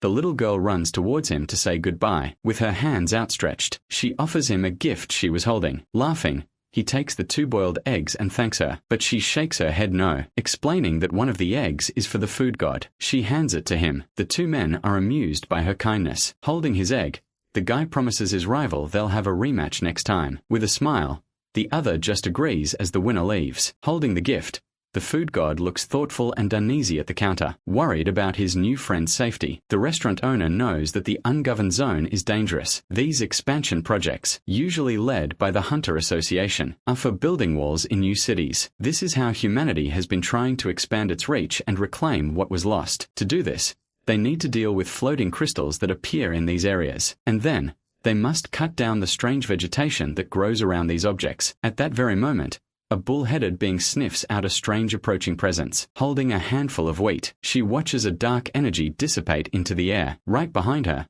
a woman approaches and calls her name, Queen Safrine. With an irritated expression, she turns and stares at the horizon suspiciously. They both agree they felt the same presence for a brief moment. They know the barrier between worlds is thinning, allowing the presence of the demonic realm to leak through. At this, she reveals that she felt the presence of the demon lord himself in that energy. Looking at the floating crystal, they know that if the lord returns, they will have no way to challenge him. Sighing, they just accept that they might have to fight again soon. 3 weeks pass since the project began, and the food god seems quite down. Visiting the restaurant almost every night, he seems lonely without his friend to talk to. Looking out the window, the owner notices that the world has been strangely quiet lately, despite occasional protests against the hunters. Nothing too serious has been happening. While preparing the food, he comments that he hopes his friend is okay, and the other agrees. As time passes, he turns on the air conditioning and picks up a newspaper to distract himself. Listening to the radio, the announcer's voice suggests that on quiet nights like this, people should remember someone special. Then, the announcer introduces the first song of the night, creating a nostalgic mood in the air. As the music plays, he reflects that he's not thinking of just one person, but that many things come to his mind. Remembering his past, he recalls his old companions from Espan sitting around a campfire. Continuing with the memories, he also remembers the wise men of the East and various mystical creatures he met. Then comes the memory of great battles, friendships, and the strong camaraderie that existed between them. He also recalls the stubborn dragons who never listened, and the person he admired so much, Iramir Lantero. But suddenly, a loud beep interrupts the nostalgic moment, coming from the device on his customer's wrist. Noticing the alert, the guy jumps up in a hurry, leaving money on the counter before running out. Left alone in the restaurant, he notices a strange static coming from the radio. Then, the broadcast is interrupted by an urgent news report about a massive gate in the ungoverned zone. Paying attention to the news, he hears that the gate began to release monsters as soon as it formed. Furthermore, the reporter mentions that a purple fog is covering the area and getting denser. Upon hearing about the fog, a dark energy begins to manifest around his face. With the news that the entrance has been blocked, he slams his hands hard on the counter, full of anger. In the restaurant, the radio on the counter finally explodes in a shower of sparks. Meanwhile, elsewhere, a group of creatures cowers in fear amidst the rubble. At this, the woman from before walks slowly towards the danger. Right behind, her companion follows her while looking at an energy ahead. Appearing suddenly, a mysterious figure grabs the creature by the collar. With their faces close, he threatens to end his life right there if he hesitates to answer. Then, revealing his powerful form, he asks if it's the demon lord who is coming. In the ungoverned zone, several portals floated in the middle of a dark forest. A woman ran through the area, dodging several vines that attacked her along the way. Soon after, she stops, breathless, and stares at a giant gate floating in the sky. Realizing the purple mist was making her walk in circles, she focused on rescuing the workers. Suddenly, the ground begins to shake, and she loses her balance from the strong impact. At the same moment, the gate in the sky also trembles and starts to open slowly. Then, the structure opens completely, pulling her into a new setting. Looking around, she finds herself in a completely purple world and hears a cry for help. Following the voice, she spots a distant silhouette in the middle of the dark forest. Getting closer, she comes across the young man from the restaurant carrying an injured man. As she was telling him to bring the injured man closer, a noise interrupted their conversation. Just then, a giant monster appears before them and lets out a deafening roar. Startled, she tells the young man to run with the injured person toward her team, but he desperately warns her that more monsters are coming from behind. Turning quickly, she sees a group of smaller creatures completely surrounding the area. Surrounded by 6 creatures, she backs away, unsure of what to do against so many enemies. Drawing 2 daggers, she focuses on saving lives above all else. Then, she charges forward and strikes one of the monsters, shouting for the others to run. Suddenly, an intense flash of light completely illuminates the area. A moment later, the creature hit by the light dissolves into ash in the air. Surprised by what just happened, she freezes for a moment. In the reflection of her eye, the silhouette of a mysterious figure suddenly appears. Completely motionless, she stands amidst the dissipating energy in the air. Not understanding what that flash was, she realizes the monsters turn to dust in seconds. But suddenly, she catches a familiar scent of tonkatsu lingering in the air. The scene changes. A horde of creatures with bizarre feet marches in formation. In the demon realm, an army heads toward a massive, dark castle. On the balcony of his fortress, the demon lord observes his kingdom and his army. Standing there, he knows that the demon realm operates on power alone. Going back in time, it's shown that he and the other 4 rulers were defeated and lost all their power. As rumors spread, a war for the throne began among the demons. The greatest threat, however, was a human who appeared 10 years ago and annihilated the entire northern kingdom. Watching the explosions, he wonders if humans grow stronger when they cross into their dimension. Gripping the balcony tightly, he laments that he cannot win in his current state, blaming a man named Miro. Just then, a glowing portal opens right in front of him, making him question if this is the end of his reign. Then, the structure fully materializes, revealing a figure at its center. Recognizing the portal, he realizes it's the same one that dragged him to a spawn. Stepping back to gain momentum, he decides he won't make the same mistake this time. Taking a step forward, he vows to get revenge on Miro and Jaeger for invading his castle. Vowing to reclaim his power, he promises to rule the kingdom and all who betrayed him. Outside the gate, a group of people ran desperately for their lives. One of the men was shouting for everyone to hurry and escape as fast as possible, but an imposing silhouette emerges from the portal, hovering in the air with a dark energy. Falling to the ground, the man trembles in fear, not understanding what that creature is. Landing with a firm step, the mysterious figure steps onto the ground in front of him. Staring at the fallen human, the imposing figure slowly approaches to question him. Introducing himself as the 14th Demon Lord, he asks for the name of this world. Seeing the man tremble, unable to answer, the Lord realizes this isn't the language of a span. At that, a sinister smile appears on his face as he prepares to act. Using his power of subjugation, he creates orbs of energy in his hands. Analyzing the results of the ability, he concludes there are no major demonic forces in this world. Then, his energy projects a map of the world, pinpointing the location of Sovereign Lise. Ready to teleport to her, he raises his arm and channels his energy. But in that same instant, a bright flash interrupts him before he can finish. Taking a direct hit to the face, the Lord is thrown backward by the impact. Completely shocked by the attack, he asks what the aggressor is doing there. Without giving him time for an answer, the newcomer prepares another strike with his arm. A moment later, he spins his body and lands a blow that creates a wave of energy. Standing amidst the dissipating energy, he just stares at the result of his attack. The scene then shifts to a floating crystal under a starry sky in the Minotaur's labyrinth. In a field, a shovel is used to plow the earth under night sky. Walking nearby, the bull-headed creature and his companions seem to be in a moment of peace. But suddenly, a strange energy manifests in front of them, shattering the calm. Then, the figure of the demon lord appears, imposing and emanating a powerful purple energy. Instantly, they both kneel and greet the Lord with reverence and fear. Appearing by surprise, the Lord grabs the woman by the shoulders and shouts that Miro is in this world. Trembling, he continues, saying the man hasn't aged a day and still has a dragon under his command. Desperate, the Lord turns his back and complains that even the stubborn lizards have submitted to him. Completely in disbelief, he wonders if this is all just a dream. Gritting his teeth, he refuses to accept the reality of the situation. With his body cloaked in dark energy, he reaffirms his identity as the 14th Demon Lord. But before he could finish his sentence, a clean blow strikes him right in the face. Thrown far back, he collides with a structure and falls unconscious to the ground. With a snap of his fingers, the aggressor tells his companion to bring the Demon Lord to him. Without hesitation, She drags him across the ground toward her leader, staring at the fallen lord. He asks if he was pulled into this world or if he ran away. Then he grabs the demon by the horns and deduces that he lost the power struggle in his realm. Trying to break free, the lord proudly reaffirms his identity but is cut off. With one blow, he smashes the demon's face into the ground, creating a small crater. Menacingly, he says that if the lord repeats his long name one more time, he will kill him. Looking at him closely, he offers two name options, Echo or Rohan, and tells him to choose. Lying on the ground, the lord remains silent while his servant suggests that Echo sounds better. So he grumbles that he'll go with Echo, and the man sighs in relief that he wants to live. Using his ability, he opens a portal in front of him with a wave of his hand. From it, a green creature appears and greets the man, calling him Mr. Yahello Kang. Startled, the green being wonders what the demon lord is doing there. At this, the lord gets up and introduces himself as Echo, but his servant scolds him, telling him not to get himself killed. Reflecting,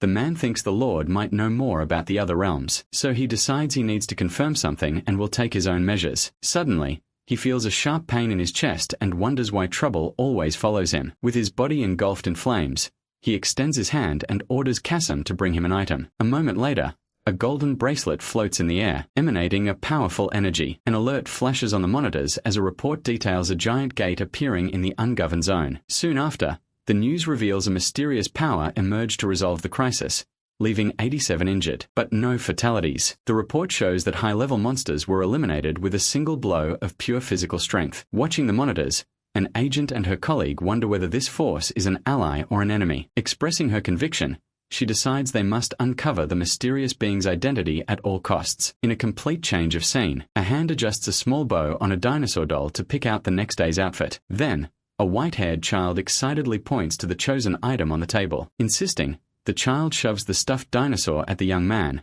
who is startled by the gesture. Looking at the child and another person in the background, the purple-haired young man realizes they are both actual dragons. Remembering his condition, he laments being trapped in this small body, his powers sealed by a golden tiara. But suddenly, the child pokes his arm to get his attention back. Smiling sweetly, she asks him once more to put on the thing she wants so badly. Pressured by her insistence, the young man flinches again and adjusts his hair, seemingly giving in to her request. In the end, he's left holding the stuffed dinosaur as the child celebrates beside him. Meanwhile, in the corner of the room, a man and a woman whisper about the fact that that kid is the demon lord. Reassuring his colleague, the dark-haired man guarantees they don't need to worry, as he'll be harmless for 10 years. But the woman remains apprehensive, so he points out that the object on the young man's head is a magical containment tiara. Explaining how it works, he reveals that the tiara tightens and causes terrible pain if the wearer even thinks about hurting someone. Even though a demon lord could normally get rid of the item, he can't because he's in a weakened state. At that, the redhead asks about his current strength, and his colleague replies that it's probably the same as his own. With a smile, the redhead seems to get an idea as the other man announces it's time to open the shop and calls for Echo. Right after, he snaps his fingers and orders the young man, now called Echo, to come do the dishes. Outraged by the command, he introduces himself as the 14th Demon Lord and questions who dares to order him around. Instantly, the golden tiara on his head begins to glow intensely with stored energy. Then, the object unleashes a shock that drops him to the floor, writhing. As the others watch the outcome, suddenly, the red-haired man turns around as he hears the shop's door chime ring. Looking at the entrance, he sees the agent from earlier who greets him as her nephew. Completely flustered, he awkwardly rushes to fulfill her request for a simple salad. While watching the purple-haired young man do the dishes, the agent notices an elf and dragons are there. Realizing this, the dark-haired man approaches from behind as he continues his task. Sitting at a table, the dark-haired man glances to the side, a plate of salad in front of him. Looking closer, he realizes the agent has fallen asleep, slumped over the restaurant counter. The scene pans out, showing the daily routine of the establishment, with the sleeping agent and the others talking in the background. Changing focus completely, the story takes us to the facade of a rehabilitation clinic at sunset. Inside one of the rooms, a patient in a red cap flips through a book on his bed. Just then, a knock at the door interrupts his reading of a newspaper article about a hero. Soon after, a young man enters the room holding a fruit basket and asks how he's feeling. As the patient replies, a young woman appears at the door and calls him Dad. Both men turn in surprise, and the visitor asks if she's really his daughter. Playing along, the visitor compliments the young woman's beauty, which makes her feel awkward and want to leave. After she leaves, the patient becomes thoughtful and comments that he's alive today thanks to her. Explaining further, He reveals that after an article about him went viral, he received many donations, but he confesses that he didn't save anyone and that a hunter named Shadowcat was the one who fought the monsters. Recalling that day,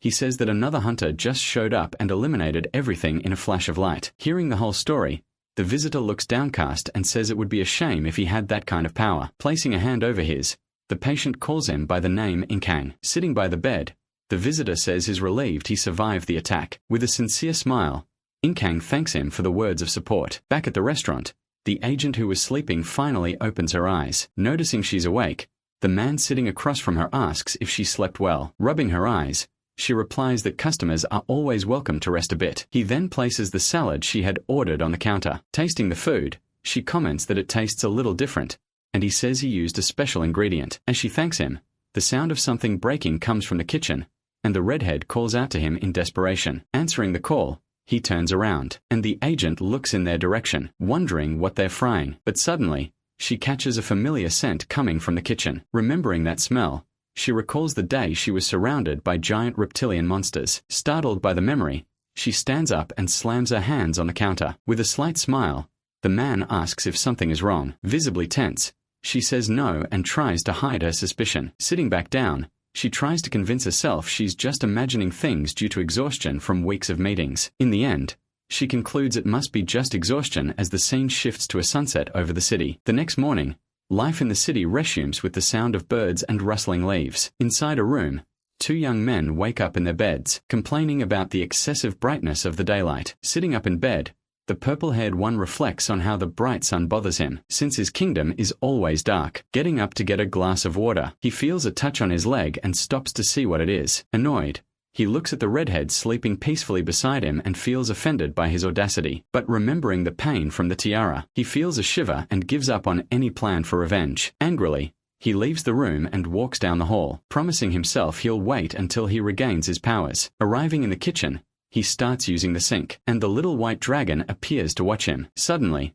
a noise behind him makes him turn to see the little dragon has fallen to the floor. Standing in the doorway, he stares at the creature, who now stares back, not understanding the situation. Making a shushing gesture, the creature points into the kitchen where someone else is. Then, the little dragon gestures towards the sink, and he gets irritated by the casual way the creature addresses him. Ignoring his irritation, the small creature simply yawns and starts to fall asleep right there. Kneeling beside the little creature, he complains that it can't just pass out and sleep there on the floor. Instantly, a voice interrupts him, saying that if he wants to live, he'll have to follow some rules. Detailing the conditions, the man demands that he take care of Keel, do all the chores, greet customers, and never use his powers on humans. Furthermore, he threatens him, saying he can imagine what will happen if he breaks any of the rules. With little choice, the young man simply picks up the little dragon and carries it into a bathroom. Holding the creature, he watches it sleep peacefully in his arms as it mumbles a few words. While holding it, he notices the little dragon has a strangely warm and comforting scent. Reflecting on this place, he notes that the scent is reminiscent of flowers, something he's never seen in his own kingdom. Looking at the restaurant's facade, he concludes that this is a very strange place indeed. As the restaurant's routine continues, life goes on outside on a sunny day. Analyzing the situation, the purple-haired boy observes the painfully simple routine of the man named Chiolo Kang. As soon as he wakes up, he comes downstairs lighting a cigarette, secretly watched by the boy. As the man smokes, the boy wishes it would just kill him already, showing his complete disdain. But because of that thought, the headband on his head strikes him, sending him tumbling down the stairs. After the incident, the man simply goes back inside and reads the newspaper, ignoring the boy complaining of a headache. After a while, he goes to the market to buy ingredients, taking the dragon kid with him. Back in the kitchen, he starts cooking, and the purple-haired boy's mouth waters just from watching. Trying to hide it, he denies that he's drooling over the delicious smell of the food. With the restaurant open, several human customers start to arrive, and he notices they all seem to be carrying some burden. Despite this, he still sees them only as humans, and at the end of the night, the chef drinks with the dragon boy. Sitting at the table, he finds this routine far too peaceful, completely different from his demonic realm. In his thoughts, he grumbles that these pathetic emotions make him sick. Outside, life in the city goes on as the autumn wind sways the trees. In the end, a dry leaf falls and lands gently on the sidewalk, marking the passage of time. The scene begins with a man stomping hard on the dry leaves, complaining that his entire house collapsed and questioning the hunter's actions. Arguing with an officer, He's clearly irritated as the agent tries to explain that the patrol unit is doing its best despite being short-staffed. With a tired expression, the officer wonders what he's really doing with his life. Remembering a difficult moment, he recalls sometimes being assaulted by civilians, but he always tries to help first before anything else. Walking alone through the city, he vents that his job feels useless since the hunters handle the big cases and get all the credit. Stopping in the middle of the street, he reflects on working himself to death without ever being recognized by anyone. Standing on the sidewalk, he lets out a sigh of exhaustion, completely disheartened by the situation. Looking up at the sky, he finally admits to himself that he doesn't want to work anymore. With a flushed face and a goofy smile, he decides with conviction that he's not working today. Arriving completely drunk in front of the restaurant, he greets the owner, who is with his 2 helpers, explaining the reason for his celebration. He says he took a day off for the first time and asks if he can come in. With a smile, the owner replies that, of course, everyone likes it, but quickly corrects himself when he sees his nephew complaining about the salty taste. Presenting the dishes, he reveals he made 2 types, one with sliced kraken meat and another with archerfish roe. To avoid scaring the customer, he decides to call the kraken meat squid and the archerfish roe pollock roe. At this, he reveals that the secret is to use high-quality ingredients and salt, guaranteeing the flavor by using the tear of the sea. Assembling the tray, he serves the complete salted seafood set with rice, soup, and side dishes. Upon receiving the dish, the officer is impressed, having not seen salted seafood in a long time, and the owner suggests he try it. Following the tip, he picks up the small bowl and pours a little sesame oil over the meat. Picking up a piece with his chopsticks, he brings the food to his mouth and tastes it for the first time. The moment he tastes it, his eyes widen completely in reaction to the incredible flavor. Chewing the meat, he notices the springy texture and the savory taste that intensifies, leaving him wanting more. This craving puts him in a dilemma, wondering if he should eat it with rice or with an alcoholic drink. Satisfied, he eats with a smile on his face, savoring the food's perfect flavor. With a sigh of relief, he says that now that his stomach is full, he can finally think straight. Hearing this, the owner asks if the officer would be willing to share his long story. He begins by revealing that his family was never anything special, and that his father grew up in a small town. Back then, going to college in the big city was like studying abroad, so his father worked very hard to get in. After being hired by a company, he settled down and always said that you needed to study to have a successful life. But unlike his father, he admits he was never the best student, nor was he good at sports or with words. As the purple-haired boy listens, he thinks that this story sounds familiar. Continuing his account, he says he managed to get into a mediocre college, and that's where everything changed. With a panicked expression, he remembers that terrifying day. Suddenly, the world fell apart as giant monsters appeared and destroyed everything. Hunters awakened and portals opened. But even in this new world, he remained unspecial. Always outside the spotlight, he saw himself as just another extra in the crowd. Listening to the man vent, the restaurant owner reflects on the feeling of questioning one's own life. In his thoughts, he admits that listening to others' worries is harder than it seems. After hearing the story, he decides to share the words his own father once told him. He advises that life is a thorny path, like navigating stormy seas, and that the path you choose is the right one. Explaining further, he says that since no one can predict the future, believing in your own path and moving forward is the only answer. At that moment, he concludes that this belief will become your beacon,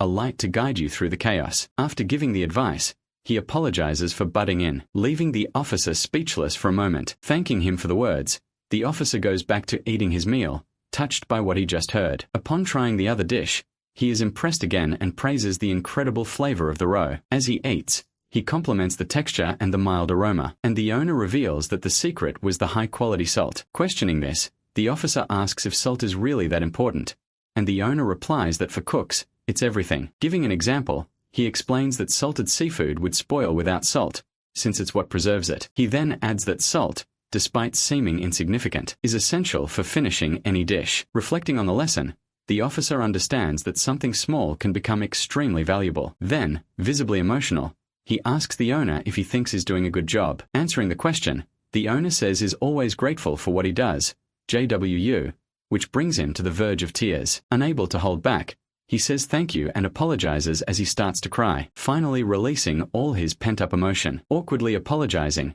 the purple-haired boy bows to the officer, who assures him it's okay. With a relieved smile, the officer thanks them for the words and the meal. Then he says goodbye and promises to come back during his patrol, leaving the boy confused about the reason for the thanks. Watching the officer leave, The restaurant owner reflects on how his role is important for maintaining order. Thinking about how they connect two different worlds, he concludes that people like him help make the world bearable. For that reason, he's certain that the path that man chose to follow is the right one. Across the street, a mysterious hooded figure watches the restaurant from a distance. Soon after, the figure turns and begins to walk away from the place in silence. Running at high speed, the hooded person vanishes down a dark alley, leaving a trail of energy behind. In a bustling forge at the Hunters Association, a blacksmith endlessly pounds hot metal on an anvil. Turning to the young man, the master blacksmith named Smith asks what size he wants for the tip of his new spear. Pointing to his weapon, the young man replies that he can keep the same length, and the blacksmith details the materials he'll use. Smiling proudly,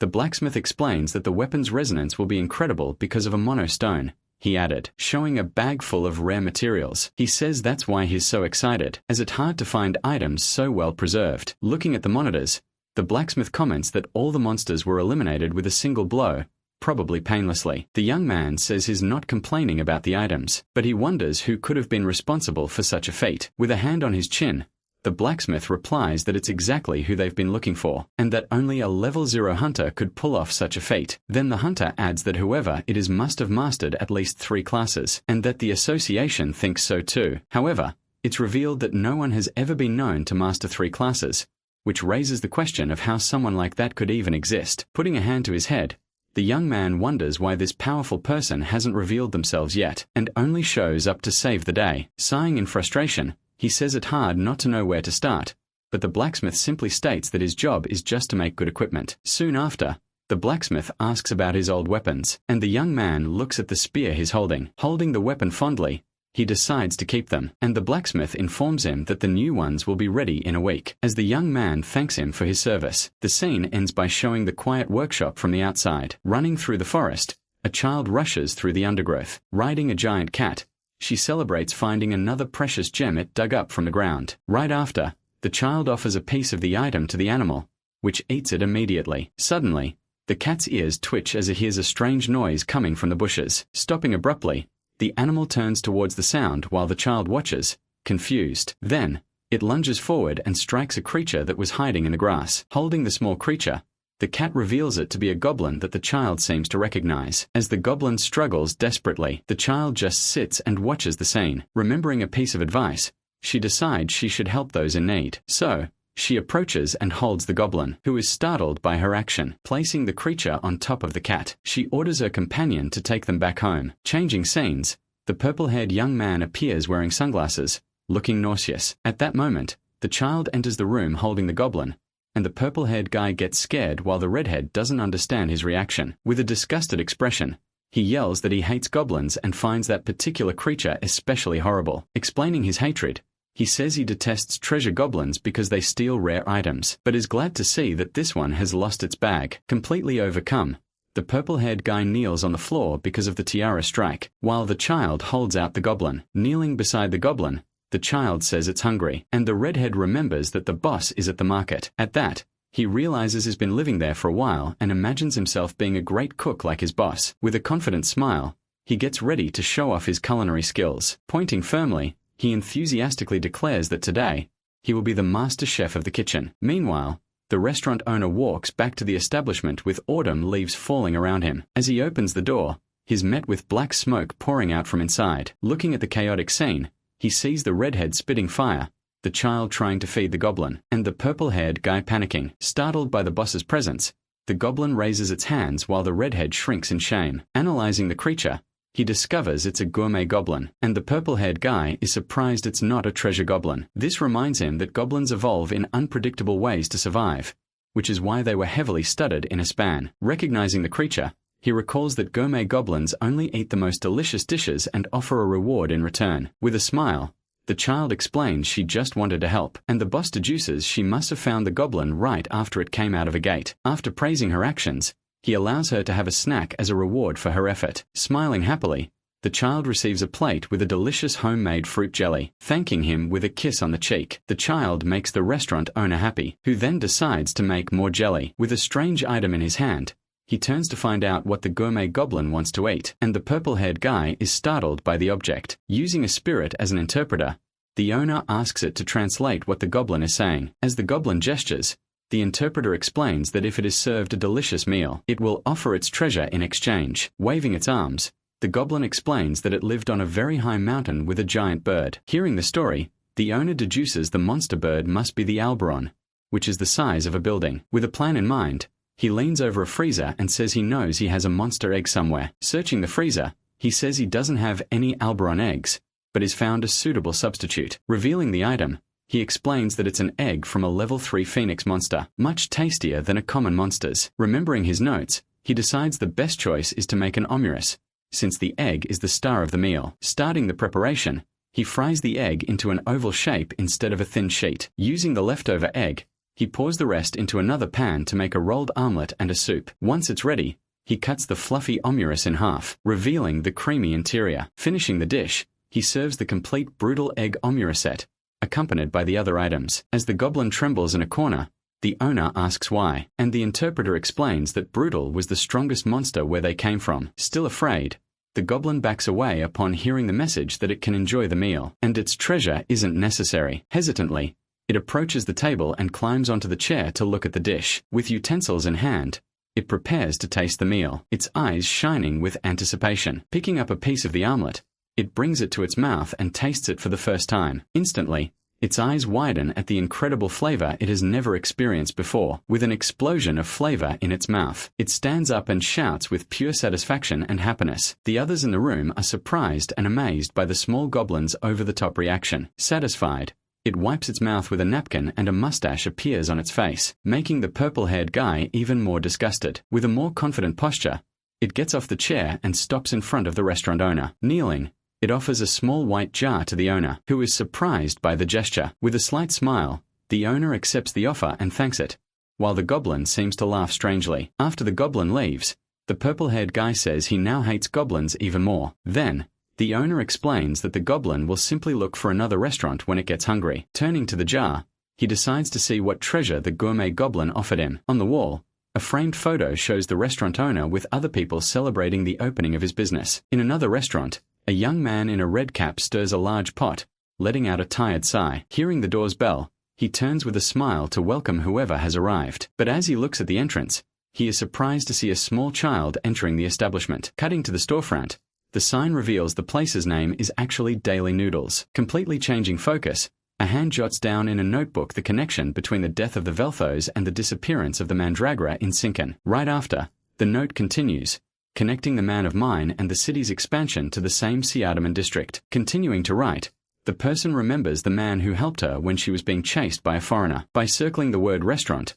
the note connects all the locations to the owner's nephew, Khan Ekmand. Then, the scene reveals it's the agent from before, who now suspects the restaurant is connected to the mysterious power. Analyzing the information, she starts to connect the dots about recent events. Remembering the attack, she recalls that a strange fire first hit the foreigners, and then the restaurant owner's nephew showed up. Right after, the image shows the red-haired guy appearing out of nowhere to help her. While filling out his form, she wonders how he appeared right at that moment and if he was really traveling. Shifting her focus, she begins to analyze the file of the restaurant owner, Yahello Kang, who is 30 years old. The file reveals he lived in Poyu, an ungoverned zone, and has no family except for his nephew. Continuing her analysis, she adds the child named Kuel Ekmand and melts at her cuteness. Next, she analyzes the newcomer, Echo, who has no resident registration, which she finds strange. Jotting down the information, she notes that he seems younger than the redhead and is also the owner's nephew. With a thoughtful expression, she finds it strange that the two don't look alike, but quickly dismisses the thought. In the end, she returns to the main point. The red-haired guy was traveling alone in an ungoverned zone, despite having no detectable manner. Suddenly, she has an epiphany, and her eyes widen as she remembers a crucial detail. Getting up from her chair, she realizes that the owner of the mysterious power has 3 classes, but the mana scanner only detects up to 2. Recalling her past, she reflects that such powerful beings don't exist in this world. In her thoughts, she reveals that they existed in the world she came from, and they weren't among those who arrived with her 30 years ago. Remembering an old enemy, she recalls that the strongest of them ended up turning against her. With a determined expression, she concludes that if these people really master more than 2 classes, all her paperwork is useless. Looking out the window, she decides she needs to investigate further and find concrete evidence. In another scene, the restaurant owner picks up a piece of meat and says it should be enough for today. Walking through the city, He thinks that maybe he should get a few more ingredients, since he has more mouths to feed. Realizing his own thoughts, he wonders when he started to care about the people waiting for him at home. In a flashback, he remembers they were all once his enemies and fought against him. Back then, all he wanted was to defeat them or even eliminate them forever. But now, he can't help but identify with them, seeing them lost in an unknown world. Observing the scene, he recalls how they were alone and aimless when they arrived. Recalling a specific moment, he remembers the words of a mysterious figure who questioned him about his arrival in that kingdom. With a melancholic expression, he thinks that he never imagined his family would be like this. Turning his back, he lets out a sigh and grumbles to himself. Walking down the street, he reflects that he's really getting old. Back at the restaurant, two men struggle over a mysterious jar. As the purple-haired guy and the redhead try to take a sip, they're interrupted by the owner. Startled, they try to play it cool, but he quickly notices the jar on the table. The scene reveals the item, a delicate plum blossom jar. He explains it's a goblin's treasure, an artifact that turns water into rice wine. Excited, he suggests pairing the drink with some snacks, and the redhead agrees instantly. Opening the jar, the owner calls for merolicus, but the purple-haired guy corrects him. Sitting down with the drink, the owner scolds him, saying he can't just be drinking right now. Revealing the reason, he says an elf is watching them, and her stealth skills are impressive. With a smile, he says he knows she's there, but it's better to leave her alone since Shadowcat is suspicious of the restaurant. Remembering that day, he thinks her suspicion is adorable, like a child trying to trick her parents. With the jar in hand, he decides the best thing to do is simply ignore the situation. Annoyed, the purple-haired guy questions the decision, saying he despises elves for being calculating, but as he wishes for their extermination, the tiara strikes him, knocking him to the ground. Taking advantage of the situation, the child climbs on top of him and starts patting him with her dinosaur toy. With a cute smile, the child reveals that her name is now Jijaw, his little sister. Still on the floor, the guy complains about the tiara, and the restaurant owner grabs him by the hair. With his eyes glowing, he says he could say the same about demons, leaving the purple-haired guy speechless. Sitting on the floor, the guy asks him why he doesn't rule the world, since he's powerful enough. With an air of superiority, the owner asks why he should do that, and the guy insists he's wasting his potential. Not understanding the answer, the purple-haired guy is confused to hear that he's no longer interested in such things, arguing that the strong should rule. He claims that power brings responsibility, and without it, there is no order. Hearing this speech, the restaurant owner is disappointed to see that a worthy opponent is so weak and indecisive. Ignored, the purple-haired guy gives up on the argument and decides to reveal something else. Explaining his ability, he says he can smell the demon realm just as dragons can shapeshift. Holding the child in his lap, he reveals he can smell mana and that this world is connected to the demon realm. Agreeing, the owner says he can also smell spirits and machines. With an air of mystery, the purple-haired guy says that, however, he smells something dangerous nearby. Looking around, the owner asks what this dangerous thing he's sensing could be. Pointing to the window, the guy indicates the threat is right there outside. With his hand towards the window, he adds that the smell is similar to that of demons. Looking out the window,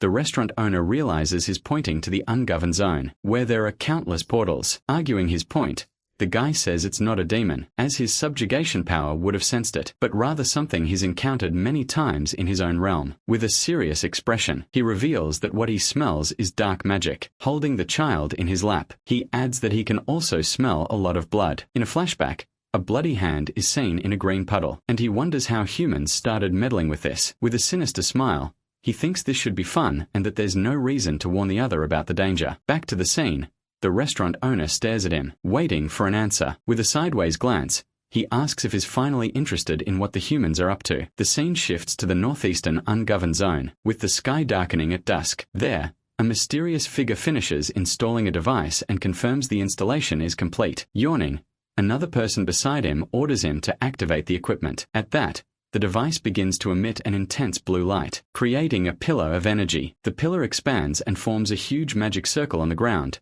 covering the entire area. The earth begins to tremble and break apart from the force of the activated magic. In the center of the circle, a large purple crystal emerges from the ground, glowing with a powerful energy. With a great impact, the giant crystal embeds itself in the ground, causing a strong tremor. Observing the scene, the two mysterious figures notice a sword stuck in the top of the crystal. Then, the woman gives the order to call the strong guy to deal with the situation. Elsewhere, a hunter and her companion arrive on the scene, thinking it was an earthquake. Soon after, they encounter two other hunters, Nightmare and Archer, who are also drawn by the tremor. Impressed, the spear-wielding hunter comments on the size of the mana stone, concluding it's level 0. But what catches his attention most is the mysterious sword stuck in the top of the crystal. Feeling he couldn't handle it alone, he activates his communicator. Looking at the immense mana stone, he requests backup in the northeastern, ungoverned zone. Appearing in front of a portal, he decides it's time to get moving, but he knows that a life that's too sedentary can consume you from within, so he enters an already cleared dungeon,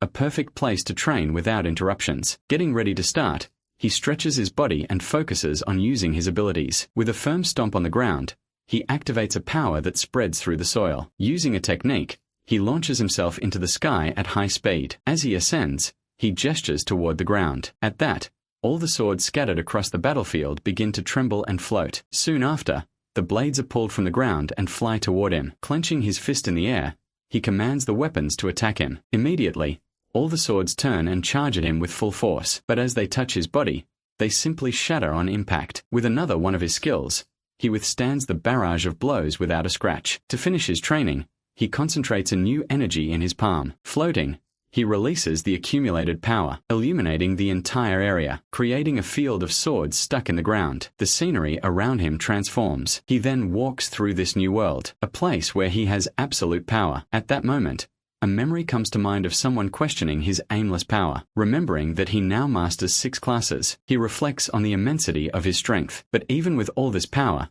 he stares at the horizon and feels completely empty. Sitting on a rock, he admits that he still can't control the dimensional rifts. Thinking about the gods, he wonders what their purpose was in connecting Earth with so many realms. And if there is an omnipotent being writing destiny, he doesn't understand why he was given so much power. For a moment, he feels stagnant, like a game character who has beaten everything. Then, looking at the landscape, he feels that sometimes it all seems meaningless. Searching for an answer, he reaches his hand to the sky as if trying to grasp something. He wonders if this lack of direction will prevent him from mastering a 7th class. Back in reality, he finally exits the portal and returns to the ungoverned zone. Seeing that the sun will soon rise, he decides it's best to head home before anyone wakes up. Suddenly, the ground begins to shake, and a heavy rain starts to fall, catching him by surprise. Worried about the tremor, he plants his feet on the ground and prepares to head home. Launching himself into the sky, he flies at high speed toward his home. Meanwhile, the small creature he protects is sleeping peacefully. Upon arriving,